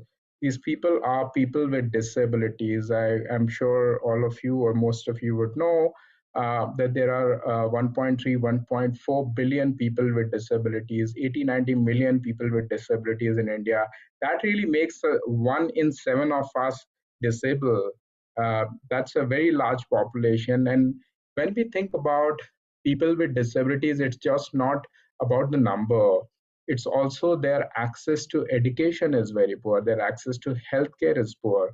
75 to 76 people with disabilities who have skills are never given opportunity for equal employment, and hence they never get the financial freedom, and along with that they never get the dignity of life. So what do we do about it? And I think the barriers are so many for people with disabilities. I'm sure all of us or some of us would have some of the other person in family or in friend circle or in distant relative who has some of the other disabilities, and the challenges faced by these large population are plenty. They are not able to really get equal footing. They are not given equal opportunity, and that's where when I started thinking of building a platform or an ecosystem along with my job at Accenture, I realized that this is such a large problem to be solved. This is when we created ATF. ATF is the organization which I co-founded in 2018-19 with the vision of using technology innovation to help people with disabilities. I'm really happy to sharing with you that today build a ecosystem probably which is not just largest in India but largest in the world. We have 500 innovators and startups just building assistive technology for people with disabilities and senior. We've done many initiatives, but few which I'd like to share with you folks. We are working very closely with Niti Aayog and Government of India to write the strategic framework for assistive technology innovation in India. We've set up India's first startup India seed fund for assistive technology with TPIT. I'm also a part of Royal Society of London advisory board where we have done a lot of thinking about digital accessibility, the WSEAG guidelines, and so on and so forth. We also, I'm really humbled to receive the award, the national award with the Honorable President just a few weeks back. I think it is a recognition to the entire community of innovators who are building these cool solutions for people with disabilities. Uh, um, in the organization, I have wonderful people. So along with me, there are 5 others in the board, and I have an honor of also having a advisory board, which we fondly call Friends of ATF. You will probably recognize a lot of folks here, but I have people, leaders from educational background. So the ex-director of IIM Bangalore. We have Praveen, who was the ex-CEO of CEO of Infosys. We have folks from Microsoft, Accenture. We have a lot of investors in the advisory board, a lot of people with disabilities. The gentleman whom you see over here, Shekhar Naik, he's a former captain of Indian blind cricket team, was given a Padma Shri Award. Wonderful set of people who are helping us to do many things. We build an ecosystem which is supported by not just the government, but you see the logos here in terms of the corporations which are coming and joining our mission to use the technology and technology innovation for helping people with disabilities. The way we think about our impact is three L's. So learning, how do you build an environment of inclusive education? If a blind kid wants to go to a class, today the problem is accessing the content. We have a tech where a startup called Trestle Lab, which has made a lamp kind of device. You can put any document under that device called Kibo, and it will read to you in any language. Now imagine the transformation power of this device called Kibo, where any person with visual impairment will be able to access printed or handwritten content anytime in any language. You put a book in English and it'll start reading to you in Telugu, Tamil, Spanish, French, and any language. Second is livelihood. We have a number of startups, around 110 startups working to enable people with disabilities to just earn livelihood. And it's just not the financial independence, it's the dignity which people with disability get once they are able to earn and stand on their feet and earn independently. Living has many use cases. So access to content. What if I'm blind and you and I want to go for a movie together? There is a startup which is making movies accessible travel, accessible content, marriages. 42% of people with disabilities never get to find a companion. How do you really make the companionship marriages more accessible for people with disabilities? Now, how do we deliver these three L's as an impact theme? We have a number of initiatives. I won't go into detail, but happy to cover it separately should there be an interest. The way we deliver our impact is through 4 A's. So acceleration is where the mentoring program for startups. We have a global network. We also have partner with United Nations. Availability, we have a digital platform called Aditwara. We have a market access program called Illuminate. We run something in the awareness bucket called ATF Awards, which essentially is a reward and recognition. We're setting up with Microsoft experience centers called Sensate. And like I said, we work with government, nonprofits, corporate educational institutions like IT Delhi, IT Madras, and a lot of investors ecosystem. Now, these are all phenomenal startups, 65 as a part of our portfolio, who are changing and aspiring to change the world. Now, but while I talk about AI for disability inclusion, what are the use cases is something which I want to quickly share with you to end with. While AI is great for all of us, AI also is building accessibility and equal opportunity for people with disabilities. There's a startup or there's a company called VoiceIt in Israel. So if I stutter or if I have speech delays, and if I am part of this call, this technology will fill in my voice, predict where I'm going to stutter. It will fill in the text which I'm, hopefully is going to say in my own voice. So it's augmented and alternate communication tech, which is really helping people who stutter or speech issues to fill in during virtual calls like this. Vanderbilt University has built a AI bot for kids with autism. It is an AI-powered planning assistant for where study is what? Study is not just the content. It is also exams, scheduling, projects, collaboration with students. And this bot really helps a neurodivergent kid to takes care of everything. It also delivers the content using Gen AI in a more understandable format and based on my IQ level. And I think this is something which is going to be truly transformational, because we'll probably see more and more kids on autism spectrum not just crossing primary, secondary schedule, but also doing well in higher education scenarios.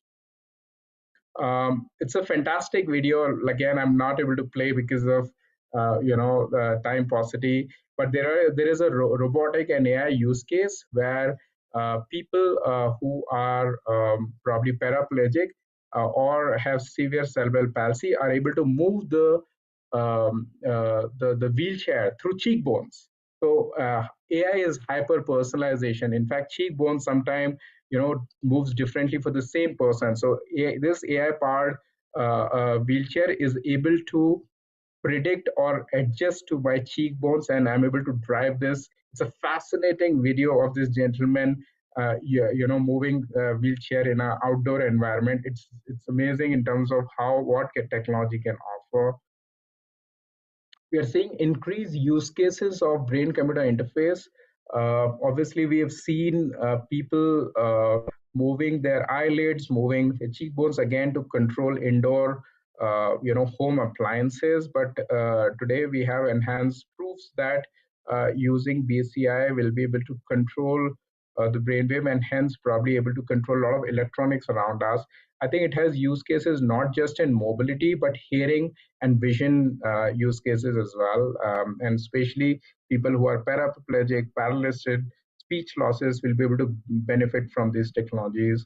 I'm hoping all of you have seen the Meta AI Ray-Ban glass. And I know while Ray-Ban and Meta did not partner this for the use cases for blind people, today I have a lot of people with visual impairment, a lot of friends I have who are using Meta AI Ray-Ban glass. In fact, there is a startup just based out of Bangalore, SHG, who has created this glass, which is through which a blind person is able to walk independently. It uses video and audio as an input.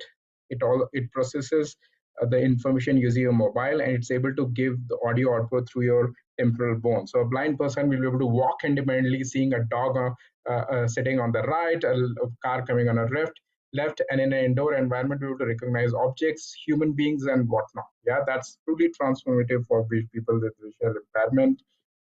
We are seeing smart homes and robots being companions, but also we are seeing a lot of assistive technology coming in to monitor the health of seniors or people with disabilities. They're also acting as reminders to medicine. They're acting as equipments which can detect the falls and so on and so forth. So there are a lot of good smart home technologies. Our homes are changing, I think, for all of us, but I think some of these technologies are also probably going to make the homes more safer for people with disabilities and seniors. The fact that we are talking on this virtual conference across India and the world is probably enablement with people with disabilities also are getting benefited from. We are seeing technologies, which is virtual technology, which is bots who are able to help people with disabilities practice communication. There is a robot which is called Moxie, which is helping kids with autism. So it's an AI plus robotics. It sits in the class along with the autistic kids. It comes home and continues the whole special education, communication and education and their development milestones as well. So parents can be parents, but then this robot Moxie can help those kids learn faster and better. I think coding, and I have a friend who's 100% blind. I have a friend who has cerebral palsy and autism, and they are one of the best technologies I've ever met. So technology is really helping people with disabilities code and able to produce softwares like never before. I'm sure all of you would have seen the GitHub Copilot, which is especially designed for people with disabilities by suggesting and predicting the code and explanations and so on and so forth. So I think there's a lot of empowerment, not just in consumption of technology, but building the technology also by people with disabilities. Again, I spoke about a lot of BCI, but we are also seeing a wearable eye tracking EEG devices. One use case of EEG is to really help check the depression and related medical condition, but it is also helping them communicate through brain signals. And I think that's the possibility for a lot of people with disabilities with ALS, cerebral palsy, and more related devices.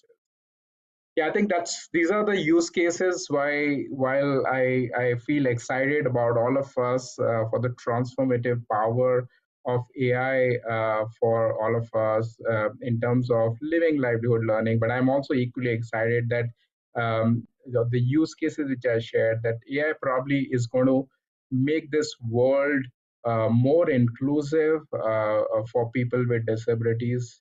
Today, ATF is taking a baton of probably building world's first AI assistive technology center of excellence with the government. And I think we need a lot of participation, we need a lot of help, we need a lot of suggestions from leaders like you while we build this, because I really believe that everybody has the ability to change disability. With that note, I'll probably pause or stop here, but I'm happy to take your perspective questions. But again, it's an honor to be around. It's an honor definitely to be a part of this this wonderful dialogue, and definitely again many thanks to Dr. Sarath for giving all the guidance throughout, and C-DAC for inviting me. I'll pause here, but happy to take questions.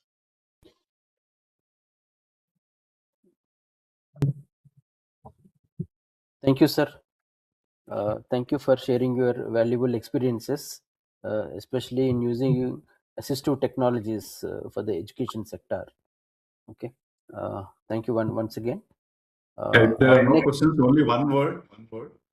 Thank you, Dr. Pratik, for coming and delivering a talk. When I came to know after a long gap of 20 years plus that you were receiving an award for such an excellent, outstanding work by our Honorable President of India, we were so much thrilled, so happy to be with you and for listening to you, sharing the real world experiences that we have. We would love to continue to work towards this. Thank you.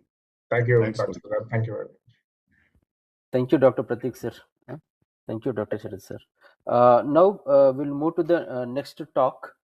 Our next speaker is Sri Naval Bajaj, IPS, Additional Director General of Police and Head of Anti-Terrorism Squad, Maharashtra Police. So he'll be speaking on capacity building in police. And Sri Naval Bajaj is a 1995 batch Maharashtra cadre IPS officer and currently serves as the Additional Director General of Police, Anti-Terrorism Squad, Maharashtra. He has held several key leadership positions in Mumbai Police, Intelligence Bureau, CBI, CASF, and Economic Offences Wing, with extensive experience in law enforcement, intelligence, and capacity building.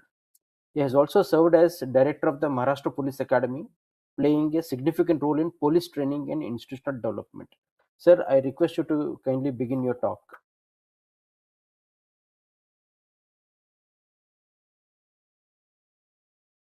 Thank you very much. I'll just start sharing my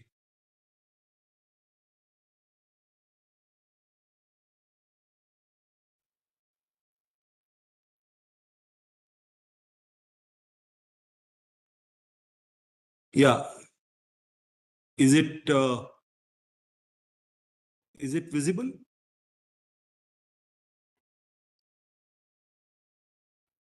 Yes, sir, it is visible, sir. We can see the slides. Sir, if possible, can you make it full screen?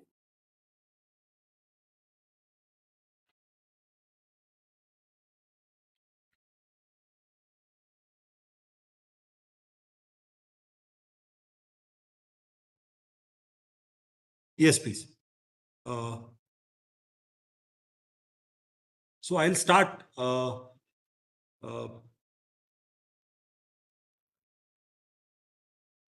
Please go ahead, sir. Thank you. Yeah, thank you very much. Somehow I was sitting through the last two sessions and I realized that this is a essentially for the techies. I am not a techie, but I am a user of tech. So therefore, my perspective will be on certain challenges that the learners face, and because I am from the government sector, I will try to focus on what can be done to get the government servant and the huge government machinery to get interested in online learning. So I will start now. This is the standard slide that I have. This is essentially to convince the police leadership that we must spend both time and energy and money on training. So I will quickly go through. I will go through a lot of these things which are not relevant to this audience. So I will take you through this entire journey. So it all started when I was posted in the Maharashtra Police Academy back in 2015. And 2015, as you realize, at least in the government sector, computerization was very new. Online learning was unheard of. There was huge challenge to convince the leadership. And since a lot of what we do is on the ground, I would often hear comments from the senior formation that you can't teach a lathi charge online. So those were different times. I'm talking about 10 years back. So essentially, that was a time when we started. So it all started with the fact that in the academy we could train in the entire year not more than 2,000 people. Now we are a police force of almost 2.2 lakh people. So the challenge obviously was to take learning to them. Now, fortunately, I was exposed to Coursera and edX in those days by some of my friends. So I therefore essentially copied of what was going on there and somehow convinced the leadership that we must take learning to the learner. And this meant that taking this, whatever we want people to know, learn, to 2.2 lakh people. So this is how we started. We identified their needs. We identified the content and the syllabus that they'll require. And, I'll quickly go through of what we did.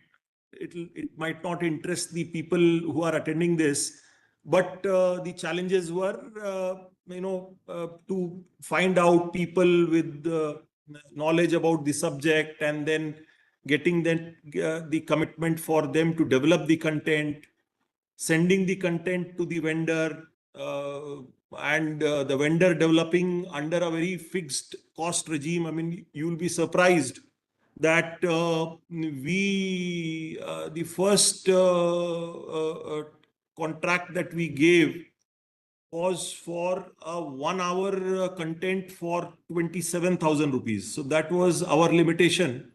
And in spite of that, we somehow ensured that it was decent by standards of 2015. So this is what we would do.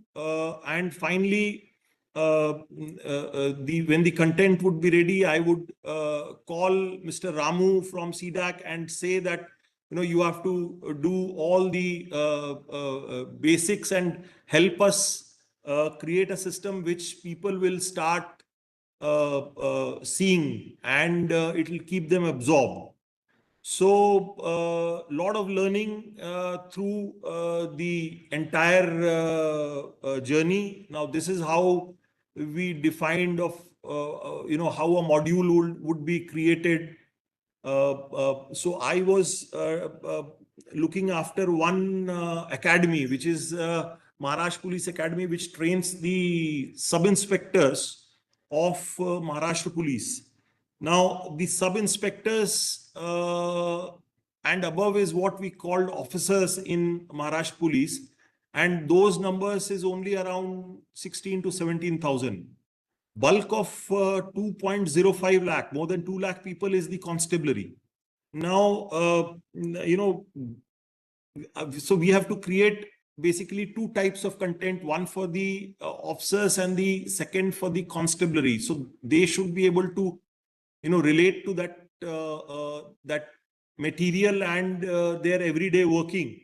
So we evolved slowly. There were no models in any part of the country, neither in the center nor in the states.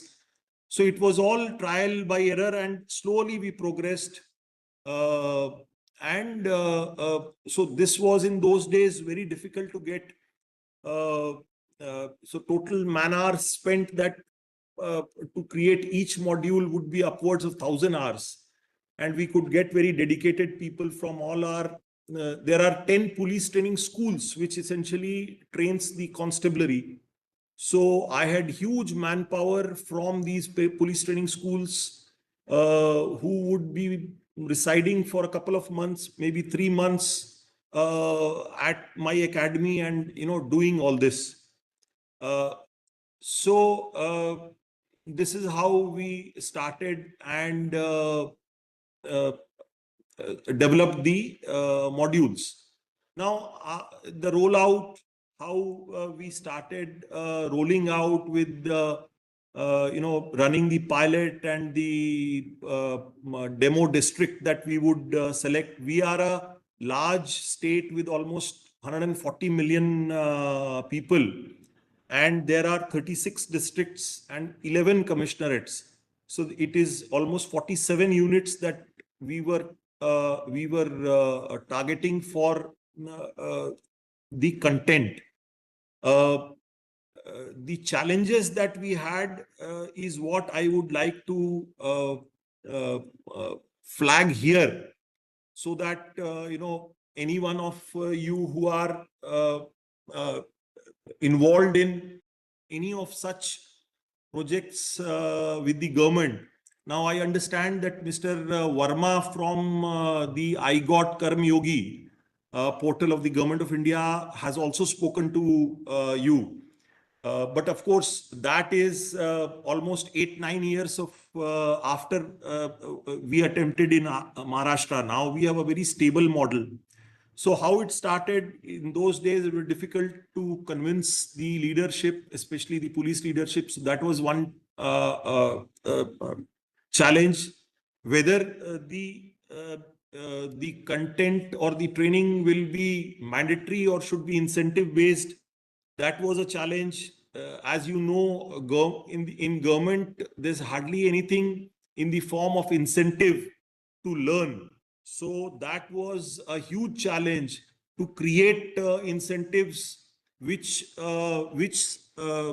cannot be and generally are not economic. So it is very difficult to create non-economic or non-monetary incentives for especially the lower functionaries of the government.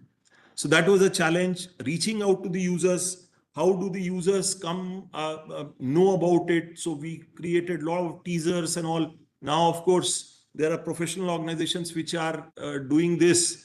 But in those days, we only would do all this. Now, obtaining an enabling GR, which is a government resolution or a government order, was very difficult because of the cynicism around, people would say that if you want to have serious training, it has to be physical. And people have to be brought to a particular center for training. Now, that mindset, coming out of that mindset was a huge challenge. When I was not exactly a part of the I Got Karm Yogi platform development, but then in the back end, I would discuss a lot of things that was going on in I Got Karma Yogi platform and people who would be associated. And I feel that the most difficult part of the entire thing is to find the motivated leaders. Now, let me at least claim a laurel for myself, is that in the last almost 10 years since we have launched this, there has been no other state in the country, at least as far as the police is concerned, which has been able to effectively start an e-academy with formal modules. And that I feel is only and only due to lack of motivated, specific the e-learning leaders, or somebody who would be able to, who would have the patience to sit through for development of one content, ensure that everything goes inside, and therefore finding motivated leaders and nodal officer who will take on himself that give me a topic today and I will sit through for the next 3, 4, 5 months and ensure that this. So training as it is although it is required, training is very low in the priority list of the leaders in police across the country. And therefore, I must have had at least good 10 to 15 or maybe more training in charges of various states, the police training in charges, who would visit the Maharashtra Police Academy, who would consult me, who would call me, who would call people from Maharashtra Police Academy and appreciate and would want this to go to their state and their state to develop this. But somehow, because of the very, very slow pace of the entire thing of producing the content and the type of commitment that that person who's leading this requires, somehow no other state has been able to have anything of the present format that we have in Maharashtra. So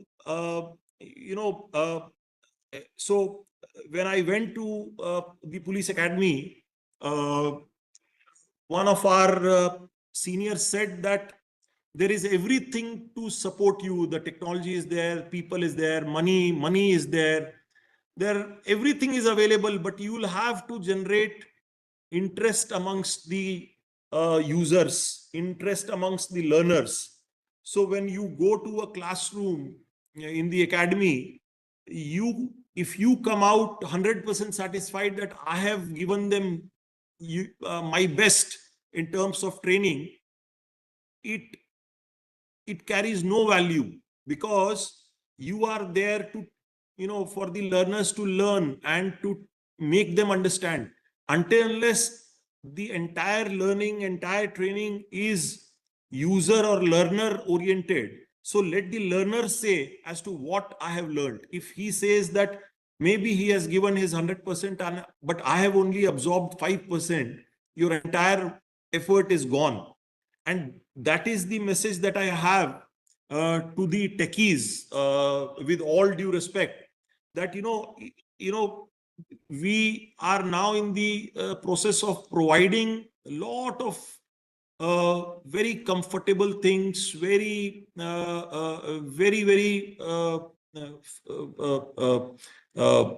advanced technological things on the platter. But where is the the yearning or the urge to learn? So that is where we are falling short.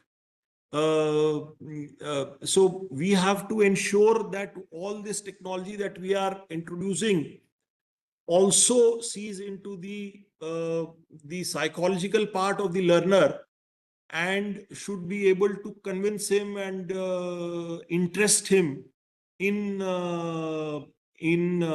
trying to learn. Now, this is particularly in the scenario when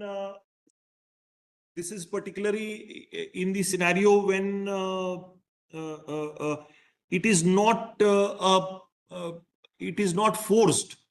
I mean, learning can be long, I mean, it can be sustainable only if it comes from the natural self of the user, that I should learn. He should have the urge to learn. And therefore, technology, all the other ancillaries, all the other things that are added or that are making learning easier are in one bracket. The other side is you have to address the man behind the machine. He must feel that the content is so relevant, so interesting, so absorbing that I must go and learn.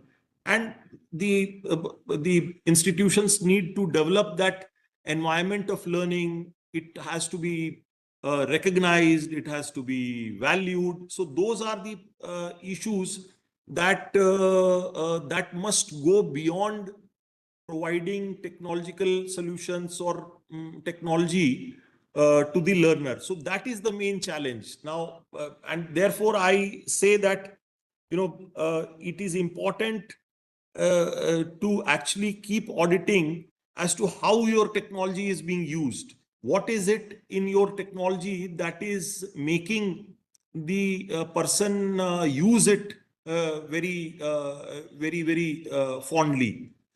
So this is what I wanted to flag here, uh, especially because I mean, I was invited by Mr. Ramu. I've been in touch with him for the last 10 years. And in spite of me being in the government where we change our job profile every 2 to 3 years, I have been in touch with him and he is interacting. So at the same time, when you are developing technology, you must also be continuously in touch with the user or the learner to ensure that are you being able to deliver the type of content, or is there anything that in the content that needs to be improved, and how can the technology be more user friendly and more interesting for the user. So these are the challenges. This is broadly I wanted to flag. The last one was obviously to make the content interesting, absorbing, and useful. So maybe you might say that this is not a part of tech, or this is not your mandate, but then mandate is guided by the learner. I mean, we are all here because we have a learner or a user of our technology, and therefore taking into account what is the users or learners requirement, and taking care of that is what will encourage, or what will increase the use of the technology that you are producing. So this is all that I wanted to say. Now the proof of the pudding is what I want to show. So this is how the e-learning has grown over the years. The figures are from 2017, because 2015 end we started collecting this in September 17, and therefore from that time today we have around 461 topics. Now each topic or each module is between 1 to 1.5 to 2 hours, and each module will have so the 1,000 hours that I was telling about for development of each module, you can take it as 461,000 hours is what we must have spent in producing this. So those many number of people in the last 10 years, and this is how we have been able to I mean, our force has been using this. Now, this is not a correct depiction, because in our organization, if I have one account, I might be inviting, or I might be instructing a platoon of 30 people, or a company of 100 people, or this is a formation of our units. So I might be asking a learning unit of 50 or 100 or 200 people who would be sitting and logging one ID. So when you see 1 hour of learning, it is actually 1 hour of learning by 50 people who are sitting. They would have independently, individually also logged in, and that logging would have increased 10 times or 50 times or 100 times. So you can imagine, if I'm talking about 33 lakh hours, it must be it might be 33 crores or maybe 25 crore hours, because we have obviously a large number of people also we have. So how we have made it interesting, it's a journey. And the enabling orders is, the example is, initially you might be seeing the very slow start, because because our force is in almost all the states we are very badly overworked, and therefore if you make this as an option, as a choice, so I mean you might not get many learners, and therefore subsequently we had to make it compulsory, although it is not enforced. At least on paper it was made compulsory to do 3 hours of e-learning every month by each constable or officer. However, even after this, the growth has been slow, but the important thing is it has survived. Any of these things, in government, it's not very easy to make a new thing survive, because there are so many pressures, so many new ideas, so many new challenges, that the earlier things get relegated behind. But this has somehow survived 10 years of change of leaders, change of challenges, and it has sustained. And this is one proof that it must be, or the users must be finding it relevant. So this is all that I had to offer here. This is basically that your technology, the C-DAC technology, has been or is being used very effectively. We have now come up with the mobile app also recently, maybe 6 months back. Before that, it was on desktop or on tabs only. This is how we the figures say that even now the registrations are taking place, and you will see the registrations they are more than the number of people right now in Maharashtra Police, and that is because a lot of other states are also wanting our material.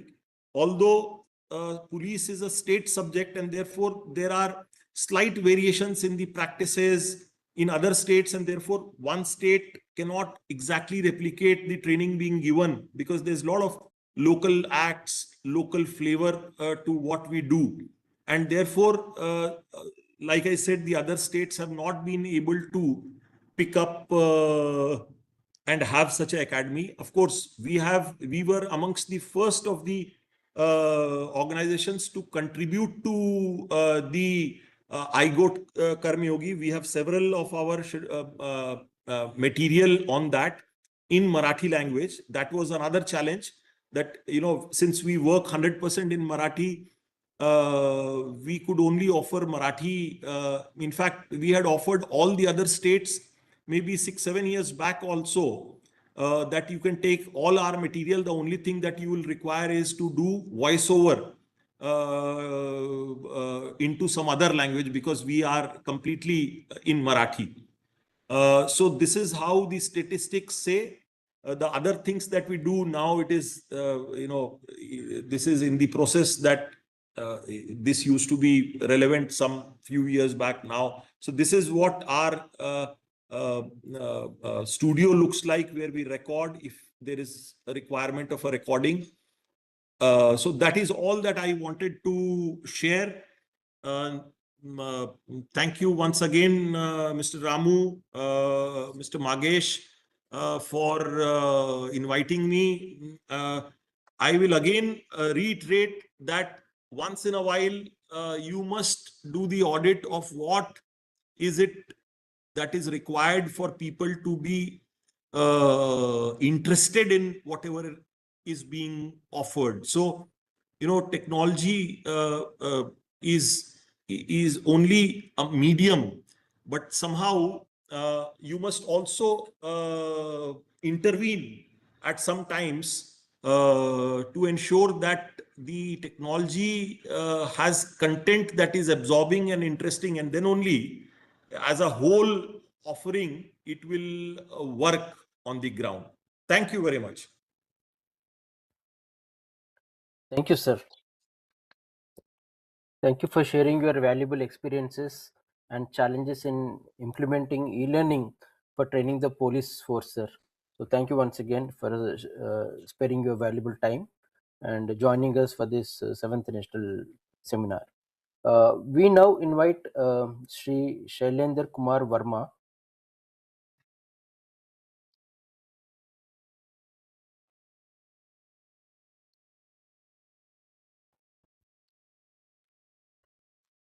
Yeah, Mr. Shailendra Kumar Verma is Scientist C, Deputy Director at the Bureau of Indian Standards, working in the Electronics and IT Department.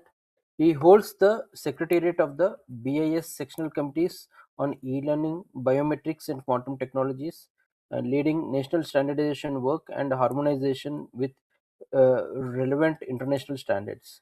He also contributes as an expert to the work of the International Technical Committees ISO IEC JTC1 SC36, ISO IEC JTC1 SC37, and IEC ISO JTC3. So I request Mr. Shailendra Kumar to please present on standardization frameworks for e-learning, interoperability, quality, and trust. Over to you, Mr. Shailendra.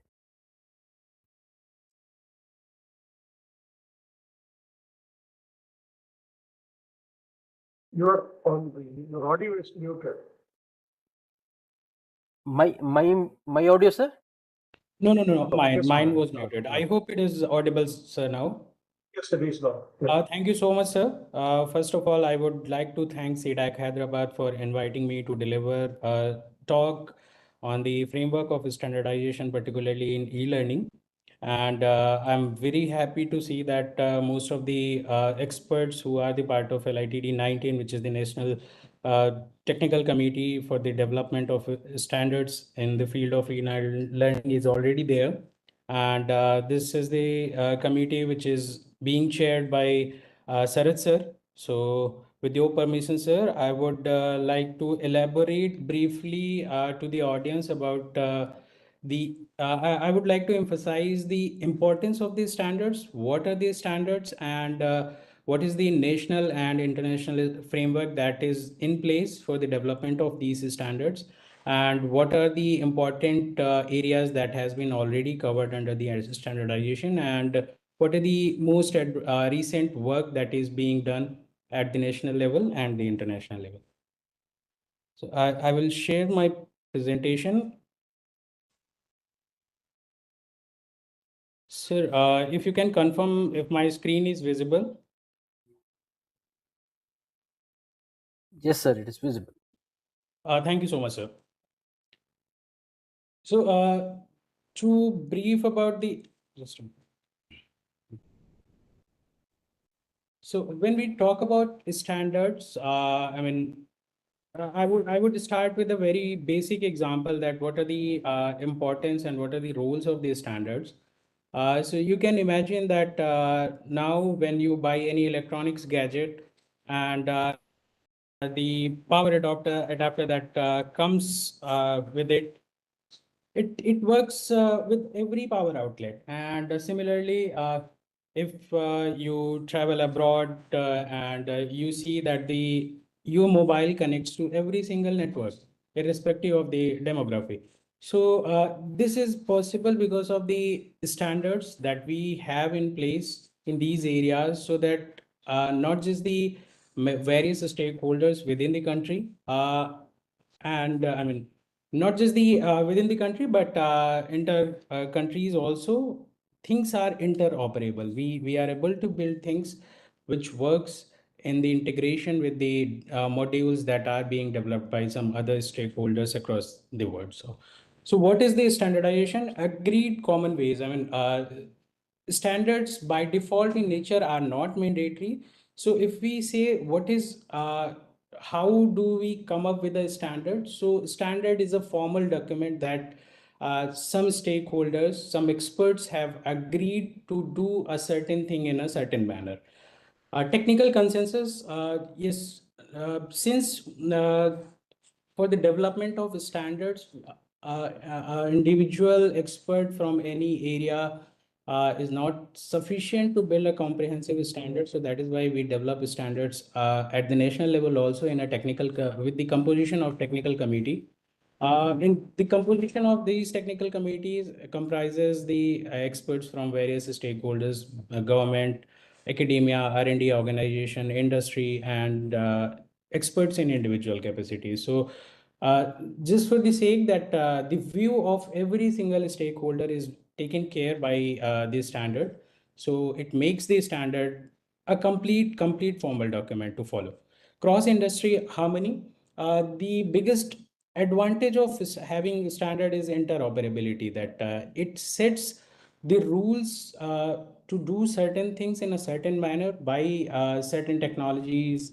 So when everybody starts to follow the same pattern, so whatever technological developments that they are doing at their own space, when they choose to integrate these parts with other uh, industry or other developers, these standards enables them the smooth integration. So it increases the cross industry harmony and the interoperability and reusability. When every single developer is using the same standard, then the code of one particular standard is highly interoperable and reusable with the other stakeholder. Why standardization matter in e-learning? First is the most important benefit of a standard is interoperability. Content works across different platforms and different tools. Second is the quality assurance. I'm very glad to inform that India has indigenously developed the standards, code of practice standard for quality online course content quality, which also covers the preparation of course content and the quality assessment of the content as well as the quality assessment of the hosting platform. So when we have our own standards to certify the content of any course, the quality of a content and the quality of the delivering platform, then for a learner it is a big boost in a manner that in a manner to decide that which particular course they want to take up. And using these standards, they build the trust and security. Just for example, if you are going to buy a product, if you see the ISI certification or a ISO certification, it automatically builds a sense of trust and security that if this particular product is a ISO or BIS certified, then it possesses the minimum mandated specification that this particular product requires. So this builds the trust and security. And the scalability part is that using the predefined structure. If we talk about e-learning, if we are using the standards which are for content packaging and the exchange data, then maybe a small organization come up with a small course content and they do not have the capabilities to scale that particular content. They can share it with the different organization, and on top of that particular content, the further organization can scale up to a larger audience.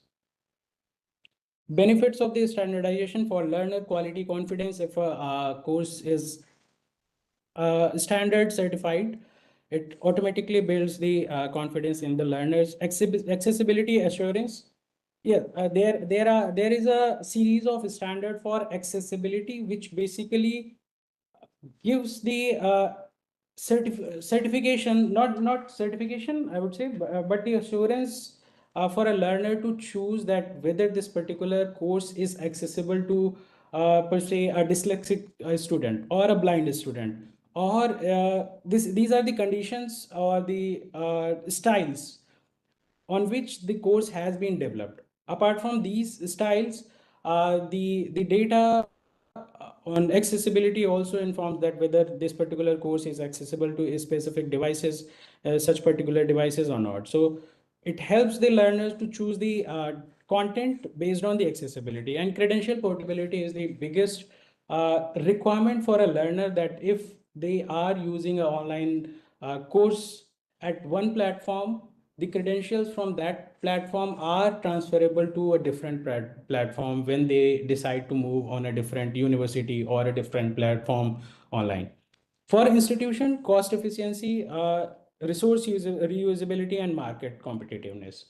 Uh, yes, the advantage of having the same structure, following the same technologies, following the same algorithms, uh, not algorithms, but approaches, allows the institutions to have to utilize the work that has been already developed by somebody else and is available for public use, so that it reduces the cost and it enhances the reusability of a part. Understanding the standards, just to brief that, if you see any in Indian or international standard, how do you interpret that particular thing, that uh, what it means? So if it is an international standards, either it is published by ISO or IEC, and if it is an Indian standards standard, then it will be published as a IS, and if it is a ISO or IEC adoption that has been published as an Indian standard, then it will become as IS/ISO IEC 19788, just for example. So for any in Indian or international standard, there is a specific number that has been allotted to them, and after this nomenclature, it will come the title of that particular standard. And normally, when the field is a huge, we try to develop a standard in a categorical manner, so that we pick up a topic, and if a topic is huge, we further subdivide in multiple parts. For example, here we have taken up the example of this ISO IEC 19788 series.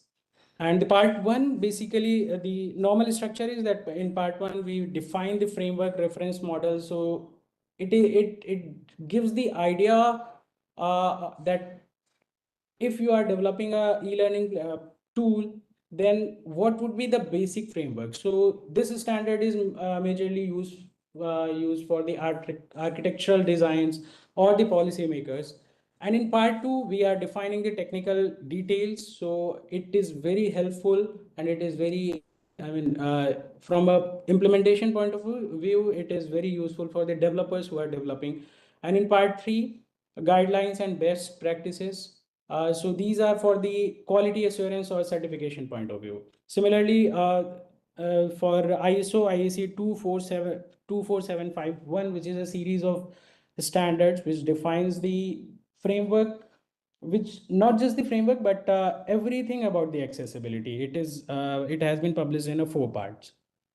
Now, we talk about the framework for standardization that we have in India. So, under Bureau of Indian Standards and under the Division Council of Electronics and IT, we have a sectional committee, LITD 19, e-learning sectional committee. And the scope of the e-learning technical committee is to develop the standards in e-learning, and the key areas are the content packaging, and this content packaging, content preparation, delivery platform management tool, quality assessment of course content and platform hosting, and this learning assessment and data exchange and interoperability. Now, this LITD 19 sectional committee also function as a licensed committee to the international committee, that is ISO IEC JTC 1 SC 36, and India is a participating member through Bureau of Indian Standards. So being a participating member at any of the international standard technical committee, it is our obligation that we have to review all the work that is being done at the international level, and we have to provide our India specific point of view on every single development. So this is the current composition of our technical committee LITD 19. We the key stakeholders I have listed here from the academic institutions, IITs, ISC, university, and other universities are the part of LITD 19, R&D organization, C-DAC, NET, NIC. Government bodies are also the part, and IT industries are also the part of our LITD 19. So we have more than 22 member organization, and we have approximately 11 individual experts who participate in the work of LITD 19. Now, LITD 19 has been further developed 6 in a different panel dedicated for a specific area under LITD e-learning to develop a standard specific to their scope. For panel 1, online course content design and quality assessment. Panel 2 is for e-textbooks requirement and standards. Panel 3 deals with learning analytics and data interoperability. Panel 4 is for adaptive e-learning framework. Panel 5 is for management and delivery for e-learning. Panel 6 deals with assessment framework for e-learning. Now, at the international level, ISO IEC JTC 1 SC36 is the committee. Now, I'll just quickly brief what does it mean. I mean, why it is not just ISO or IEC, why it has been written as a ISO oblique IEC JTC 1. So everybody is aware that there are 2 international organizations, ISO and IEC, and their scope is clearly defined. But when it came to information technology, the scope was so much overlapping that they have decided to develop this standard for such areas in a joint technical manner. So that is why a joint technical committee, JTC1, has been formulated to tackle standardization in information technologies. Since it is a collaborative committee, that is why it comes as a ISO and IEC. Now, under information technology, there are multiple subcommittees which basically deals specific areas, and this subcommittee 36 is dedicated for e-learning. The scope is the scope of international committee is more of a technology driven, not it does not cover the areas where the standards are specific based on the teaching methods, or because or the language, because multiple countries are the part of these technical committees, and it cannot generate a document that is complete for every other country as well, or at the same time it can also not publish an international standard which favors any specific country. So that is why the scope has been limited to the technology part itself. Now, similar to our LITD 19, the International Committee also functions with a structured manner, having a working groups dedicated for specific sub area under e-learning. So there are 5 active working groups, and we have our individual experts from India nominated in these working groups. And I'm very happy to announce that the participation at the international level from India, specifically in e-learning, is very active for WG3 and also for WG7, that is culture, language and accessibility. The convener of this particular working group is from India, Professor Jyotsna Kumar Mandal. So it is a great pride for us that in e-learning standards, whenever international standards are published, India is providing their point of view at a very good and technological level. So India's participation at international level, we have more than 26 experts who are participating in either in the sectional committee 36 or they have either of the respective working groups. The last meeting was held in September 2025, and next meeting of international meeting is scheduled in March 2025. Now I will briefly cover the key Indian standards that we have published under LITD 19. So this is the standard which we decided to develop It is an indigenous standard. It has not been influenced from any of the international documents, and it was completely developed by one of our dedicated panel 1. And the part 1, which covers majorly it covers the preparation of the content, which describes the structure criteria, content criteria, pedagogical criteria, and accessibilities criteria. And part 2, content quality model and assessment. So this is the quality assessment for the content part, which also describes the essential quality indicators which should be on any online course, desirable quality indicators, and scoring rubrics and assessment, that who will evaluate and what would be the rating scales. And under this, they have rated four level of competencies, you can say, that need improvement, acceptable, good, or excellent. And the part 3 also is the quality assessment of the platform on which this online course would be delivered. So it has the key aspects like platform reliability, security of the platform, scalability, and the user experience of the that particular platform. Another important standards under LITD 19 is the Indian standard for e-textbook. It is under gadget, and the final draft has been prepared, and the approval has been made for the publication. It as a gadgeted document. So this is also indigenous standard that we have developed. It covers the format of formats and content packaging. This interactive element that the e-textbooks must have multilingual supports, accessibility, and analyticals, and teaching, and digital right management. All these parts has been covered in this particular standard. Then another standard, very important standard we have, this is the identical adoption of an international standard. So it is written as a ISO IEC 20013. This is for the e-portfolios.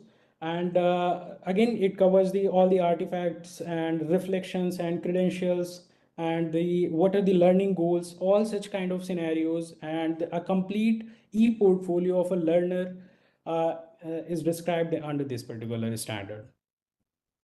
Next, we have standard for learning analytics and data protection standards. So this is the technical report which has been published in 4 parts, TR 20748. Part 1 basically describes the reference model, part 2 system requirements, and part 3 is the data interoperability guidelines. Next, another important standard we have for privacy and data protection policies. Then we have privacy protection frameworks. So I have just listed key standards just for the reference, because this is the right audience who are developing the e-learning platform tools, who are developing the course contents, and also the stakeholders from the government. So just for the information that when you are developing, please refer these Indian and international standards. So it will help you to develop your platform or the course in such a manner that is actually interoperable with other national and international stakeholders. So another important aspect is content packaging and accessibility standards. So for content packaging, we have a series of standard that is again, it is the identical adoption of the ISO standard that was published by SC36. So for part 1 information model, that what should be in a package, and in XML binding, it defines how to encode that particular data in XML. And in part 3, that is implementation guide, that it defines that how to create these particular packages. Again, in accessibility and individual adaptability, part 1 is the framework that it defines what is the accessibility. And in personal needs, it defines the types of disabilities, and it tags the learning styles required for a specific disability. And again, digital resource description is the tagging of individual technical resources for a type of style that is needed for an individual disability. Then API for inclusive learning. Next important series we have for collaborative competence and framework standard. Collaborative technologies, it is dedicated for a group learning, and the part 1 workplace data model decides that what particular data should be mapped for the, should be ready for the group learning, and environmental model that how to set up a virtual space for a group learning experience, and a group collaboration model that how groups would interact and coordinate within that virtual space that we are setting. Then we have the competency framework that how to describe the skills and competencies, and what is the competencies and the level of specification for these particular competencies. Then we have basic standards for quality management and vocabulary.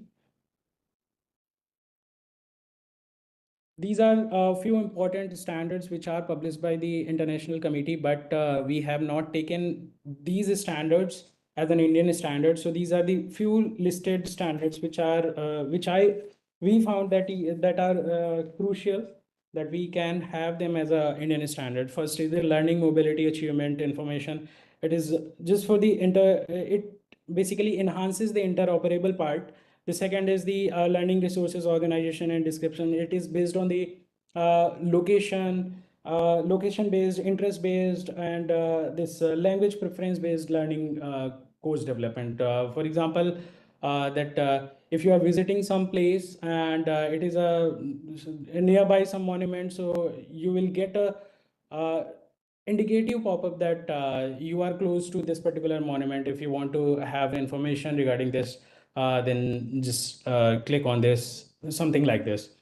Next, another important this technical report we have for VR content guidelines for learning, and another is the specific models for the VR, AR, and MR content.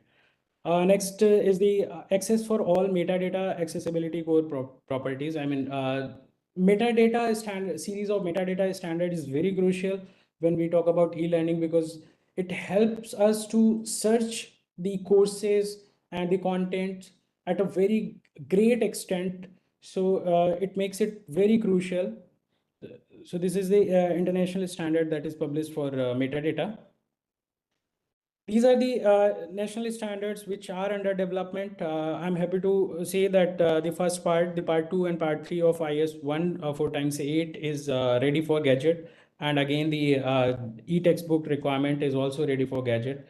And this is the adoption that we have taken for the learning, analytics, privacy, and data protection. We have made, we have technically modified this version to align it with our DPDP Act. So this is not just the identical adoption of the international standards. We had taken the technical part and we have modified based on our acts and regulations. So we are publishing it as a technically modified version of the international standards. So these are the key international standards which are under development. I mean, the highlight of our today's seminar has been the enabling technologies, particularly in AI, the usage of AI in e-learning.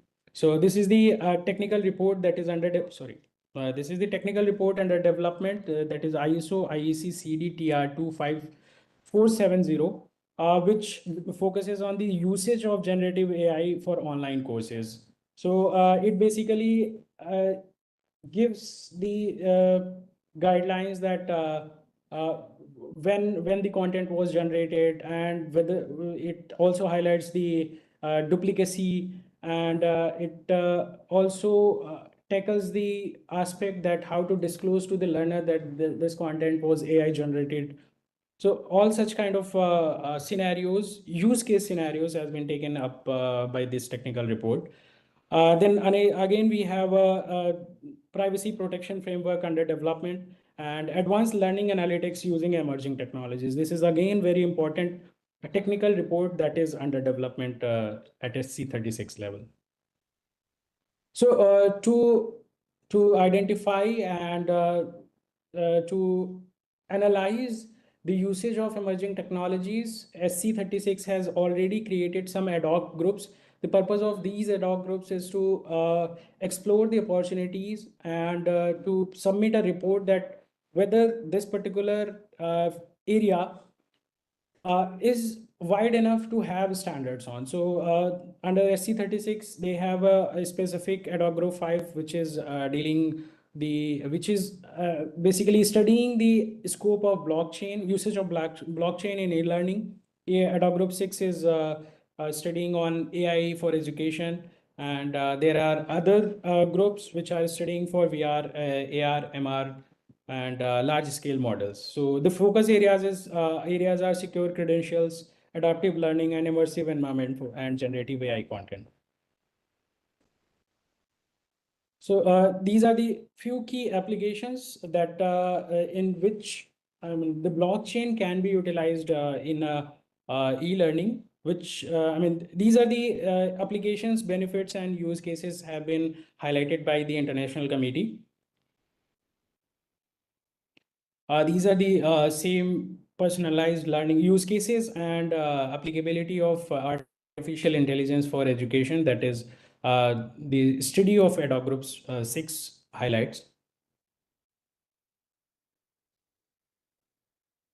So these are the recently published standards, which few of them we have already we have had the discussion to have them as Indian standards. But these are the most recent standards which are very important. First is the Learning Resource Metadata Framework. This is the revision of the already published standard. And again, I had already listed this access for all for metadata. And this is again the revision of this XAPI data model for learner experience tracking and immersive content and technology guidelines. India's strategy on the standardization, since it is a field that requires the global collaboration, so that is why the 88% of Indian standards that we have developed under LITD 19 are in sync with the international standards. Others we have developed on our own indigenous manner. And yes, from the participation at the technical committee at international level, we ensure that India's point of view on the development of international standards are well taken care of.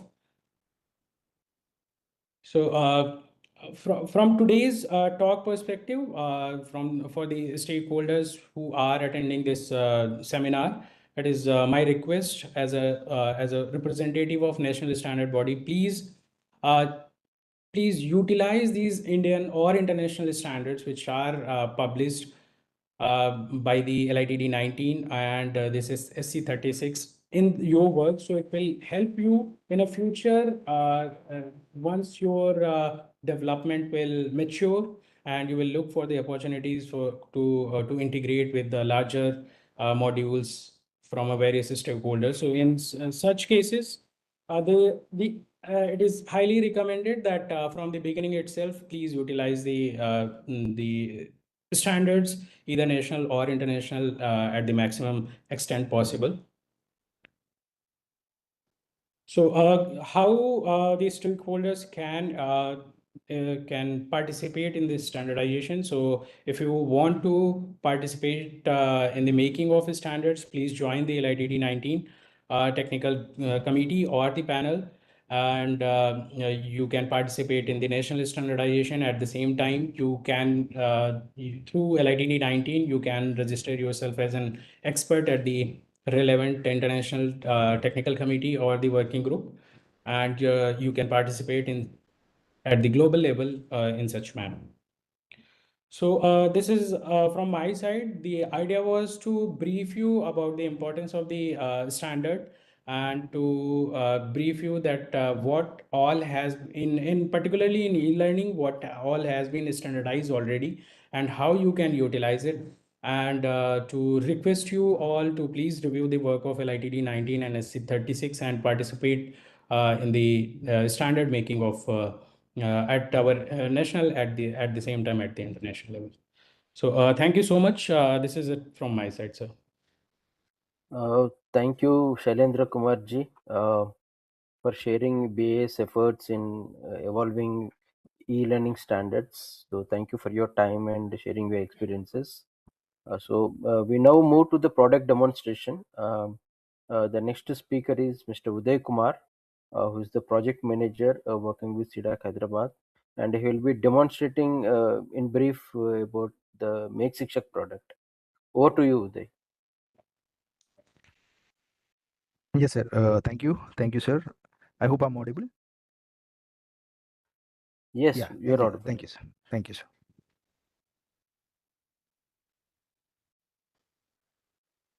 And good afternoon, everyone. Good afternoon to all the dignitaries and the great leaders who contributed to landscape this product called as a Make Shikshak.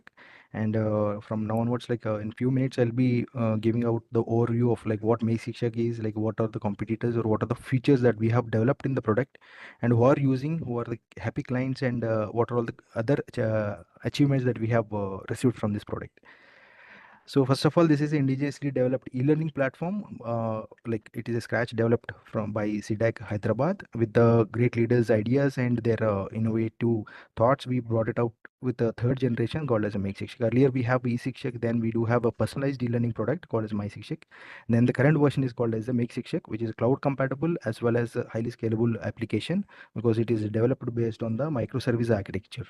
And it is like mostly versatile tool that offers different kinds of online courses which have been developed by various institutes and who want the platform to launch their courses and make it available for the users. This is the best solution available in the current market as well.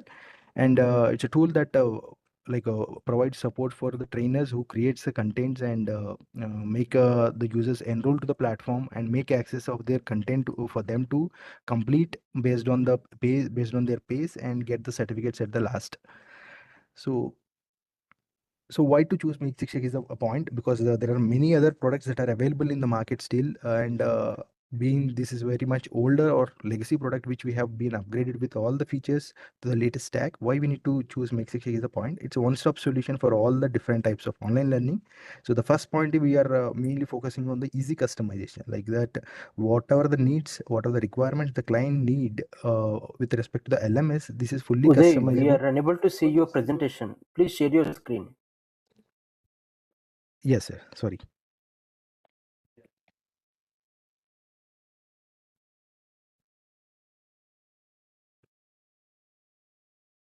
Sir, I hope the screen is also visible now. Just wait. Yeah, now it is visible. Now go ahead. Yeah, thank you, sir. So the first point which we are focusing much on is like why to choose our indigenously developed product is like this product is completely customizable as per the client needs. So whatever the customization they needed, that is fully developed and fully modified as per the client's workflow. And it is also easily integratable with other platforms. Example, like if you are already using any existing tools or any other softwares and you want to integrate this LMS as a part of ERP solution, this is completely integratable, and also allows the social networking or custom made user login profiles also can be integrated with the platform. And it is easy to set up because this is a cloud compatible as well as in-house deployable solution with the intuitive user interface, which also provides in the form of a mobile app as well on the cross platform through the Android as well as iOS platforms. And we do follow the standard compliance. The platform supports the SCORM contains content packaging solutions can be uploaded into the platform and can be rendered, and also allows the track the users progress, like how far they have completed, and different aspects also been captured in the system. And we do have the QTI complaints as well, like where the questionnaire or the assessment that has been uploaded into the machine can upload into the LMS can be portable from one platform to the other platform. These are like the standards which are being incorporated to the system, as well as we are following the XAPI as one of the solutions which are going to deliver in the future. And these are the salient features of our product, so which is in-house developed product and make in India, and supports multilingual facility as well, can be rendered any of the language that want to be delivered, and offers on the cloud, on premise, as well as a SaaS solution. And this particular platform is built on the microservice architecture, and it is easily customizable or easily scalable for the large number of users when accessing on the same time. And we do follow the secure guidelines in order to implement the product. We have followed this, and it is also EAPT certified product. So before delivering to the client, we do this certain like the audit of the application will be done on the certain empaneled agency. So we take the security measures while delivering to the client as well. And on the right hand side, we have the clientele of different categories. So starts with the state police academies, like Maharashtra Police is a keen player, been using the product for the past 7.5 years, and also Punjab, Odisha, Kerala Police academies have been using the product. And inline ministries like some of the organizations which falls under the communications, and some of the university, some of the organizations which falls under Ministry of Home Affairs, External Affairs, and Defense also been using the product. And in case of the R&D aspects, so CMAT is one of the premier institute who has been using our product. And on the academic sector, we do have two universities which have been using the product. Which first one is the Maharashtra University of Health Sciences and National Forensic University. These are also the university side or academic side. These are the keen players which are been using our product and providing the valuable feedback in improving the product as well. Along with these clienteles, we do have in-house as well as some of the products which have been integrated. One is the Chariot for the students who want to access the online courses that has been hosted on C-DAC, that's named as the Chariot. Other one is one of the solution which is ICA product where we have integrated as a service for them. And also for the in-house employees, we do offer it as a cakes product called as C-DAC, which is guided by the C-DAC corporate HRD. And so far, like 4 lakh plus users have been registered to the platform for different clients and different sectors, and more 7 lakh plus certifications have been awarded through the platform on different versions of the system. And coming to the product features, starts from the registration to the login. We do provide the handholding on how the user registration has to be done, like what kind of factors or parameters need to be captured during the registration also can be customizable. So the login and authentication system is completely built with our expertise only, and people who want to use their own custom authentication systems is also been possible with the system. And it supports a different role-based and privilege-based access of the features that are there in the system. And we do have a content repository where the materials or lectures that have been prepared by the trainers or the instructors can be stored in the single repository like a drive, and later on they can reuse them to tag with the courses. Like once uploaded into a drive, it can be tagged to any of the courses that have been created. And we do have the course organizer feature, which helps the instructors to create or rearrange the materials in the form of a proper course curriculum and can deliver it to the students. And enhanced content delivery, which has the complete access of all the materials that are added into the system, which has the different types of materials like presentations, video lectures, YouTube links, external links, content packages, or downloadable zips, assignment, assessments. All the things can be rendered from a single interface. No need to navigate to different sectors of the application. So the content can be rendered from one place itself. Along with the courses, the product also supports e-library where the materials can be published so that people who have enrolled to the system can access the library being published in the system as well. And we do have assessment in the form of two modes. One is a descriptive and objective mode.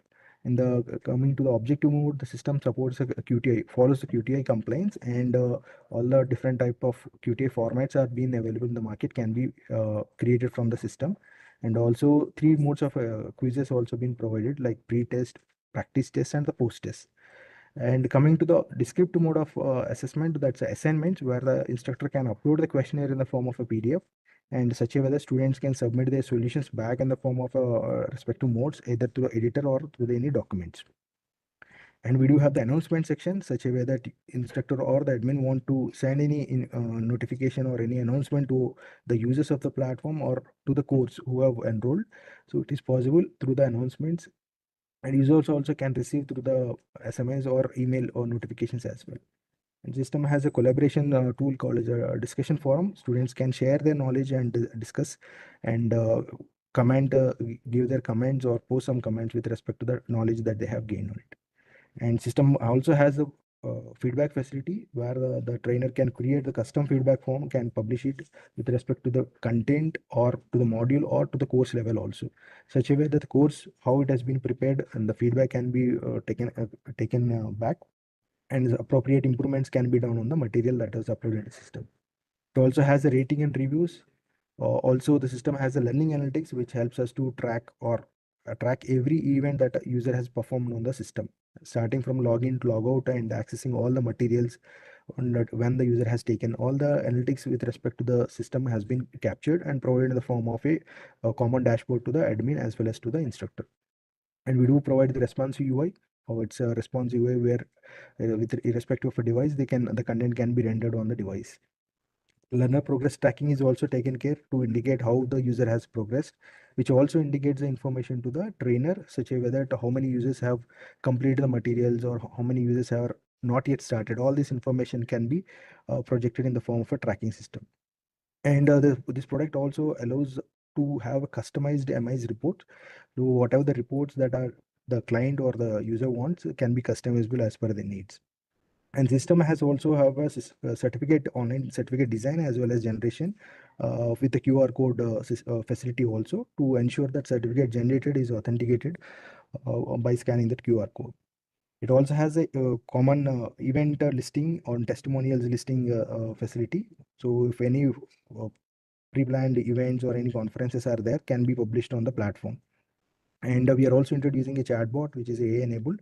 So based on the trained set of questionnaires, the system, the chatbot can also give the answers to the users instead of going through a static questionnaire, FAQ based questionnaire. And also we do have a live chat where instructor and the students can have a chat on the system and get clarified on their doubts. It also has a support with the virtual labs integration. If any labs facility is already existing in the university or any of the colleges or organization, can be easily integrated with a single sign-on facility. And we do have an inbuilt video streaming service. So the videos that are uploaded into the system can be streamed as per the adaptive bit rates based on the feedback. And these are the compliance that we are following, SCORM, XAPI, and QDI, and also provides a seamless integration with all the third-party tools. And the different use cases where this product can be used are like in the capacity building on the skill development purpose, or if any organization want to have in-service training, that also can be taken care, and offering the training as well as online courses, and also exclusively to conduct any online assessment and provide any certificate. This system is best suitable for them. And in the journey, we do have 2 granted patents within the product, like with this product, and 7+ research papers and a journal has also been published. And these are the list of happy clients which we have, so which are all been a part of our journey, and we are successfully delivering their requirements and also providing the feedback, collecting their feedback and improving our product as well. And the happy clients also been provided the appreciations, the 2 appreciations we have received from the different clients.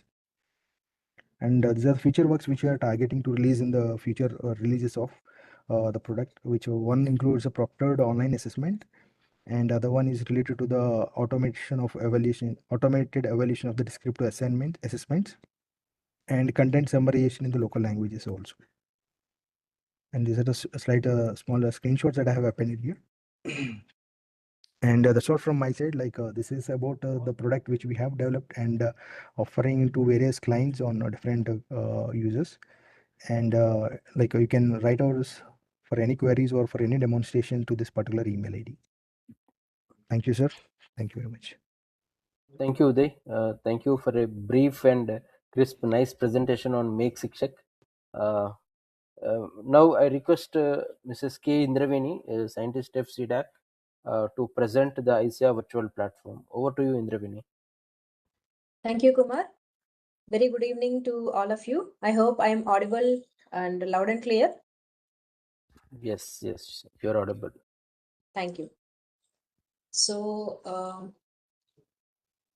I'm sharing my screen. I hope my presentation is visible. So this is a short demonstration about a platform called as ISEA Virtual Platform. Basically, this is a single platform for catering all the services and resources that are available under this ISEA project through our web URL called as ivp.isea.app. So before I dive into the platform, I just wanted to give you a glimpse about what this particular project is about, because today we are all talking about e-learning kind of activity under this privileged conference called as LLTech. And this project is focusing majorly towards building cybersecurity professionals. which involves e-learning, online-based learning methodologies, and grooming students towards developing products and all these things. As part of this project, we need to generate a lot of highly skilled cybersecurity professionals, and we do provide a lot of cybersecurity awareness through our digital Nagarik platform. So these 4 bullet points, what you're seeing here, are actually the 4 key activities under which the e-learning stands to be a pillar here. Because today in this busy schedule, everybody is occupied and they want to utilize or upskill their current professionalisms through the various e-learning platforms. So this ISA virtual platform is trying to provide lots of services for making their learnings much more enhanced and utilize the services that we are offering through this platform, which includes the infrastructure services, application level services. So that's about the ISA project and the background about this platform. And as I mentioned, the common infrastructure and shared resources stands to be the key pillars under this particular project, where any activity that I do under the project will be pulled out. The respective service or resource will be pulled out from the common infrastructure that has been built by putting lots of high-end servers, computing systems, sophisticatedly developed the solutions and all. And these services, what you're seeing on the above, CPU, GPU, cluster, and secure licensing server, generic database and datasets. This is one kind of service which we are providing through the common infrastructure. Sandboxing environment, and then we have cybersecurity exercises platform through which a lot of exercises are made available to the cybersecurity professionals to utilize and learn the cybersecurity concepts. And we also have a simulated environment for ICS OT environment, which actually it acts as a test bed, which can also be utilized through the platform and perform certain exercises. And we have a lot of labs and tools, high-end tools, which are being procured under the common infra umbrella and provided for people to use as and when required. And we have a content aggregation platform and a digital platform. So all of these platforms services are being put up under the common infrastructure, where this has been handled through the platform called as ISA virtual platform, which stands to be the core pillar for actually sitting as a middle layer to provide these services to the end users to the simple browser. That's what is the ISA virtual platform is all about. So this platform, having, since it is trying to act as a gateway, I should say, between a user and the entire infra that is been lying in the huge data center kind of a thing with lot of applications and services, this middleware is expected to be a very strong gateway in order to cater the needs of every user and provide them the way the data is required. So this is a glimpse about the platform, how it has been built upon from a user. When he logs in through single sign-on through auth servers and all, they communicate with the middleware solution, where the middleware is responsible to talk to the backend, all the microservices and resources that are available. It fetches the necessary communications and passes on to the end users. That's how the platform is built with a layered architecture. And in all of these layers, the security has been ensured, because security stands very critical today in current scenario. And so at the authentication layer, at the presentation layer, application, as well as the data layer, we have tried to put up whatever cyber security requirements have to be implemented. All the efforts are being put, and we try to also make it a passwordless application where people can log in with OTP and all. However, a provision has been provided, because as I mentioned, this project is trying to cater the different activities, where we also have school children also, where they do not have emails to actually put up OTP and all, email and mobile numbers. So for such category of users, we have enabled password based thing. However, for all other types of users who have challenges in remembering password and ensuring lots of passwords, they can simply log in with OTP based on their registrations or access that is being granted. They will be made available with all the services. And at the presentation layer and all, there are different data level encryptions have been placed, payload level encryptions have been implemented, authorization and authentications have been well maintained and all. In this way, at each and every a layered architecture has been planned, and in each layer a security has been ensured in the platform. That is the background about how the platform has been built upon. Now coming to the platform, as I was mentioning, it's about all of resources and services. These are a few services that are currently available where forms are made as a service. So the users will be able to create their own forms and try to utilize it for conducting lot of workshops or events. Basically, we are trying to give form as a service. So you can create your own forms. It's a kind of a Google Forms where most of you all know. So in case of Google Forms, we do not know where our data goes and sits across. It's a lot of across the globe. Wherever the Google server is there, it can be there. However, here we are trying to bring in the same thing where the data resides within our servers and the data protection sensitivity of whatever data we collect on the platform is being taken care by implementing the encryption.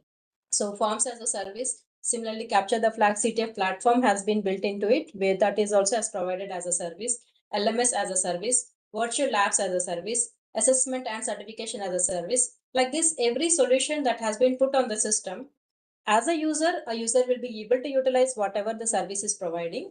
And as a institute organizational or institute user, they will be able to utilize it as a service. In the sense, they can host their own conferences, they can conduct their own CTFs, they can host their own courses under this platform. That way, the services are provided as a to users based on their role and activities. And from common infrastructure point of view, that is the hardware infrastructure whichever is available, the resources are being provided to the users by building a lot of cybersecurity exercise platform. Currently, we have a diagnostic assessment kind of solutions where again they can actually assess their capabilities through the platform. We have around lots of 13 to 15 e-learning courses being already hosted and running. We have high-end tools like data sets, sandboxing platform is being made available. GPU, which is actually today is a very on high demand. People who are writing or developing AI-based tools and all, they need a lot of computing speed. So through this platform, we are trying to provide GPU as a service for our institutes, where the institute users will be able to use the GPU computing. They can just submit a job on our portal and get the job executed using the computing power that is there in the common infra and get the results of the job once the job is completed. In that way, all of these services and resources are provided through the IBP platform. So in a simple understanding way, this is how the application has been formulated and a layered architecture. As I mentioned, that's a passwordless login. They have API layer. And then we have application services being hosted at one layer. At the infrastructure level, whatever is the hardware thing is being provided at the one layer. And similarly, all the awareness related resources, which is a readable material.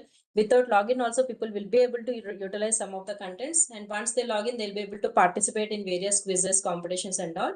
That way, the awareness material has been made provisioned in a one layer. So a user, when comes into the authenticate through the system by authentication, they will be able to access any of these services and resources that are available at any of these layers.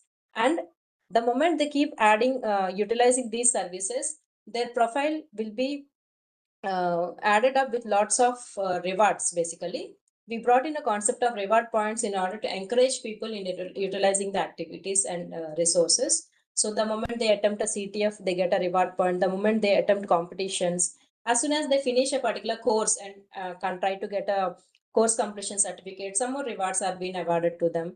In that way, the platform enables the users to encourage in upskilling themselves by utilizing all the services that are there in the portal and get rewarded for each and every achievement that they achieve on the platform like this.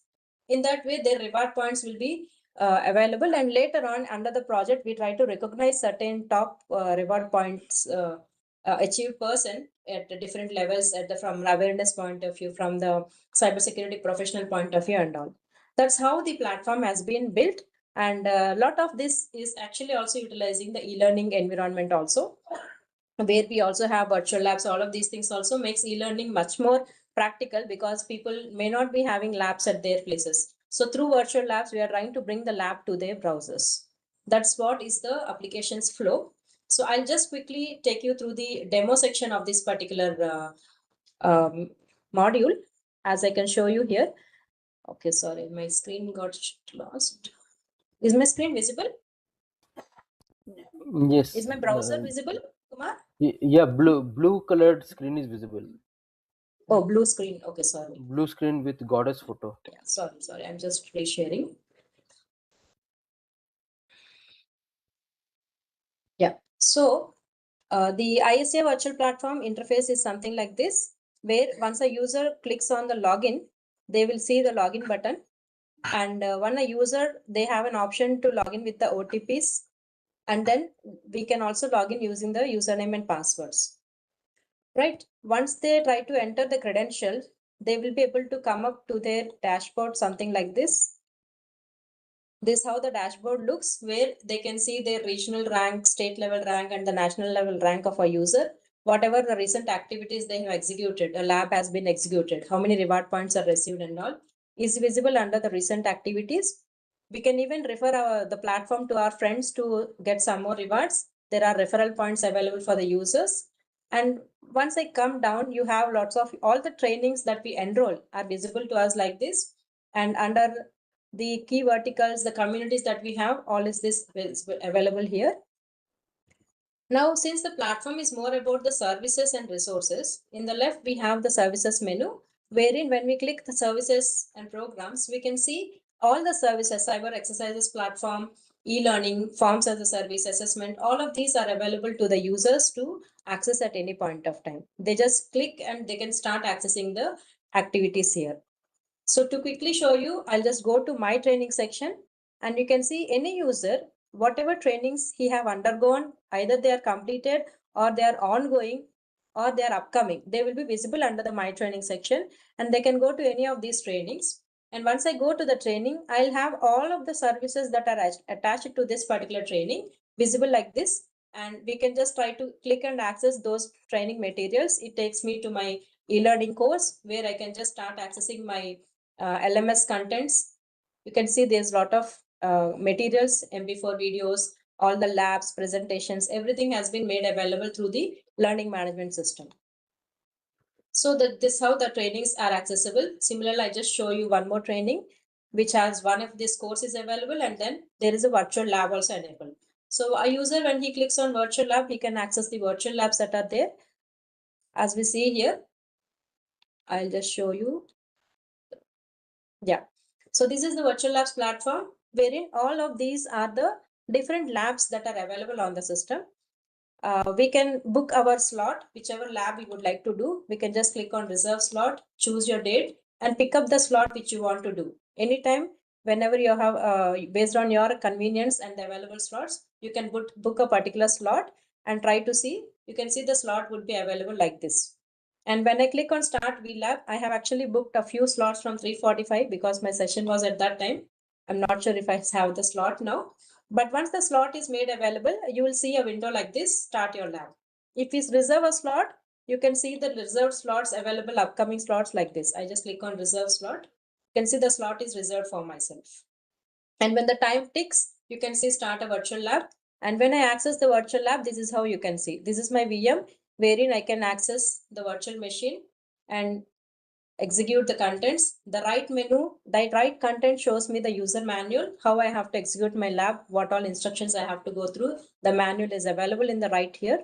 I can even remove, hide, and view all the manuals or the systems and all. That way, the true virtual labs, through your simple browser, you can access any of the labs that are there. Almost 220 labs are available on the platform. For this course, which I have clicked right now, you are able to see around some 10 to 12 labs are available here. Similarly, each course has certain labs created. You can enroll to the courses and start undergoing these labs. That's how the platform is. Similarly, we have I'm coming back to our platform.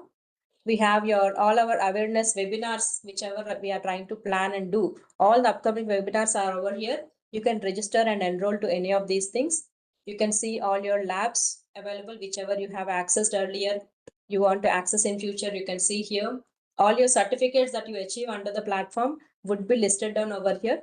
I just created a test account, that's why you are seeing 2. But yes, there are so many users who have almost 10 to 15 certificates under their portfolio. In this way, all of these services, resources are made available. I just take a few minutes to show you the service called as GPU, Sandbox, and Dataset. As we can see, the Sandbox is a kind of a service. These are request based. People have to send a request. The concerned institute coordinators or the project management unit approves the request. Once the request is approved, we are trying to give this service where they will be, okay. Yeah, this is the Sandbox environment where we have 3 different things. Cuckoo Sandbox is provisioned for users. You have eSamarthak as well as MobiServe.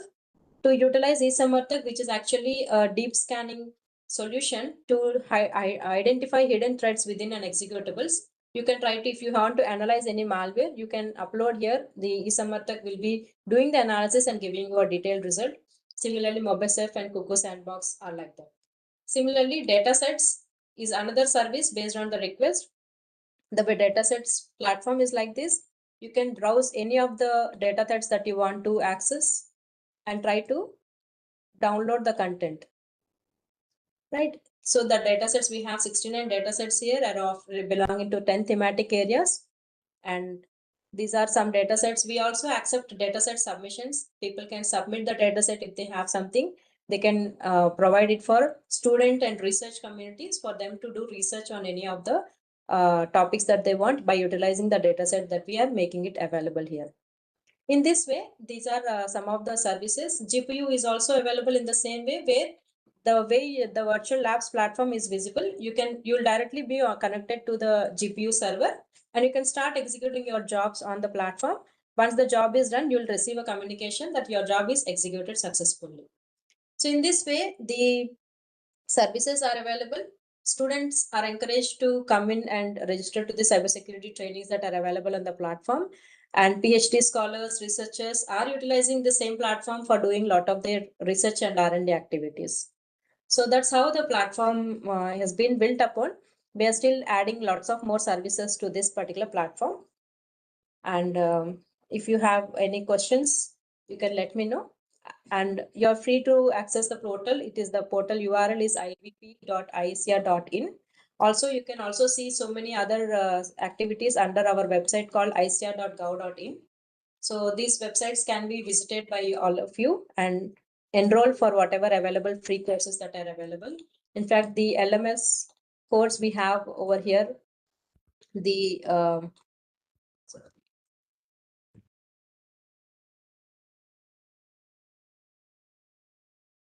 okay, so there are a lot of courses available. In order to access, I'll just come to the services because that's something much may be important, because we have cyber kids, cyber cadet, cyber defender kind of things and all. Here it is e-learning. So I just click on e-learning access. You'll be taken to the courses portal where you can access lots of materials that are freely available. Okay, I'll need to log in because my session timed out. So that's about the IVP platform. So thank you so much, Kumar and the team for providing this opportunity. We Thank you. look forward Thank you, for Indravini. more. Thank you so much. Thank you for sharing the AVP platform details and demonstrating to the participants and other dignitaries who have joined today. We now invite Ms. Surabhi Goyal, who is the Chief Operating Officer at Koita Foundation. Ms. Surabhi Goyal is the COO at Koita Foundation, a not-for-profit organization that focuses on advancing digital health adoption and transforming NGOs in India. With over 20 years of multifaceted experience spanning digital health, finance, project management, and education, Surabhi brings a holistic perspective to her role. At Koita Foundation, Surabhi spearheads digital health initiatives, contributing to transformative projects that are reshaping healthcare delivery in India. Prior to joining Koita Foundation, Ms. Surabhi served as a CEO of Aditya Birla Education Trust, where she led renowned schools and launched a professional development institute that impacted over 2 lakh educators across India and the Middle East. Surabhi's career reflects her deep commitment to leveraging digital transformation to enhance healthcare and education. Her work at Koita Foundation continues to shape the future of healthcare delivery, making it more patient-centric, accessible, and efficient. Madam, I request you to kindly begin your presentation. Good evening, everybody. Am I audible? Yes, ma'am, you are audible. Okay, thank you so much for that warm introduction, and thank you for to the entire C-DAC team for this invitation and for creating this platform for an important conversation. I'd like to use this, opportunity to share some lessons from our experience in building capacity in healthcare. Just to give you a little context, we believe that currently we are at a stage where digital platforms are advancing faster than the skills required to use them. I was just seeing the presentations over the last 30 minutes, and there are some really advanced features that learning platforms are being able to offer now, but are the end users able to use it, and where are we on the adoption is what I like to speak about, especially from the perspective of healthcare. Our work at the Koita Foundation sits at the interaction of policy, technology, as well as everyday realities of healthcare. And what we've learned is that digital transformation succeeds only when people are equipped to keep pace with some of these learning platforms. Traditionally, as we know, learning platforms are treated more like content delivery platforms, but we believe that it must be incorporated and infused in policy as well. I'll just share my screen to take you through some of the things that we're trying to do to give you a context.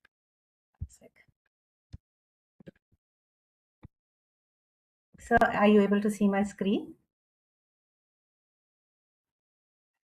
Are you able to see my screen, sir?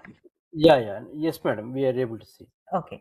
So just to give you a very quick background, Koita Foundation is about 8 or 9 years old, and we have two distinct verticals. I'm going to be focusing on digital health. What is digital health? It's the use of applications, tools, etc.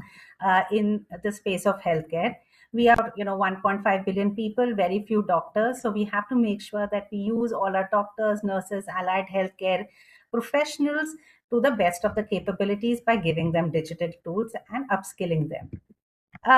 India's digital challenge, I believe, and I know probably this is not the right forum to say that, is not really technology, because, just as C-DAC is doing wonderful work, it's actually also about capability, right? So India has world-class digital platforms, and our partners are using C-DAC, and it truly is world-class. But it's the adoption that is a little bit of a challenge, especially at the last mile.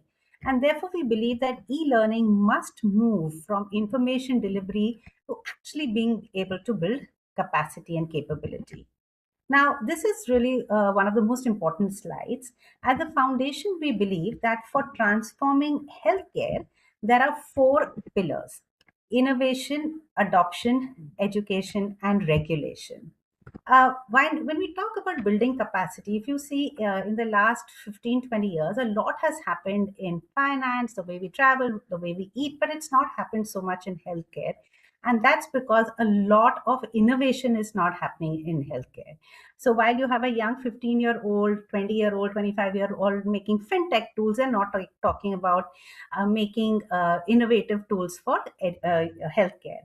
And given that background, the foundation set up India's first center of excellence at IIT Mumbai, and as well as at Ashoka Universities, where we use, these students to learn about using technology in healthcare. And the other important vertical that I would like to focus is where we collaborate a lot with C-DAC, is just getting more and more clinicians and allied healthcare professionals to really study about digital health. And because the scale is so large, the only way to do that is through e-learning platforms such as the way C-DAC does. And I will talk about a little bit more about that in my other slides. Like I mentioned, at IIT Bombay, while we of course do a lot of offline courses, we also have 40 PhD students. We now have started using e-learning platforms to have an interdisciplinary approach.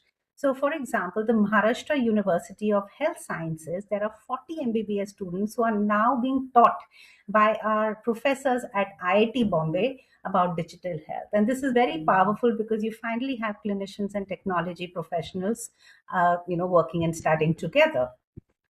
Similarly, we also have a center for digital health within the National Cancer Grid.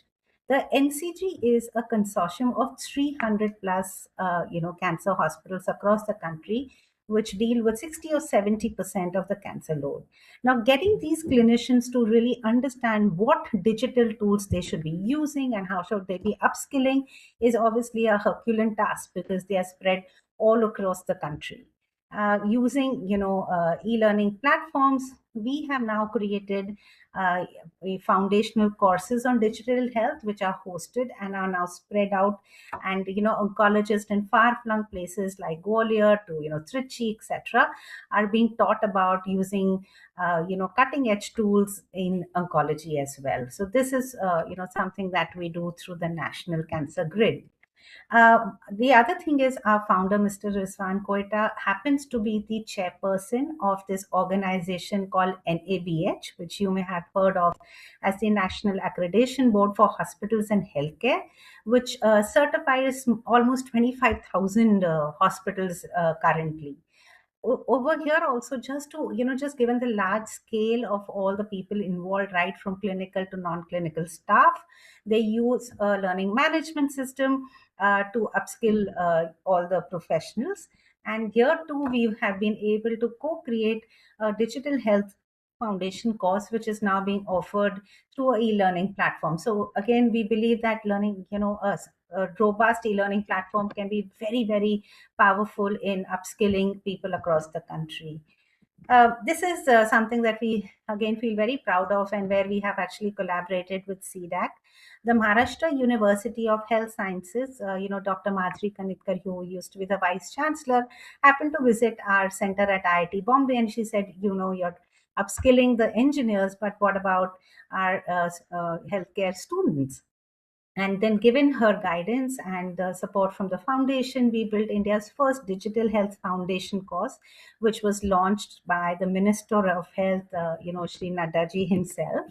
This course is completely open source. It's for 40 hours. It has been hosted on a learning management system which has been built by C-DAC. It's called ePrabodhini.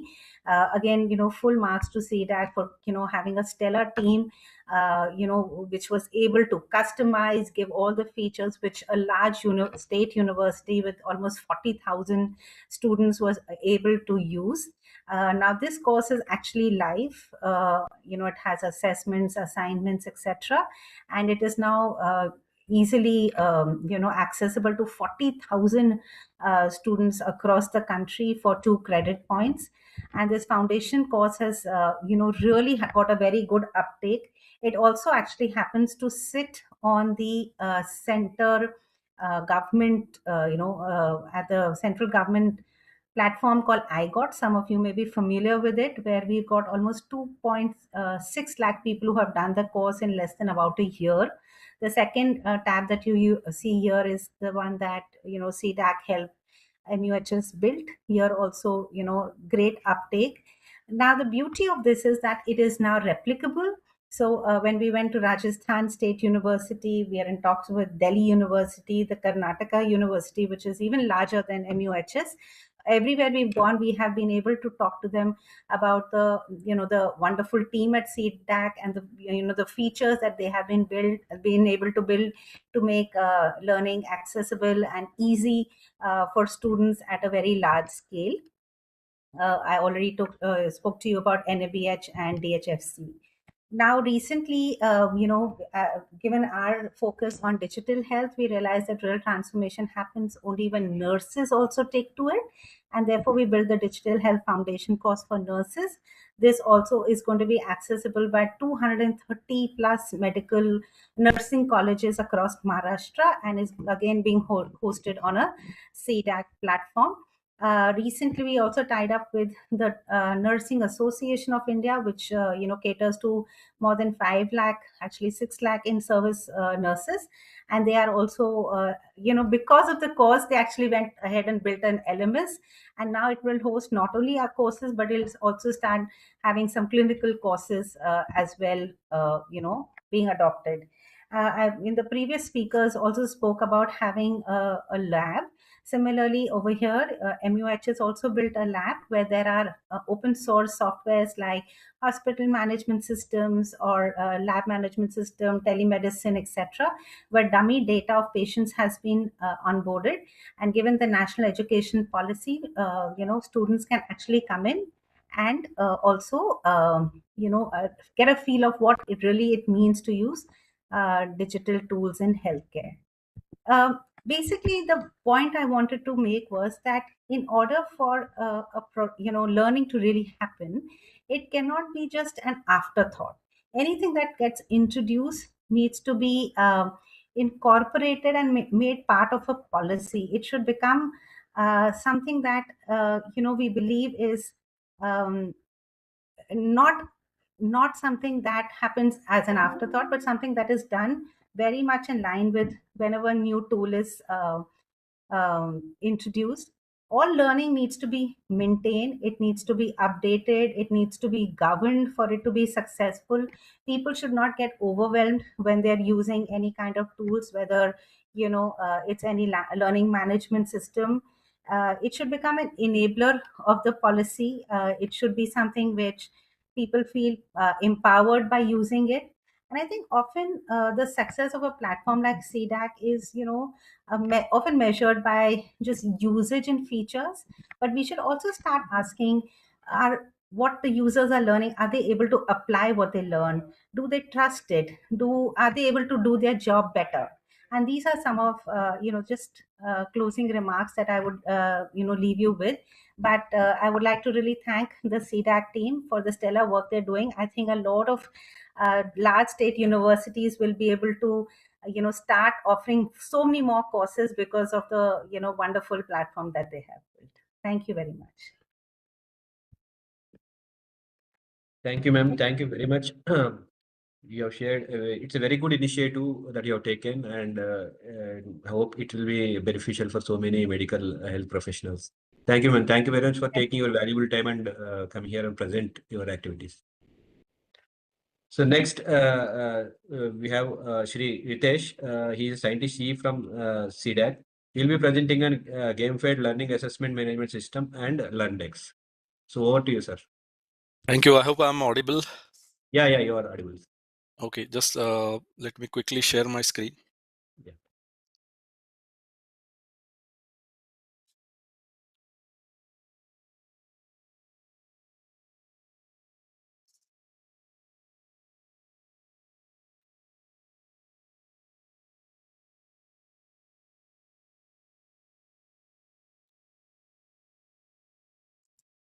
I hope my screen is visible to all. Yes, it's visible. Okay. Firstly, thanks for this opportunity wherein I can present our work in front of our mentors, the dignitaries, the expert from edutech industry, and my colleagues and all the participants who are attending this. So we've been through a great learning product and framework demonstration. The pinch of spice I would like to add from my end with respect to the learning tool that we are crafting to cater to these Gen Z and Gen Alphas, because they have a different need, and for that we are planning with different solutions. So I mean, I'll just cut short this because we know like a learning mechanism from day 1980s to on current scenario and moving forward, what is common, what is different, and what is missing. The technology enabling us with the access to wide resources in context of labs, in context of material, in context of alternatives of every tool that we need for learning, it is there. But something is missing still. Because why it is so? Because the learner expectation nowadays are like something like this, because they are like tech savvies from day zero. But on the other side, when we come to consider delivery, there are plenty of challenges that we have, because students are, or any learner is now overwhelmed with information. So curating right information for them, taking decision on what is right for me, it is again a challenge. Then quality of teaching or the mechanism, standardization of that all across is again a challenge. Poor attention span of the users, just because of their addiction or their involvement in social media and the surrounding digital ecosystem around them, has proven that the attention span not needed to be the way it was. Then collaboration, but in a mentored environment wherein things should go in right direction. Then and while implementing this, we need to adhere to privacy policy, complex regulations and all. So things are like become next level challenge.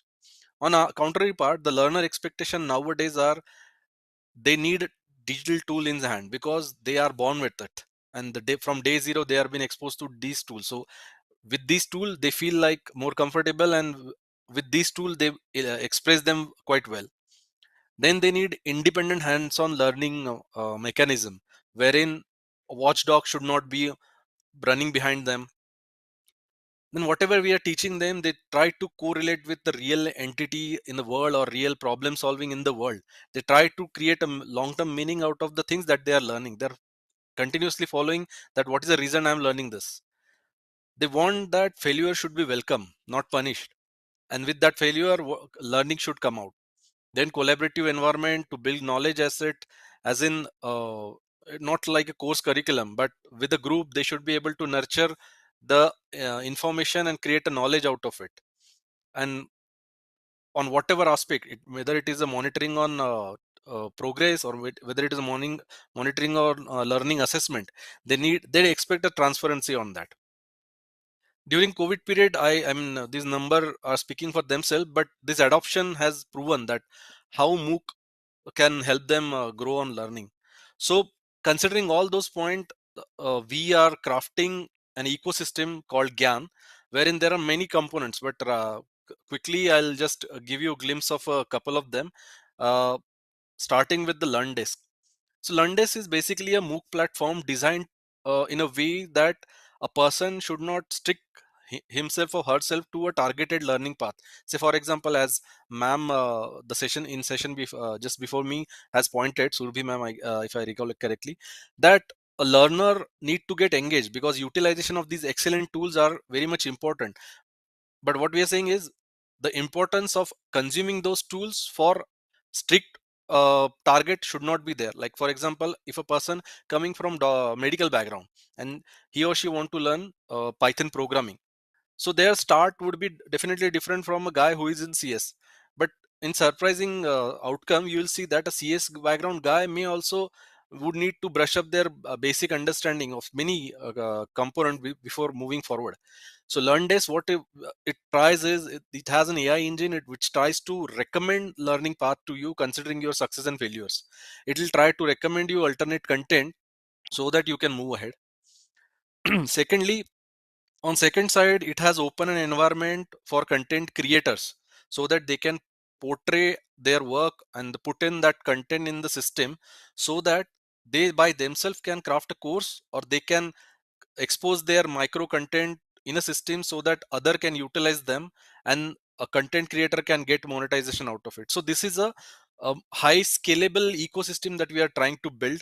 It's currently in beta and probably in next 3 to 4 months it will see a daylight after security auditing.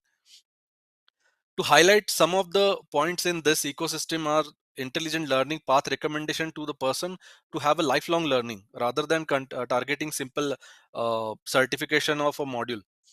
Then a granularity of course make it feasible to craft personalized course and make their learning track to achieve the target. It has a open interface to integrate labs. uh, it has a interface to give content monetize, and then yes, it all's been monitored by advanced analytics. So these are just quick glimpse of the ecosystem that we are building on, wherein if you can see on right side there are prerequisite and recommendation popping in. So the product LearnDesk is a work in progress towards the completion. Now let me introduce to our new family, again the next family member called GLAMS. GLAMS is actually a gamified learning assessment and management system. As we know, Gen Zs or the current generation students are get overwhelmed with assessment and the criteria of learning. So what we thought of, like, let's pull out this addictive component of the ecosystem of from social media, and can we craft something on a learning side out of it. So these keywords, when we consider gamification, definitely pops in. So we pulled out those with learn leaderboard, levels, rewards, and some non gaming contextual things to it to get targeted engagement of a learner with a motivation, with a quick response to improve their problem solving skills and higher engagement with the system even. I'll quickly skip this feature slide so that I can walk you through the application. So the GLAMS has a very simple onboarding setup, because we don't need most of the PI that can identify a person, as it is a gaming environment that we are the vibe that we are giving. So basically it has two mode for now which are open to public to play with, wherein a person, if a person want to judge or assess itself with with a module or the learning that I have done, where I'm standing, they can come up to the system, search for that respective module, and they can play a game with a opponent in this system. So once they select a module, they'll get paired with a person of a similar interest who is online. If he or she is not available, then an AI bot will paired with them. So as you can see on interface, every question will have a 15 seconds timer, wherein person can answer it as an MCQ. So at the left and right side, you can see there are a couple of powers that are popping in. So see, for example, if I am consecutively giving correct answer of a 3 to 4 question, I'll get 1 power. So these power are something like I can reduce the response time of a person who is like my opponent. I can increase their option choices. I can make their visibility blur. So with that, they try not only answer the questions, but they try to compete with each other to excel in leaderboard. So towards the end, they get the analytics of how they perform and what went good, what went wrong. After that, if they lose, if they win, they can see come like easily go through the answer that they have provided, what went wrong. And if they feel like okay, some part of this module is they are not able to recollect, or they might need to brush up and come back and fight again, so they can go for specific module to learn this, to learn that small nugget, and they can come back and fight again. The second mode in this ecosystem is called as a tournament mode, wherein a tournament is open for limited time and you can come up and do multiple games, attempt multiple games with all crowds that is available online for that period. And you can lively see that on leaderboard where are you standing. So we use this wherein all group wise participation are there. Like for example, if we go to university, we create a group year wise or discipline wise, wherein IT engineers are competing against mechanical and all. So they feel like collectively they are chasing the dream to make their group or department get higher up in the rank. So that way, the basic idea behind this is the gaming idea, the challenging mindset of the student or the youngster. That zeal and that emotion got crafted into this entire ecosystem. So to get themselves up in leader system, or to show that they are doing well and other, they keep on they keep on coming up back and playing multiple games. But with that, they revise or revisit more than 100 questions in very short span of time. So our goal of delivering that assessment is done. The system keeps close eye on them, on and wherein they can observe themselves on what module they are doing good, on what module they are not doing so good. Behind the scene, to mature self system do analytics of the question, the response time of student, whether question bank need to get update to the expectation of the learner. Like for example, some questions are difficult for us while we are ranking them, but a gradual use of that highlights us that most of the student are answering it in very short span and with the accuracy at a higher side. So the question level of that question likely to change. So there are good amount of analytics that are been done on background. So this system has an interface as it is like microservice driven, but it has an open API interface for both two-way communication. So anyone who is having lab can collaborate out here. Anyone who want to stitch this in LMS, they can very well get it done. As this is having multilingual support and domain neutral, this has been tested with agriculture universities. This has been testing with defense sector. It has been recently used for cyber security awareness week. all across India, wherein more than 300 companies have participated. We observe more than like 55,000 users using it actively. So in current aspect of current learner, what we actually target for, without stress, with saving time, with better engagement, how better we can deliver. This portal, this product has been appreciated by Indian Education Award last year, and it is up and running at the URL that I have pointed out here. You can go ahead, register. I have kept the registration open for next 2 days, considering the fallout of this event. For any further query, you can reach out to me, and we are available on all platforms on social media. So with that, I'm just concluding this talk. Thank you. Yeah, thank you, Ritesh ji, for insightful session on this GLAMS tool and LearnDex. So thank you Thank very you. much for taking your time and presenting the tools here. So the last, now we have come to a final session for this LLTech seminar. So our next speaker is Ms. Archana Rane, scientist chef from C-DAC, will speak on the EdTech initiatives for enhancing teaching learning. So welcome, ma'am. I'll hand over to you so you can start presenting. Good evening to everyone. I hope I'm audible. Yes, ma'am, you are audible. Just sharing my screen.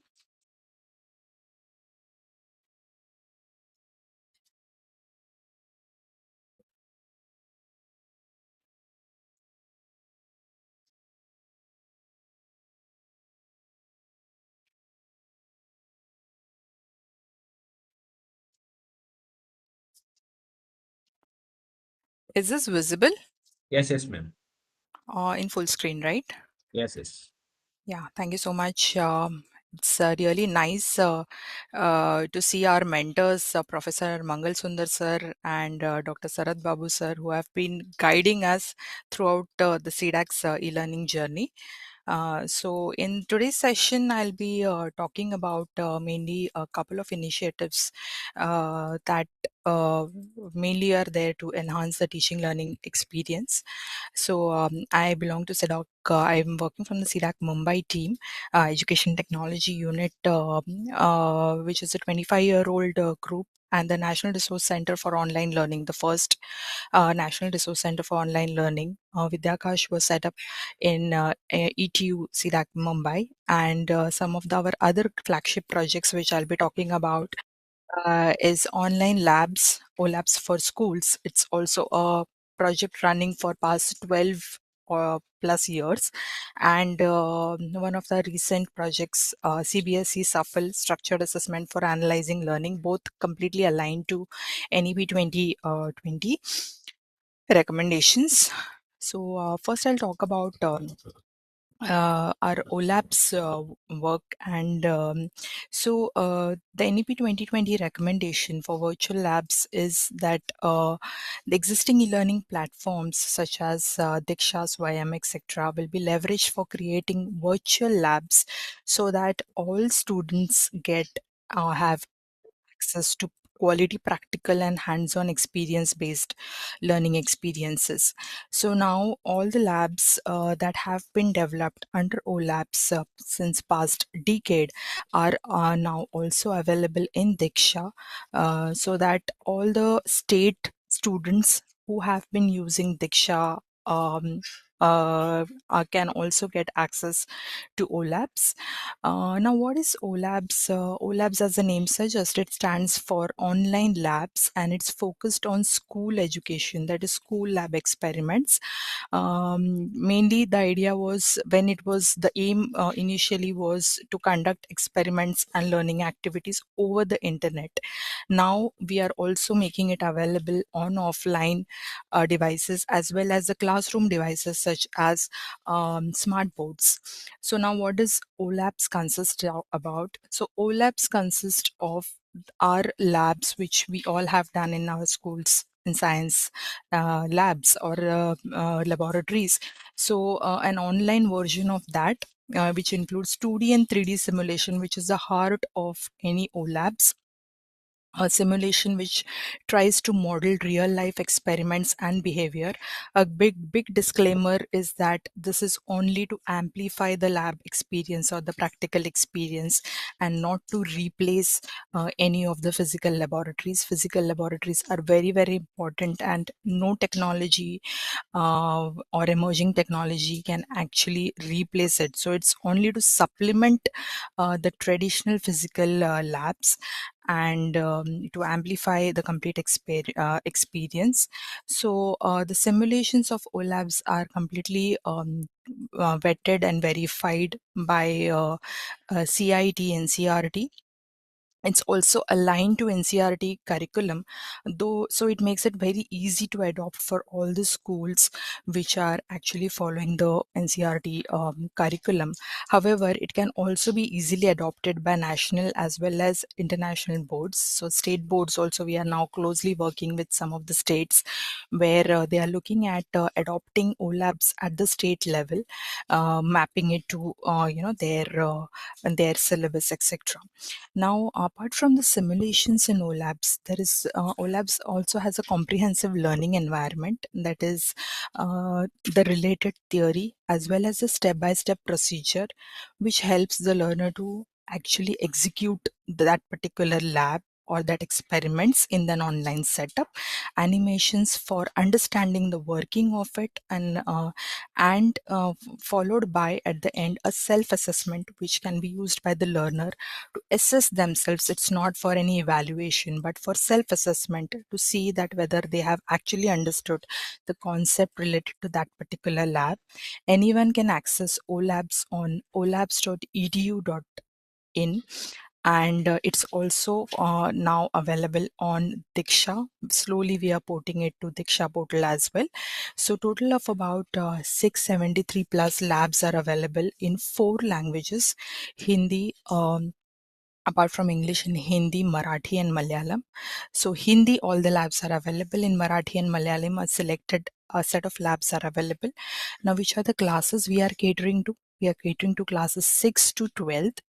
Here we are aligning it to NCRT curriculum, and the scope of OLabs has gone beyond science, physics, chemistry, biology, to touch upon subjects such as mathematics, languages like Hindi, Sanskrit. Here I'm talking about learning languages. So though there is no conventional concept of a lab in a language, still there are many hard spots, and even many grammar related topics where the students face a lot of issues, for which an interactive activity or a practice environment is useful for the student to understand that concept or learn applying that concept. So under that focus, we have designed the language labs as well for Sanskrit, Hindi and English. Currently the language labs are there. Another subject which is kind of considered boring at school level is social science. Most students complain that it's a very dry subject, it requires a lot of rote memorization, it has abstract concepts. So for that, we are having social science labs as well for geography, economics, history, with interactive timelines, interactive maps, 3D simulations, VR activities, and so on. We also have labs for computers. Now, initially when we started off with OLabs, it was only hosted on the internet, olabs.edu.in. Over the years, when we are doing trainings for the teachers, and we are observing that there are many constraints with respect to internet availability, so we have also made available offline version of OLabs, which was mainly for desktops and laptops. Thereafter, we also see that there are many states and schools equipped with smart boards in the classrooms. So now we also have a OLabs version for usage on those smart boards, so that OLabs can also be used as an instructional device, and it's not limited only to be just a practice for the lab sessions. So here is a glimpse of different online labs for different subjects. Here you can see an interactive lab on geography. Here you can see a lab set up on Ohm's law for physics, wherein all the equipments can be seen. You can see that there are certain values which you can change. That is kind of some of the things which cannot be done in a traditional physical labs as well, like changing the gravity or changing some other parameters which not possible inside a labs environment, can be done using OLabs. And below there is also an observation table where the students can actually record their observations. Here below here you can see this is Sangya ke Prakar related to Hindi learning, wherein the student is given some interactive activity and some remedial feedback is also given so that the student can take certain action. There are some gamified labs as well, some game-based immersive experiences where the student can walk through inside a scenario, and then there is a lab presented to them wherein they can learn a particular concept. There are certain games to engage them, like for equivalent fractions there is one game which is also provided. So kind of the suite consists of different kind of labs which are there, including 2D, 3D simulations, AR, VR labs. Wherever relevant, the technology has been chosen to enhance the learning experience. So OLabs, the concept of OLabs is not only relevant at only at for CBSE schools or NCERT schools, but also at state schools. And we are working now closely with states to convert OLabs interface into the local languages so that it can be easily adopted in the local schools as well. So here is some of the AR VR labs. For time, to save the time, I'll move to the next initiative, which is also one of the closely aligned to NEP 2020. It is CBSE's structured assessment framework for analyzing learning. So let me just highlight the NEP recommendation for the key stage assessment. The focus that NEP has mentioned is that all students will take school examinations at these key stages, that is grade 3, 5 and 8, and these examinations will test their basic learning outcomes which are or competencies which are expected at these levels, and mainly for the core subjects such as mathematics, science and languages, so that and the curriculum board or the board studies with the governing board can actually analyze or find out that whether what is the level of students at these levels at the for the basic competencies. So whether they are below average or they are above average, are there certain regions which are below average, or are there certain subjects which are commonly there all over India which are performing well or not performing well. Accordingly, they can take certain kind of remedial actions so as to ensure that when they move to the higher classes, these issues are addressed.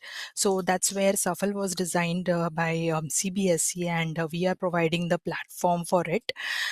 So we are working with CBSE in realizing the SAFL platform, developing a scalable and cost-effective solution for this. So this is where the SAFL platform looks like.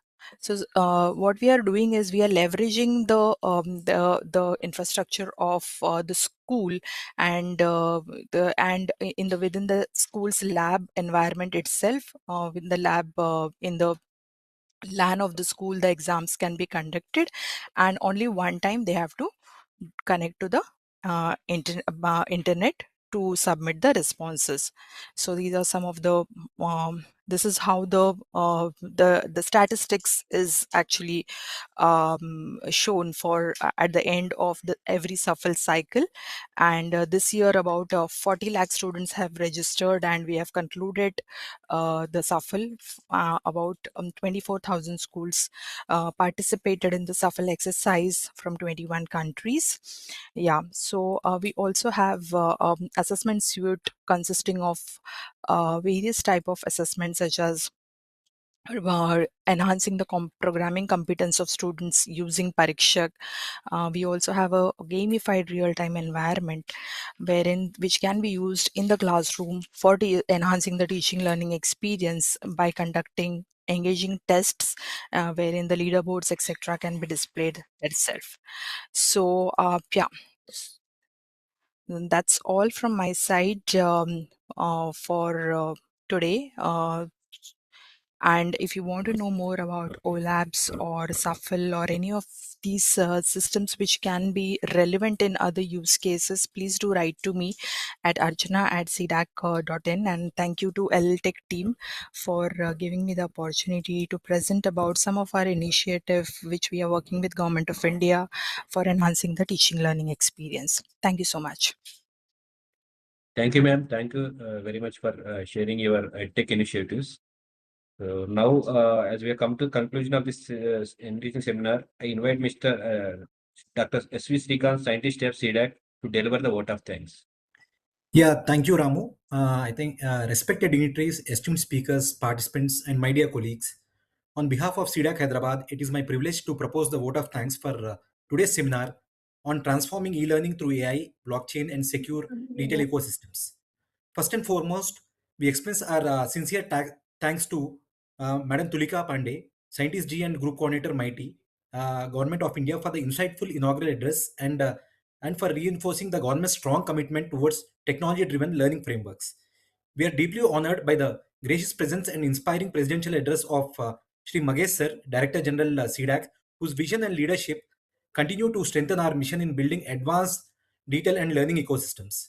I extend my heartfelt gratitude to Dr. P.R. Lakshmi Ishwari, Madam, Scientist G and Center Head at C-DAC Hyderabad, for her warm welcome address and for her constant guidance in making this event meaningful and impactful.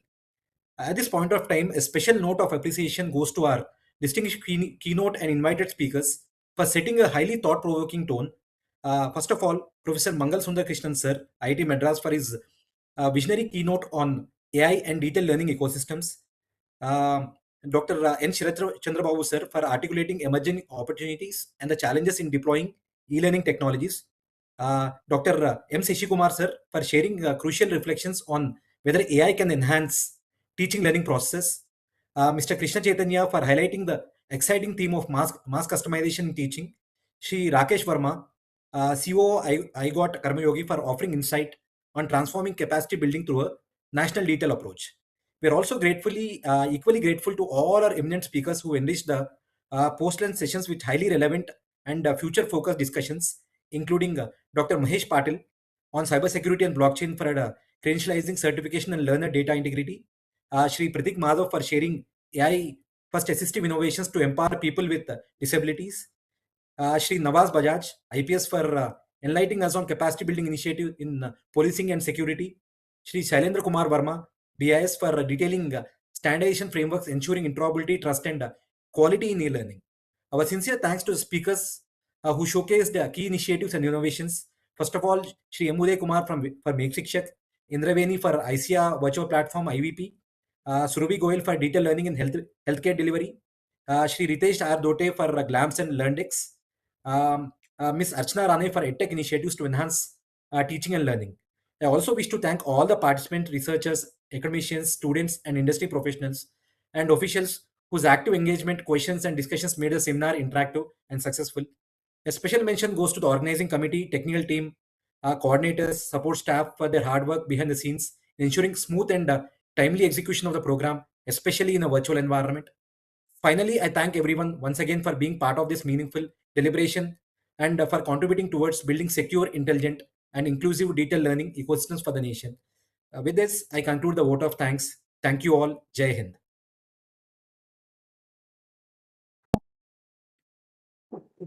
Thank you, Dr. Srikanth. On behalf of C-DAC Hyderabad, we thank all the distinguished speakers, participants, and organizations for making LLTech India 2025 a grand success. So we hope today's discussions inspire new ideas, collaborations, and innovations in the field of e-learning. Thank you all for joining us and making it as a grand success. So have a wonderful day ahead. Thank you. Thank you.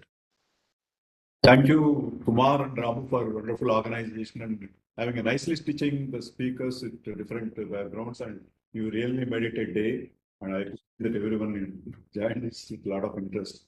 I'm quite happy, and I learned a lot in this one-day seminar. And wishing you all, including the participants, everyone, a very happy New Year in advance. Thank you, sir. So thank especially you. Professor Mangal Sundarkrishnan, sir. It's always a pleasure to be with you, sir. I wanted to add my thanks to all of you, and I owe you a lot in terms of learning many different things over the years. And today was no exception, even though I may claim that 25 years ago I knew a lot less than I do today, but I think today I learned a lot. I know a lot less than what I could do. After so many years, the technology has been growing really far and wide, and many of you have taken up the state-of-the-art technical details to apply them to the educational scenario of this country. COVID taught us what to do with e-learning and what not to do with e-learning as well. And I think now we all know that e-learning is something that is a comfortable zone for us to put our limits beyond what we can do in the classroom. And there are many such things, beautiful things which are being built for you and developed for you. And primarily C-DAC alone is quite well demonstrating so many developments. Thank you. I look forward to meeting all of you again and sharing with you my experiences and also learning from all of you. It was a wonderful day. I did not think that I would survive 7 hours or 8 hours, but it looks like it was not something that I wanted to go away from. It's quite interesting, really engaging. Best wishes for all of you, and continue to develop these things. I will continue to keep in touch with some of you for the more details of some of these new initiatives that we have. Thank you. Thank you, sir. Thank you so much. We just wanted to take advantage of this one-day seminar on behalf of Bureau of Indian Standards. Sailendra Kumar Verma was also here. In our own LITD section 19, we always thought of conducting a one-day webinar. We would like to say connect this to that webinar, because the same coordinator like Kumar only has to coordinate from the LITD. So we declare that it is officially, we completed the task of LITD section 19 through this with the permission of Sailendra Kumar. Yes, of course. And C-DAC as well. I second you. I second you. Thank you, sir.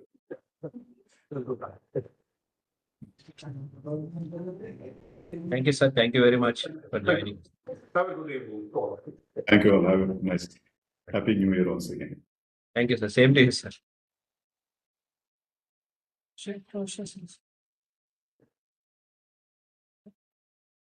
Kamala madam is there, so that's nice.